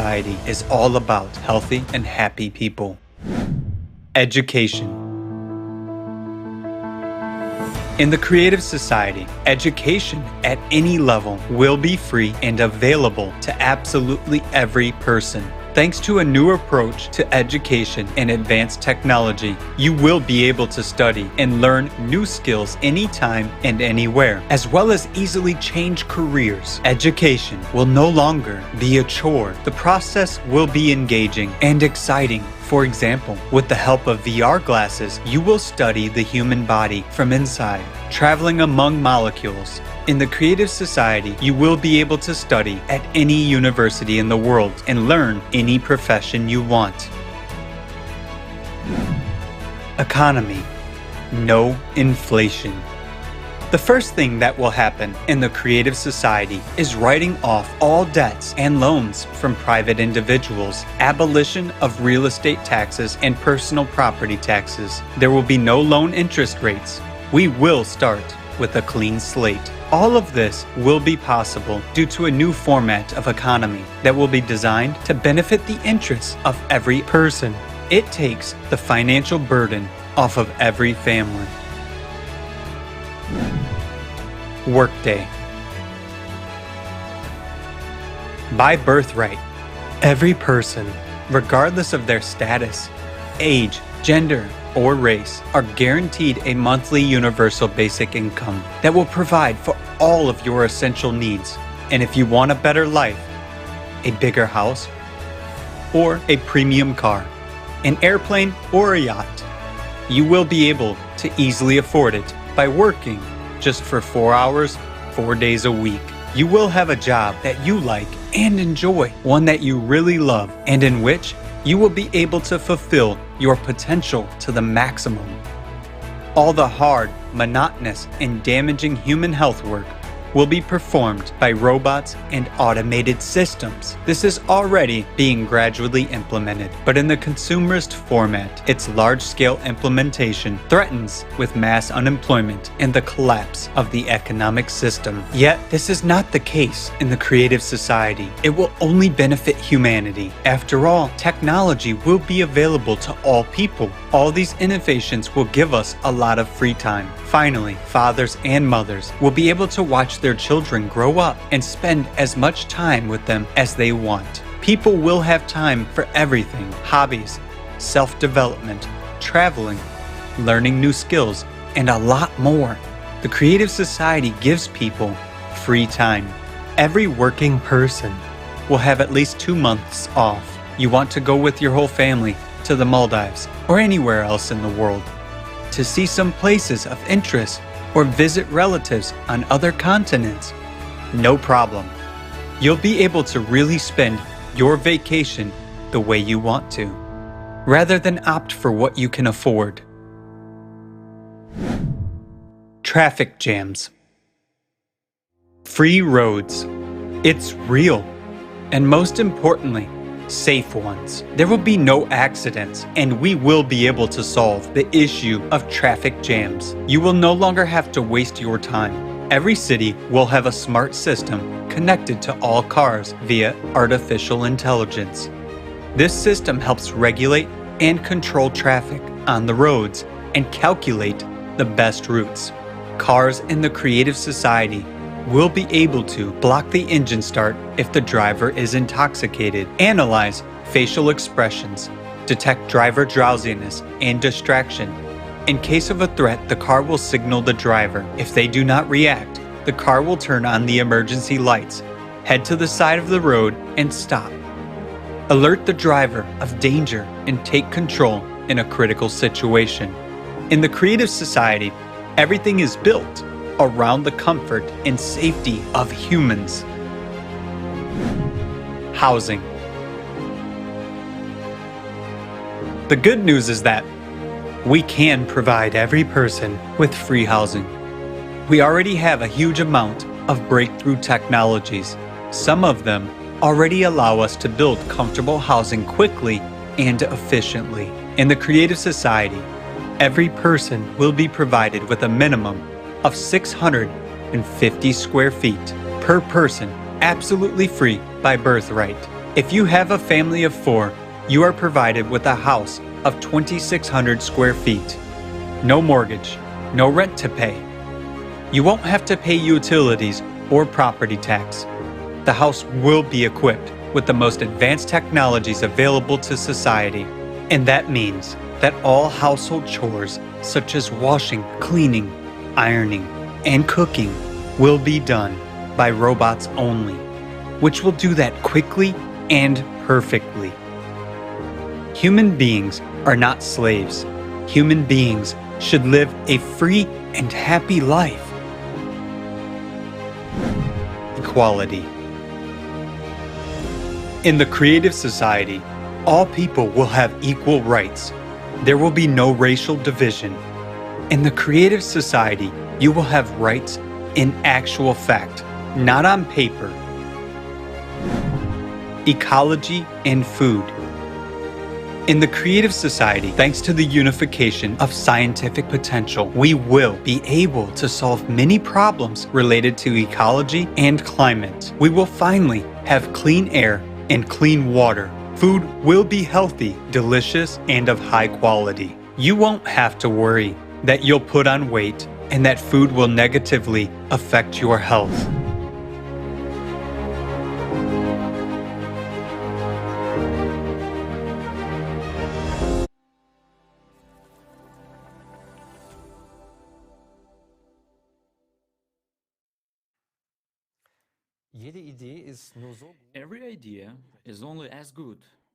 Enhver idé er bare så god som den er gjennomførbar. Dette gjelder også for Creative Society-prosjektet. Vi vil understreke at det vil bli gjennomført utelukkende med fredelige og demokratiske midler, og at dette målet er helt realistisk. Dette krever imidlertid en bevisst beslutning fra hvert enkelt individ om å leve i det kreative samfunnet.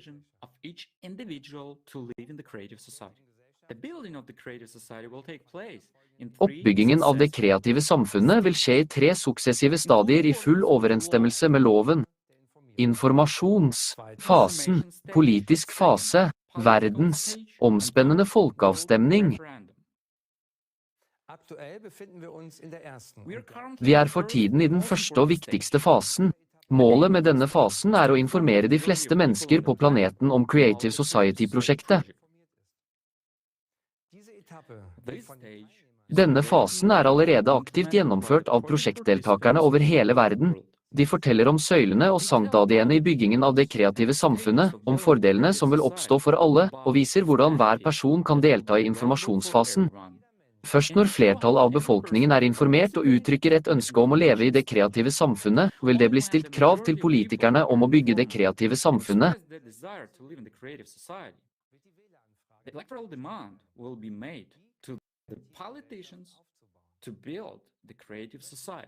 Vi vil gjerne bemerke at deltakere i andre land allerede har snakket med representanter fra politikken om det kreative samfunnet og gjennomførbarheten av de 8 grunnlagene. Reaksjonene var positive. Det var bare en hake ved alt dette. Så lenge det ikke noe valgkrav, forblir det bare en god idé.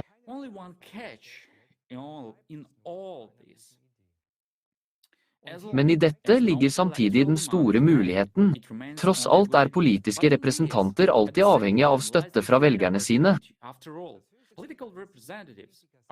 Det høyeste målet for enhver politiker å bli valgt. Så hvis flertallet av mennesker forent i målet om å bygge det kreative samfunnet, vil det også være politikere som vil gjennomføre det. De vil tross alt bli valgt. På den annen side politikere også mennesker, som deg og meg. De har også familie, venner og vil også ha fordeler i det kreative samfunnet, som sikkerhet og anerkjennelse for sine handlinger i folks interesse. Alt dette understreker enda mer hvor viktig og presserende det å informere og fortelle andre mennesker om det kreative samfunnet.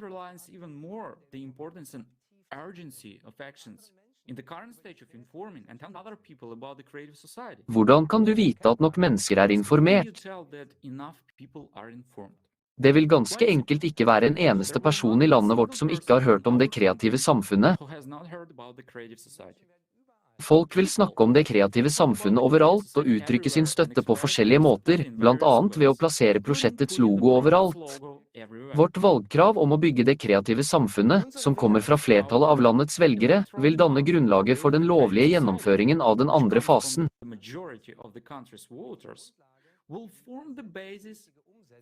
Det derfor, spesielt nå i denne første informasjonsfasen, det så viktig og avgjørende at hver og en av oss tar ansvar for å spre informasjon om det kreative samfunnet, at alle forstår essensen av prosjektet og informerer så mange som mulig om det.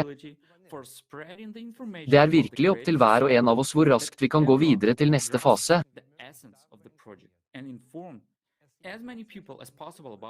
It is really up to each and every one of us how quickly we can move on to the next stage.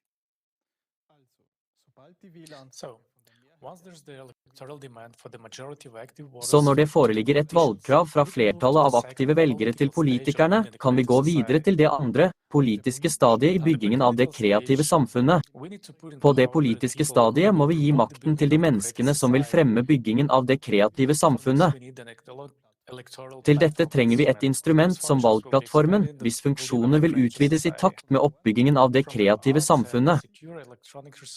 Fra begynnelsen av må det opprettes en sikker elektronisk ressurs i alle land, la oss kalle den en foreløpig valgplattform. Det nødvendig å bringe folk sammen for å bygge det kreative samfunnet og inngå en kontrakt med politikerne slik at de ikke lenger kan lure oss.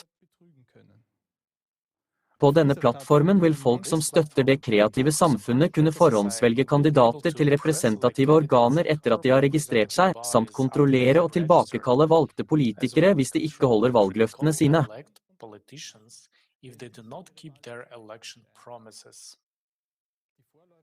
Den foreløpige valgplattformen vil også inneholde følgende krav fra folket til politikerne. Implementering av de 8 grunnlagene for det kreative samfunnet i landets grunnlov, og gjennomføring av valgplattformen på delstatsnivå. Blant politikerne som forplikter seg til å gjennomføre disse kravene, vil vi velge ut kandidatene vi vil stemme på i det kommende valget på den foreløpige valgplattformen før det offisielle valget.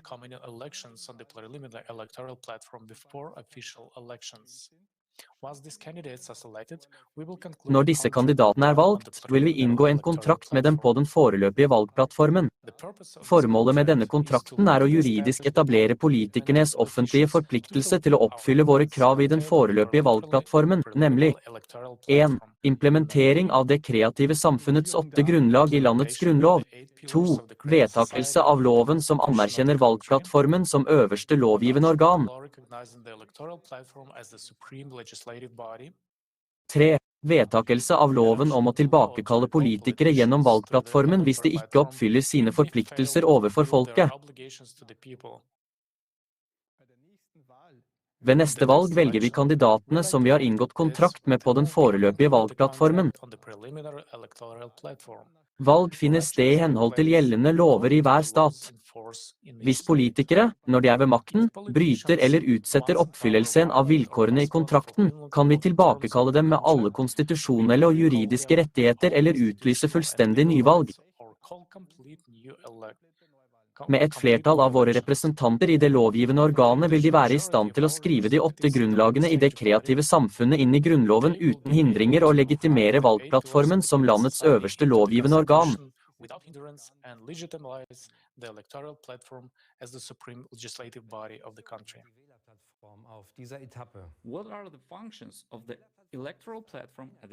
Hvilke funksjoner har valgplattformen på dette stadiet? Valgplattformen et enkelt digitalt system som tilhører samfunnet. Den representerer det høyeste lovgivende organet i landet. På dette stadiet vil vi både kunne tilbakekalle politikerne vi velger og kontrollere deres utførelse av ordrer, samt nedlegge veto mot lovene vi anser som skadelige for folk.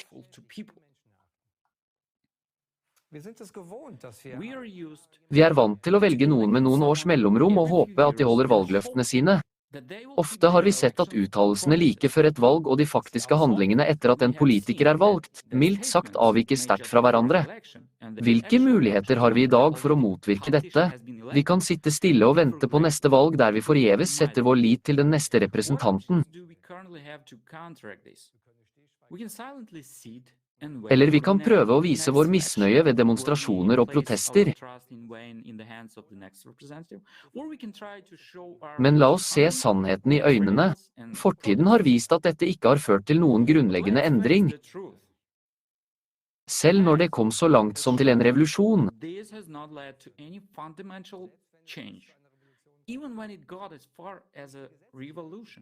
Den juridiske muligheten til umiddelbart å tilbakekalle en politiker gjennom valgplattformen forvandler en politiker fra en hersker til den som tjener folket.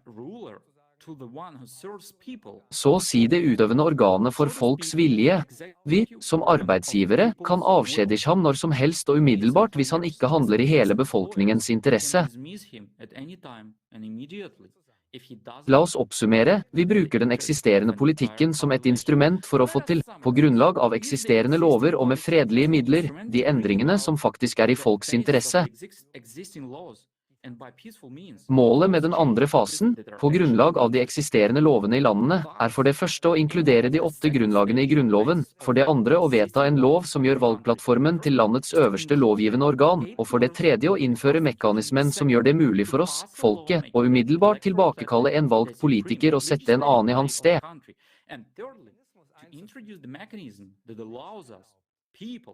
To immediately recall an elected politician and put another in his place.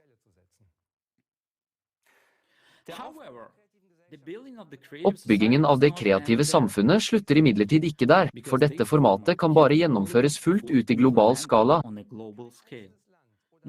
Ingen enkeltland eller til og med en allianse av noen få land kan faktisk gi alle fordelene som den kreative samfunnsmodellen gir.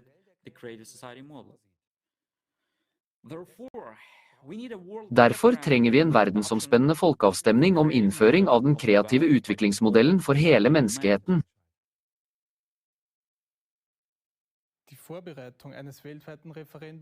Forberedelsen av en verdensomspennende folkeavstemning krever konsolidering av alle verdens land.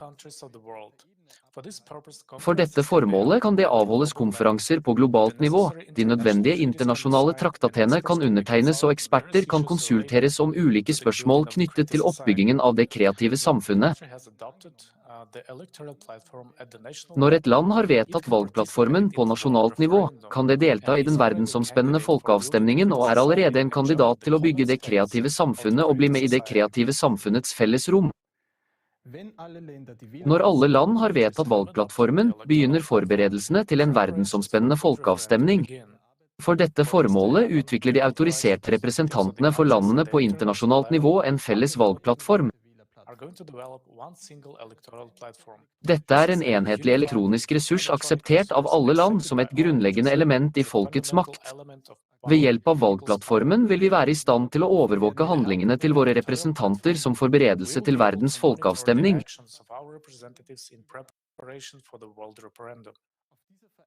På denne felles verdensvalgplattformen vil det bli avholdt en verdensomspennende folkeavstemning om den globale overgangen til det kreative samfunnet gjennom en felles viljesytring fra alle mennesker. Folkeavstemningen legitimerer også den felles verdensvalgplattformen som det øverste maktorganet på jorden og forener verden til en enkelt sivilisasjon. Dette betyr at både vedtakelse av lover, utnevnelse og avskjedigelse av ledere og alle andre samfunnsviktige beslutninger fra nå av utelukkende vil bli tatt av folket selv på den forente verdensvalgplattformen.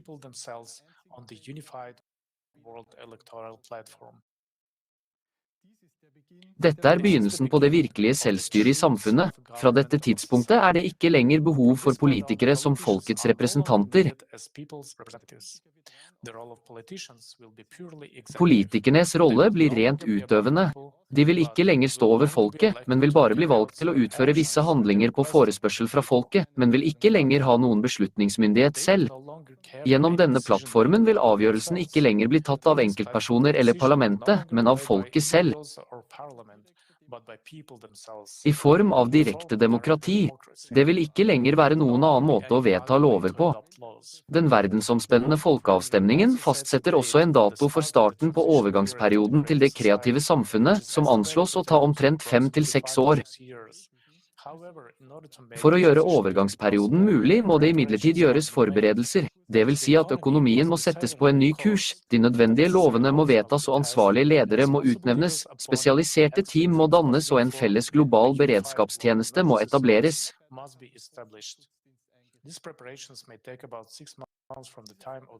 Disse forberedelsene kan ta omtrent 6 måneder fra tidspunktet for verdensomspennende folkeavstemning. Alle avgjørelser i forbindelse med forberedelsene vil bli tatt av folket selv ved hjelp av den felles valgplattformen etter at ekspertene har gått gjennom spørsmålene.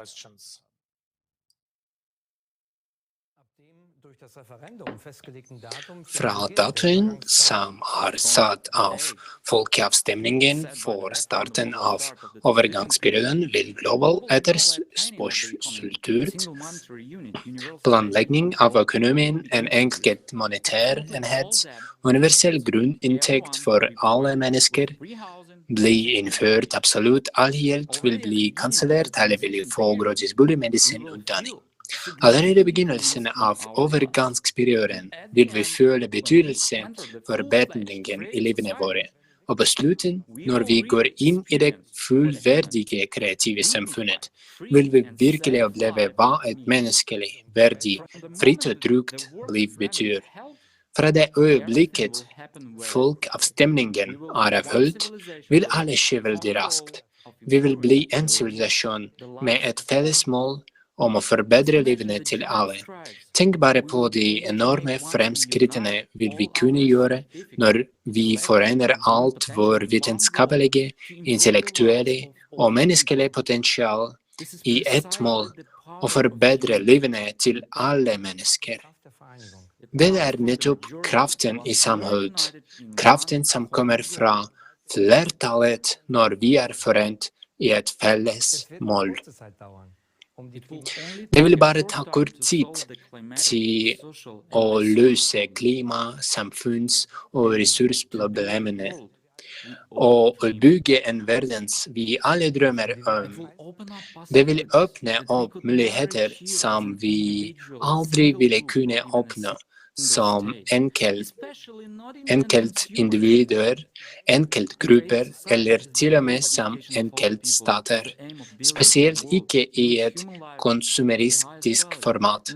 Det kreative samfunnet er en verdensomspennende forening av alle mennesker med sikte på å bygge en verden der menneskelivet har den høyeste verdi, nemlig livet til hvert enkelt individ. En forent menneskehet betyr ikke at vi mister vår individualitet. Tvert imot, i det kreative samfunnet vil alle nasjonale kultur, tradisjoner og historie bli bevart, og alle vil kunne utvikle sitt individuelle potensial. Det handler bare om å sørge for at alles liv er like verdifulle, og derfor vil alt være rettet mot å forbedre livet til hver enkelt individ. Forstår du hvor effektive og smarte disse enkle trinnene og endringene er? Hvorfor må vi gjennomføre hver trinn først og først, deretter gjøre alle de andre handlingene? Jo, for da vil vi ikke lenger opptre separat og splittet fra hverandre, men allerede som en samlet menneskelig sivilisasjon. Dette er et helt annet utgangspunkt. Ved å kombinere alle kreftene våre, rettet mot å forbedre livene til alle mennesker, skaper vi en løftesgant for å løse alle problemene på kortest mulig tid, og for å heve alle våre livssfærer til et nytt evolusjonært nivå. De tre fasene tjener til å bringe oss nøyaktig til dette utgangspunktet. Og dette er for alle mennesker.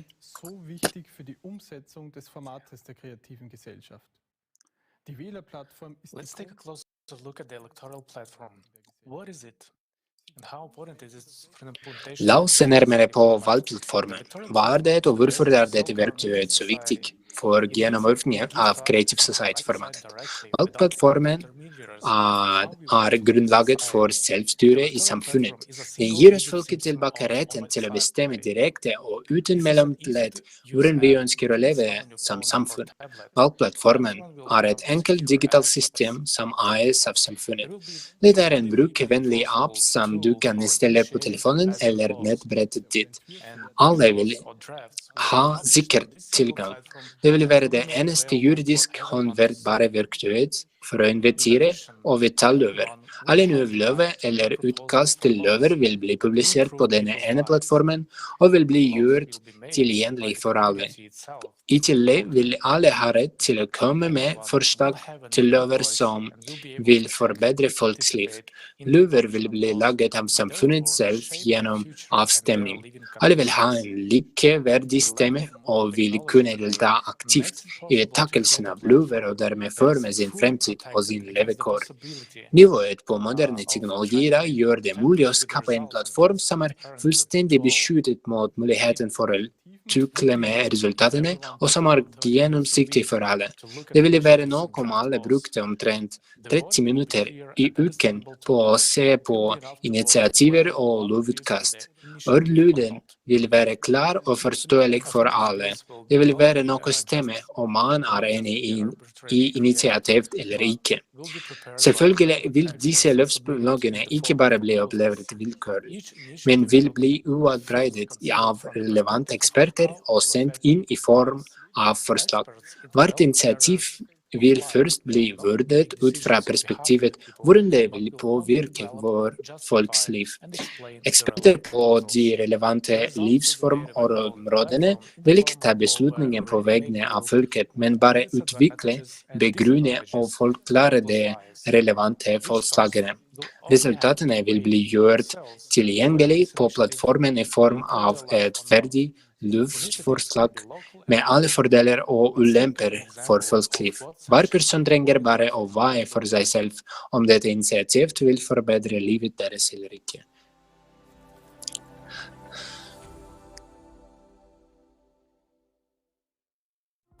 For example, Anna had 2 bills on the ballot: to allow houses to be built at the water's edge or not. The main point of each bill will be briefly and clearly stated with all the explanations for and against. The first bill suggests building houses not closer than 200 meters from the shore, taking into account the preservation of the environment. It also provides for a free passage to the water body with a public beach. The second bill suggests building right by the water. In this case, only a few people get the opportunity to have a house with access to the water, which means there will be no public access to the body of water. Besides, it would harm the environmental balance. Which option do you think Anna will choose?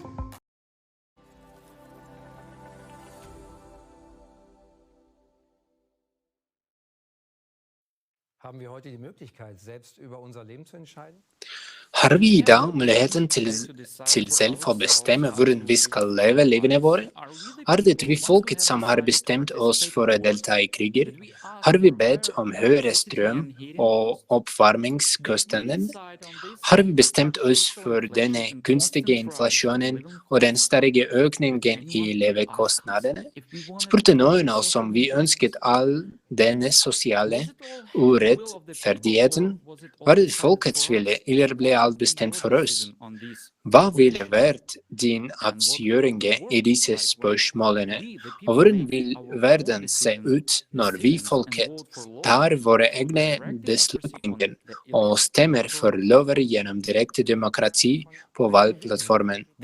I dag det noen få som tar beslutningene.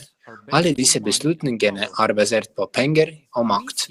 Vi ser at dette har ført oss inn I et blindgate på alle livets områder. Vi vil ikke finne løsninger innenfor dette systemet. I dag kan du tydelig se absurditeten I vårt nåværende samfunnsformat.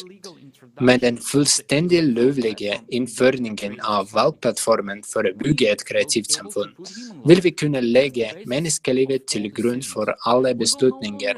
Vi trenger ikke lenger å klage på politikernes tomme løfter eller klandre dem for den dårlige situasjonen I landet. Sammen vil vi alle aktivt kunne bygge en bedre fremtid for oss selv og våre barn. Alle lover som vil bli vedtatt på valgplattformen må selvfølgelig være I tråd med de 88 grunnlagene I det kreative samfunnet, som vil bli lovfestet I grunnloven. Det vil fungere og gjelde likt for alle mennesker, noe som betyr at det ikke kan vedtas noe som truer menneskers frihet og sikkerhet, som forringer levekårene, eller til og med rettet mot mennesker på avstand. Lovenes fokus og virkeområde klart definert, nemlig at de utelukkende skal tjene til å forbedre og beskytte menneskelivet. The concept of the creative society didn't originate in Germany or any other country, but from a worldwide impulse of people based on the experiences and mistakes of our past. From the analysis of experts, lawyers, political scientists and sociologists. But the legal and democratic realization starts from within the country. And that is where we, as citizens of our country, are needed. We can be a positive example for other countries because the whole world looks up at Germany. What keeps us from implementation is our passivity and lost faith in ourselves. We Germans Konseptet med det kreative samfunnet stammer ikke fra Tyskland eller noe annet land, men fra en hvert ensom spennende impuls fra mennesker, basert på erfaringer og feil fra vår fortid, fra analysen av eksperter, advokater, statsvitere og sosiologer. Men den juridiske og demokratiske erkjennelsen starter innenfra I landet, og det her vi som borgere I landet vårt trengs. Vi kan være et positivt eksempel for andre land, fordi hele verden ser opp til Tyskland. Det som hindrer oss I å realisere dette, vår passivitet og tapte tro på oss selv. Vi tyskere kan stole på vår egen organisering og vilje til å hjelpe, og med en samlet styrke kan vi gjennomføre denne planen I løpet av kort tid. Vi hørte at det ikke mulig å gå over til den politiske fasen før informasjonsfasen fullført og flertallet støtte til valgkravet sikret. Hvorfor det så viktig å informere? Fordi ingen vil gjøre det for oss. Det opp til oss å handle. Folkets vilje ikke et kryss på stemmeseddelen. men det frie uttrykket for deres vilje overalt. Når vi klare til å fortelle alle rundt oss hva vi vil, og informere hverandre en måte å organisere seg på. Vi, folket, ansvarlige for våre egne liv. Hvis du har et spørsmål, hva kan jeg egentlig gjøre? Svaret å fortelle venner og bekjente om prosjektet. Del informasjonen på sosiale medier. Bruk alle mulighetene du har. Hvis du blogger, snakk om prosjektet på kanalen din. Hvis du jobber med mennesker, del informasjonen med kundene dine. Mediene vil ikke fortelle om oss før det så mange av oss at det ikke lenger kan ignoreres. I mellomtiden må vi gjøre en innsats. Tross alt kan hver og en av oss være den avgjørende stemmen, på vektskålen, i byggingen av det kreative samfunnet. La oss sammen se på hva som motiverer folk til å delta og hvordan de informerer andre. There are so many of us that we can no longer be ignored. In the meantime, we will have to make some effort. After all, each of us can be that decisive voice on the scale in building the creative society. Let's look together at what motivates people to participate and how they inform others.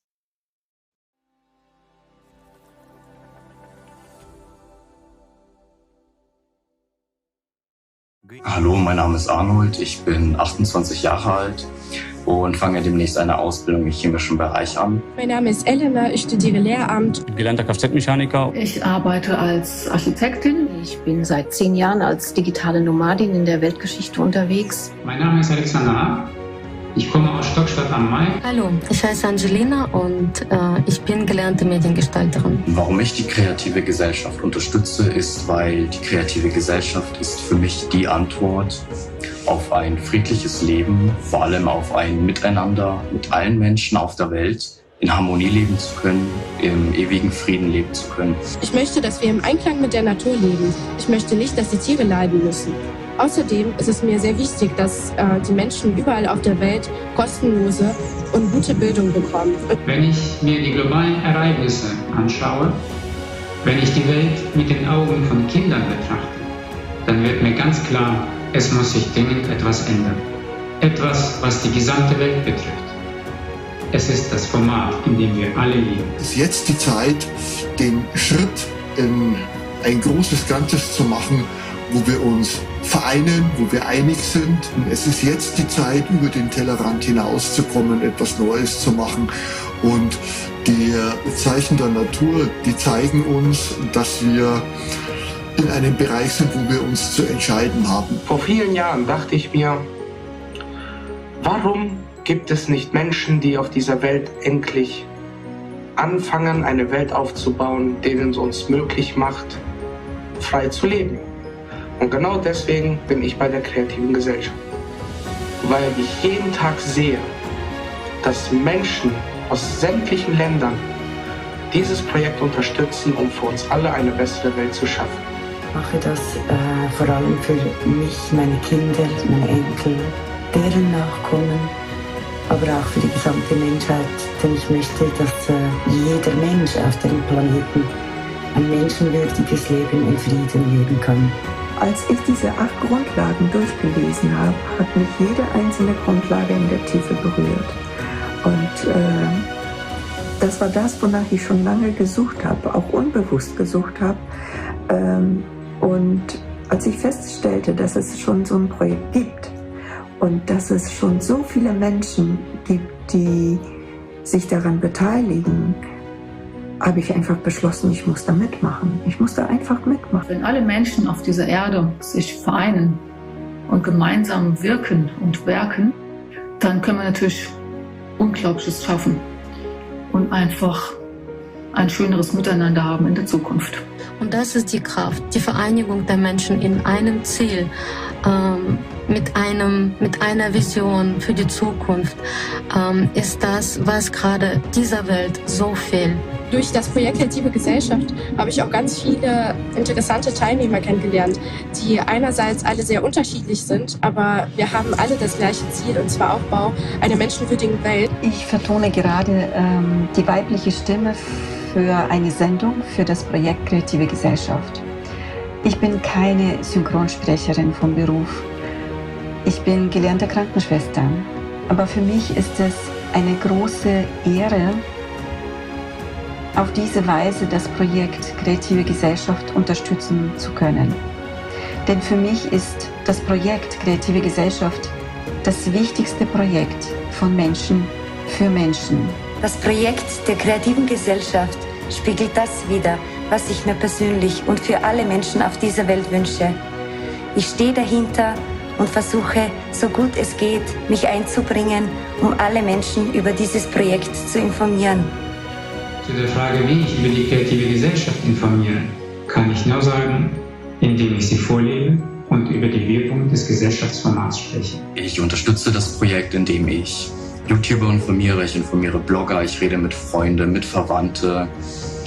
Ich informiere Leute in der Umgebung, in der Gegend. Wenn ich unterwegs bin, rede ich mit Menschen. Ich versuche mein Bestes, um alle möglichst zu informieren, damit wir zur nächsten Etappe rüberkommen können. Um die Leute halt einfach aufzuwecken und zu sagen, hey, wir müssen gemeinsam in eine andere Richtung laufen und nicht einfach, sag ich jetzt mal, wie die Lemminge auf die Klippe zu laufen und uns dann runterstürzen, sondern einfach wir gucken, dass wir gemeinsam einen Weg finden, um aus diesem Dilemma rauszukommen. Ich informiere Menschen aktiv über die kreative Gesellschaft, indem ich einerseits, wie alle anderen Teilnehmer wahrscheinlich, mit meinen Bekannten über das Projekt spreche und sie informiere, aber auch bin ich bei dem Videoschnitt für unsere Social-Media-Videos dabei. Verteile ich sehr viele Visitenkarten. Egal, wo ich hinkomme, lasse ich einfach auch mal ein paar liegen oder drücke sie Leuten auch in die Hand und sage noch 2, 3 Sätze dazu. Ich informiere natürlich auch über alternative Medien, indem ich da mal kleine Posts platziere. Jeder macht das, was er kann, was er will und niemand muss irgendwas tun. Sei es zum Beispiel Videos drehen oder Videos schneiden, Texte übersetzen, Texte schreiben, Videos übersetzen. Es gibt diverse Sachen, wo man sich einbringen kann, wenn man das denn möchte. Ich habe mir dann auch von meiner Tochter Aufkleber mitbringen lassen. Ihr seht es hier in meinem Auto. Und ja, jetzt fahre ich hier in der Gegend rum und werde auch angesprochen deswegen.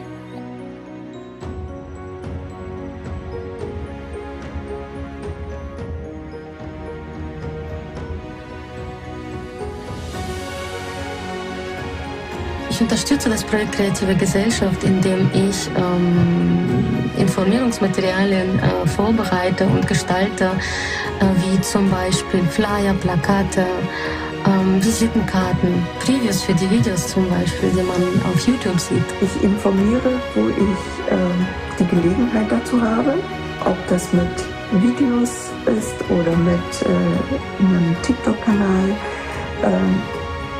Aber die Gelegenheiten, mit Menschen zu sprechen, ergeben sich überall.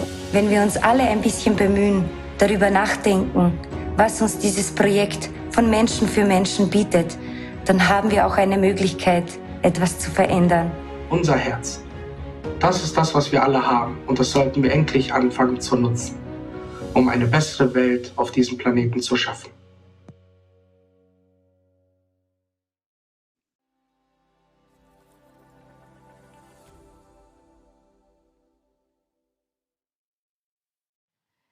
Das ist wirklich sehr inspirierend.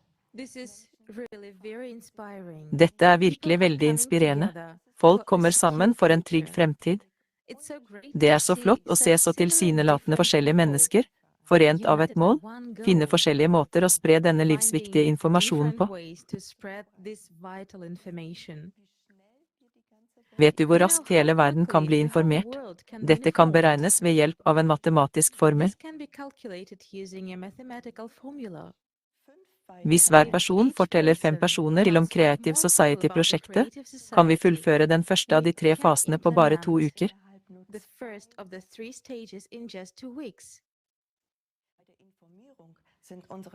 Når det gjelder å informere, er det ingen grenser for kreativiteten vår.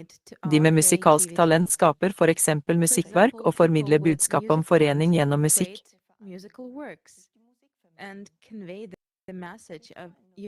Vi er også glade for å høre et slikt inspirerende eksempel akkurat nå, en sang komponert av deltakerne selv spesielt for dagens konferanse.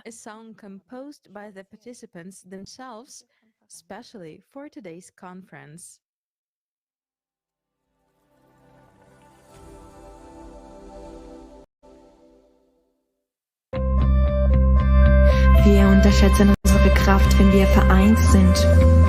Jeder will glücklich leben, in Frieden und ohne Sorgen. Unsere Kinder werden sich frei entfalten können, grenzenlos. Zeit, sich selbst zu fragen, wo wir eigentlich sind, zu warten auf Wunder, macht doch keinen Sinn. Wo ist das Leben? Wir sind mittendrin und kriegen das nicht hin.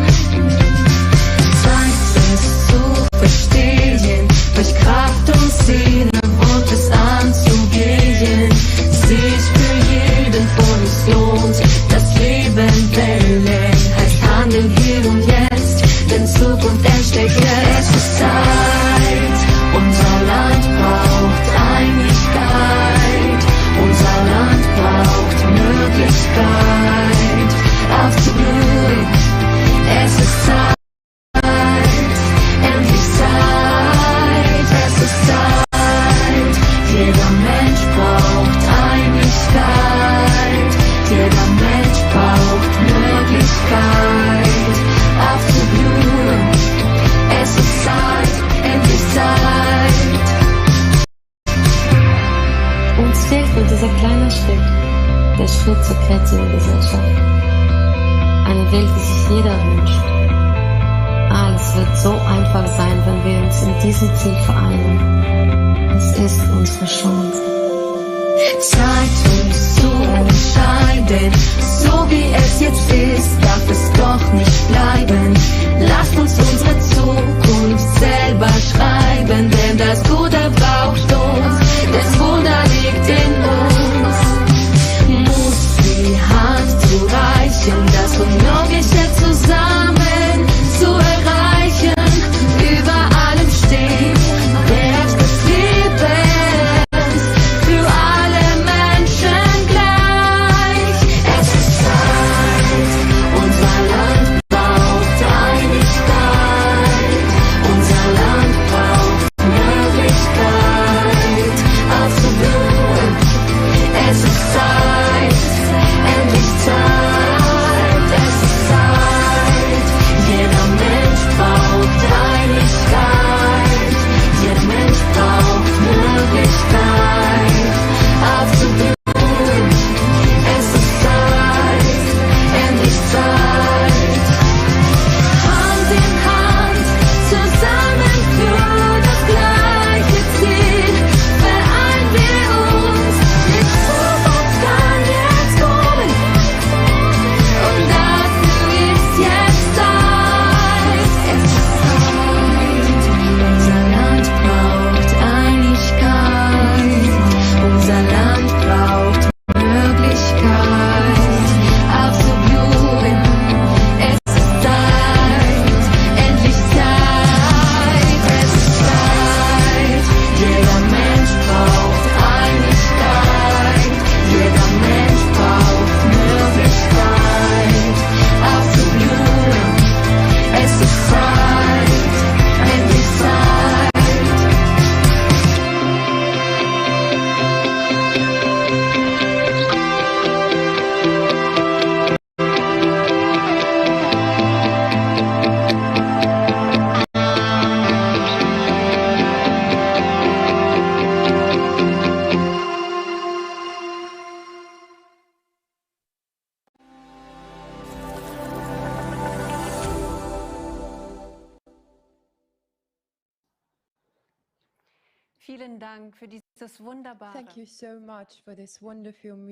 Tusen takk for denne fantastiske musikalske gaven. Vi vil gjerne uttrykke vår oppriktige takknemlighet til deltakerne som forberedte den. Vi er også takknemlige overfor alle som gjorde denne konferansen mulig, og også til dem som, i tillegg til jobb og andre forpliktelser, jobbet utrettelig på fritiden for å hjelpe til med forberedelsene. En stor takk til vårt tekniske team og tolker fra 60 land, som sannferdig og upartisk ser på verden og snakker om landet vårt til sine respektive publikum. Kjære seere, jeg er overbevist om at vi sammen kan bygge det kreative samfunnet. Vi har en sjanse, men dette krever deltakelse fra alle mennesker, fordi det kreative samfunnet er fokusert på på hele menneskeheten, overvinne splittelser og separasjoner som vi aldri har vært på linje med. Det er ingenting som skiller oss. Vi er mennesker, vi alle forent i jakten på medmenneskelighet og kjærlighet. Kreative Samfunnet-projektet gjennom sine 8 søyler sikrer at vi lever som en menneskelig familie slik vi ønsker å leve, i fred, kjærlighet og respekt. Vi har innsett at dagens samfunnsform ikke har noen fremtid. Helhetlige løsninger er hverken mulig eller forutsett i denne profit- og maktorienterte verden. I det kreative samfunnet kan vi sette en annen vektor. Viktige beslutninger vil bli tatt på en ansvarlig måte og vil alltid være i tråd med folkets interesser. De 8 grunnleggende vil vise oss veien. Som vi har sett i dag, er det kreative samfunnet det landet hvor alltid har slått for menneskerettigheter, sosial trygghet, en økonomi som må tjene folket, fremskritt og harmoni med naturen. Det kreative samfunnet gjør dette fordi menneskens liv der. For hvem om ikke vårt land har potensial til å ta den første skrittet mot det kreative samfunnet? Tenk deg potensialet som vil bli frigjort. Kloke hoder fra ulike fagfelt rundt om i verden vil komme sammen på tverrfaglig basis, og alle vil jobbe mot et felles mål om å forbedre folks liv. Og vi trenger dette potensialet nå, ettersom uvilklighet av naturkatastrofer krever umiddelbare løsninger. Løsninger som bare en samlet vitenskap kan levere.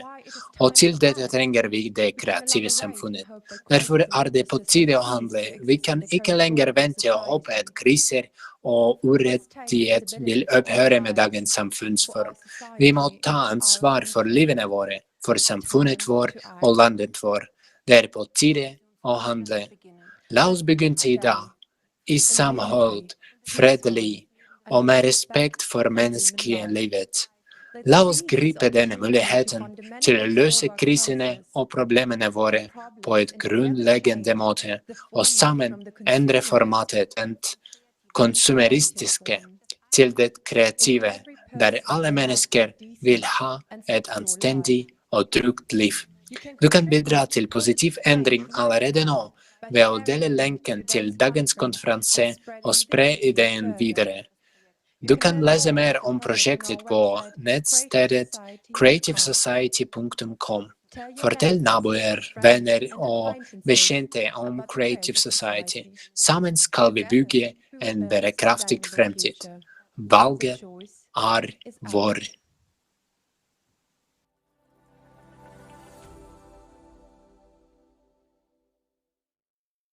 Yes, the demand for change is felt very strongly from people around the world. People want this, and if they want this, then what is needed?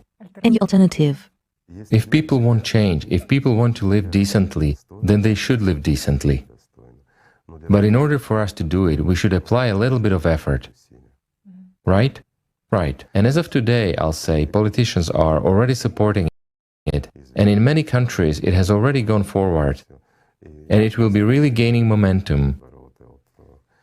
Let's say, is it hard just to go and conduct social surveys among people? If there's a spare minute, you can go to people's houses and talk to people, communicate, explain. Well, some people... Yes, the demand for change is felt very strongly from people around the world. People want this. And if they want this, then what is needed? A new alternative. If people want change, if people want to live decently, then they should live decently.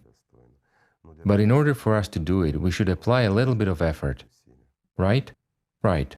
And as of today, I'll say, politicians are already supporting it, and in many countries it has already gone forward. And it will be really gaining momentum. Let's say, is it hard just to go and conduct social surveys among people? If there's a spare minute, you can go to people's houses and talk to people, communicate, explain. Well, some people are already doing that, and it brings good fruit.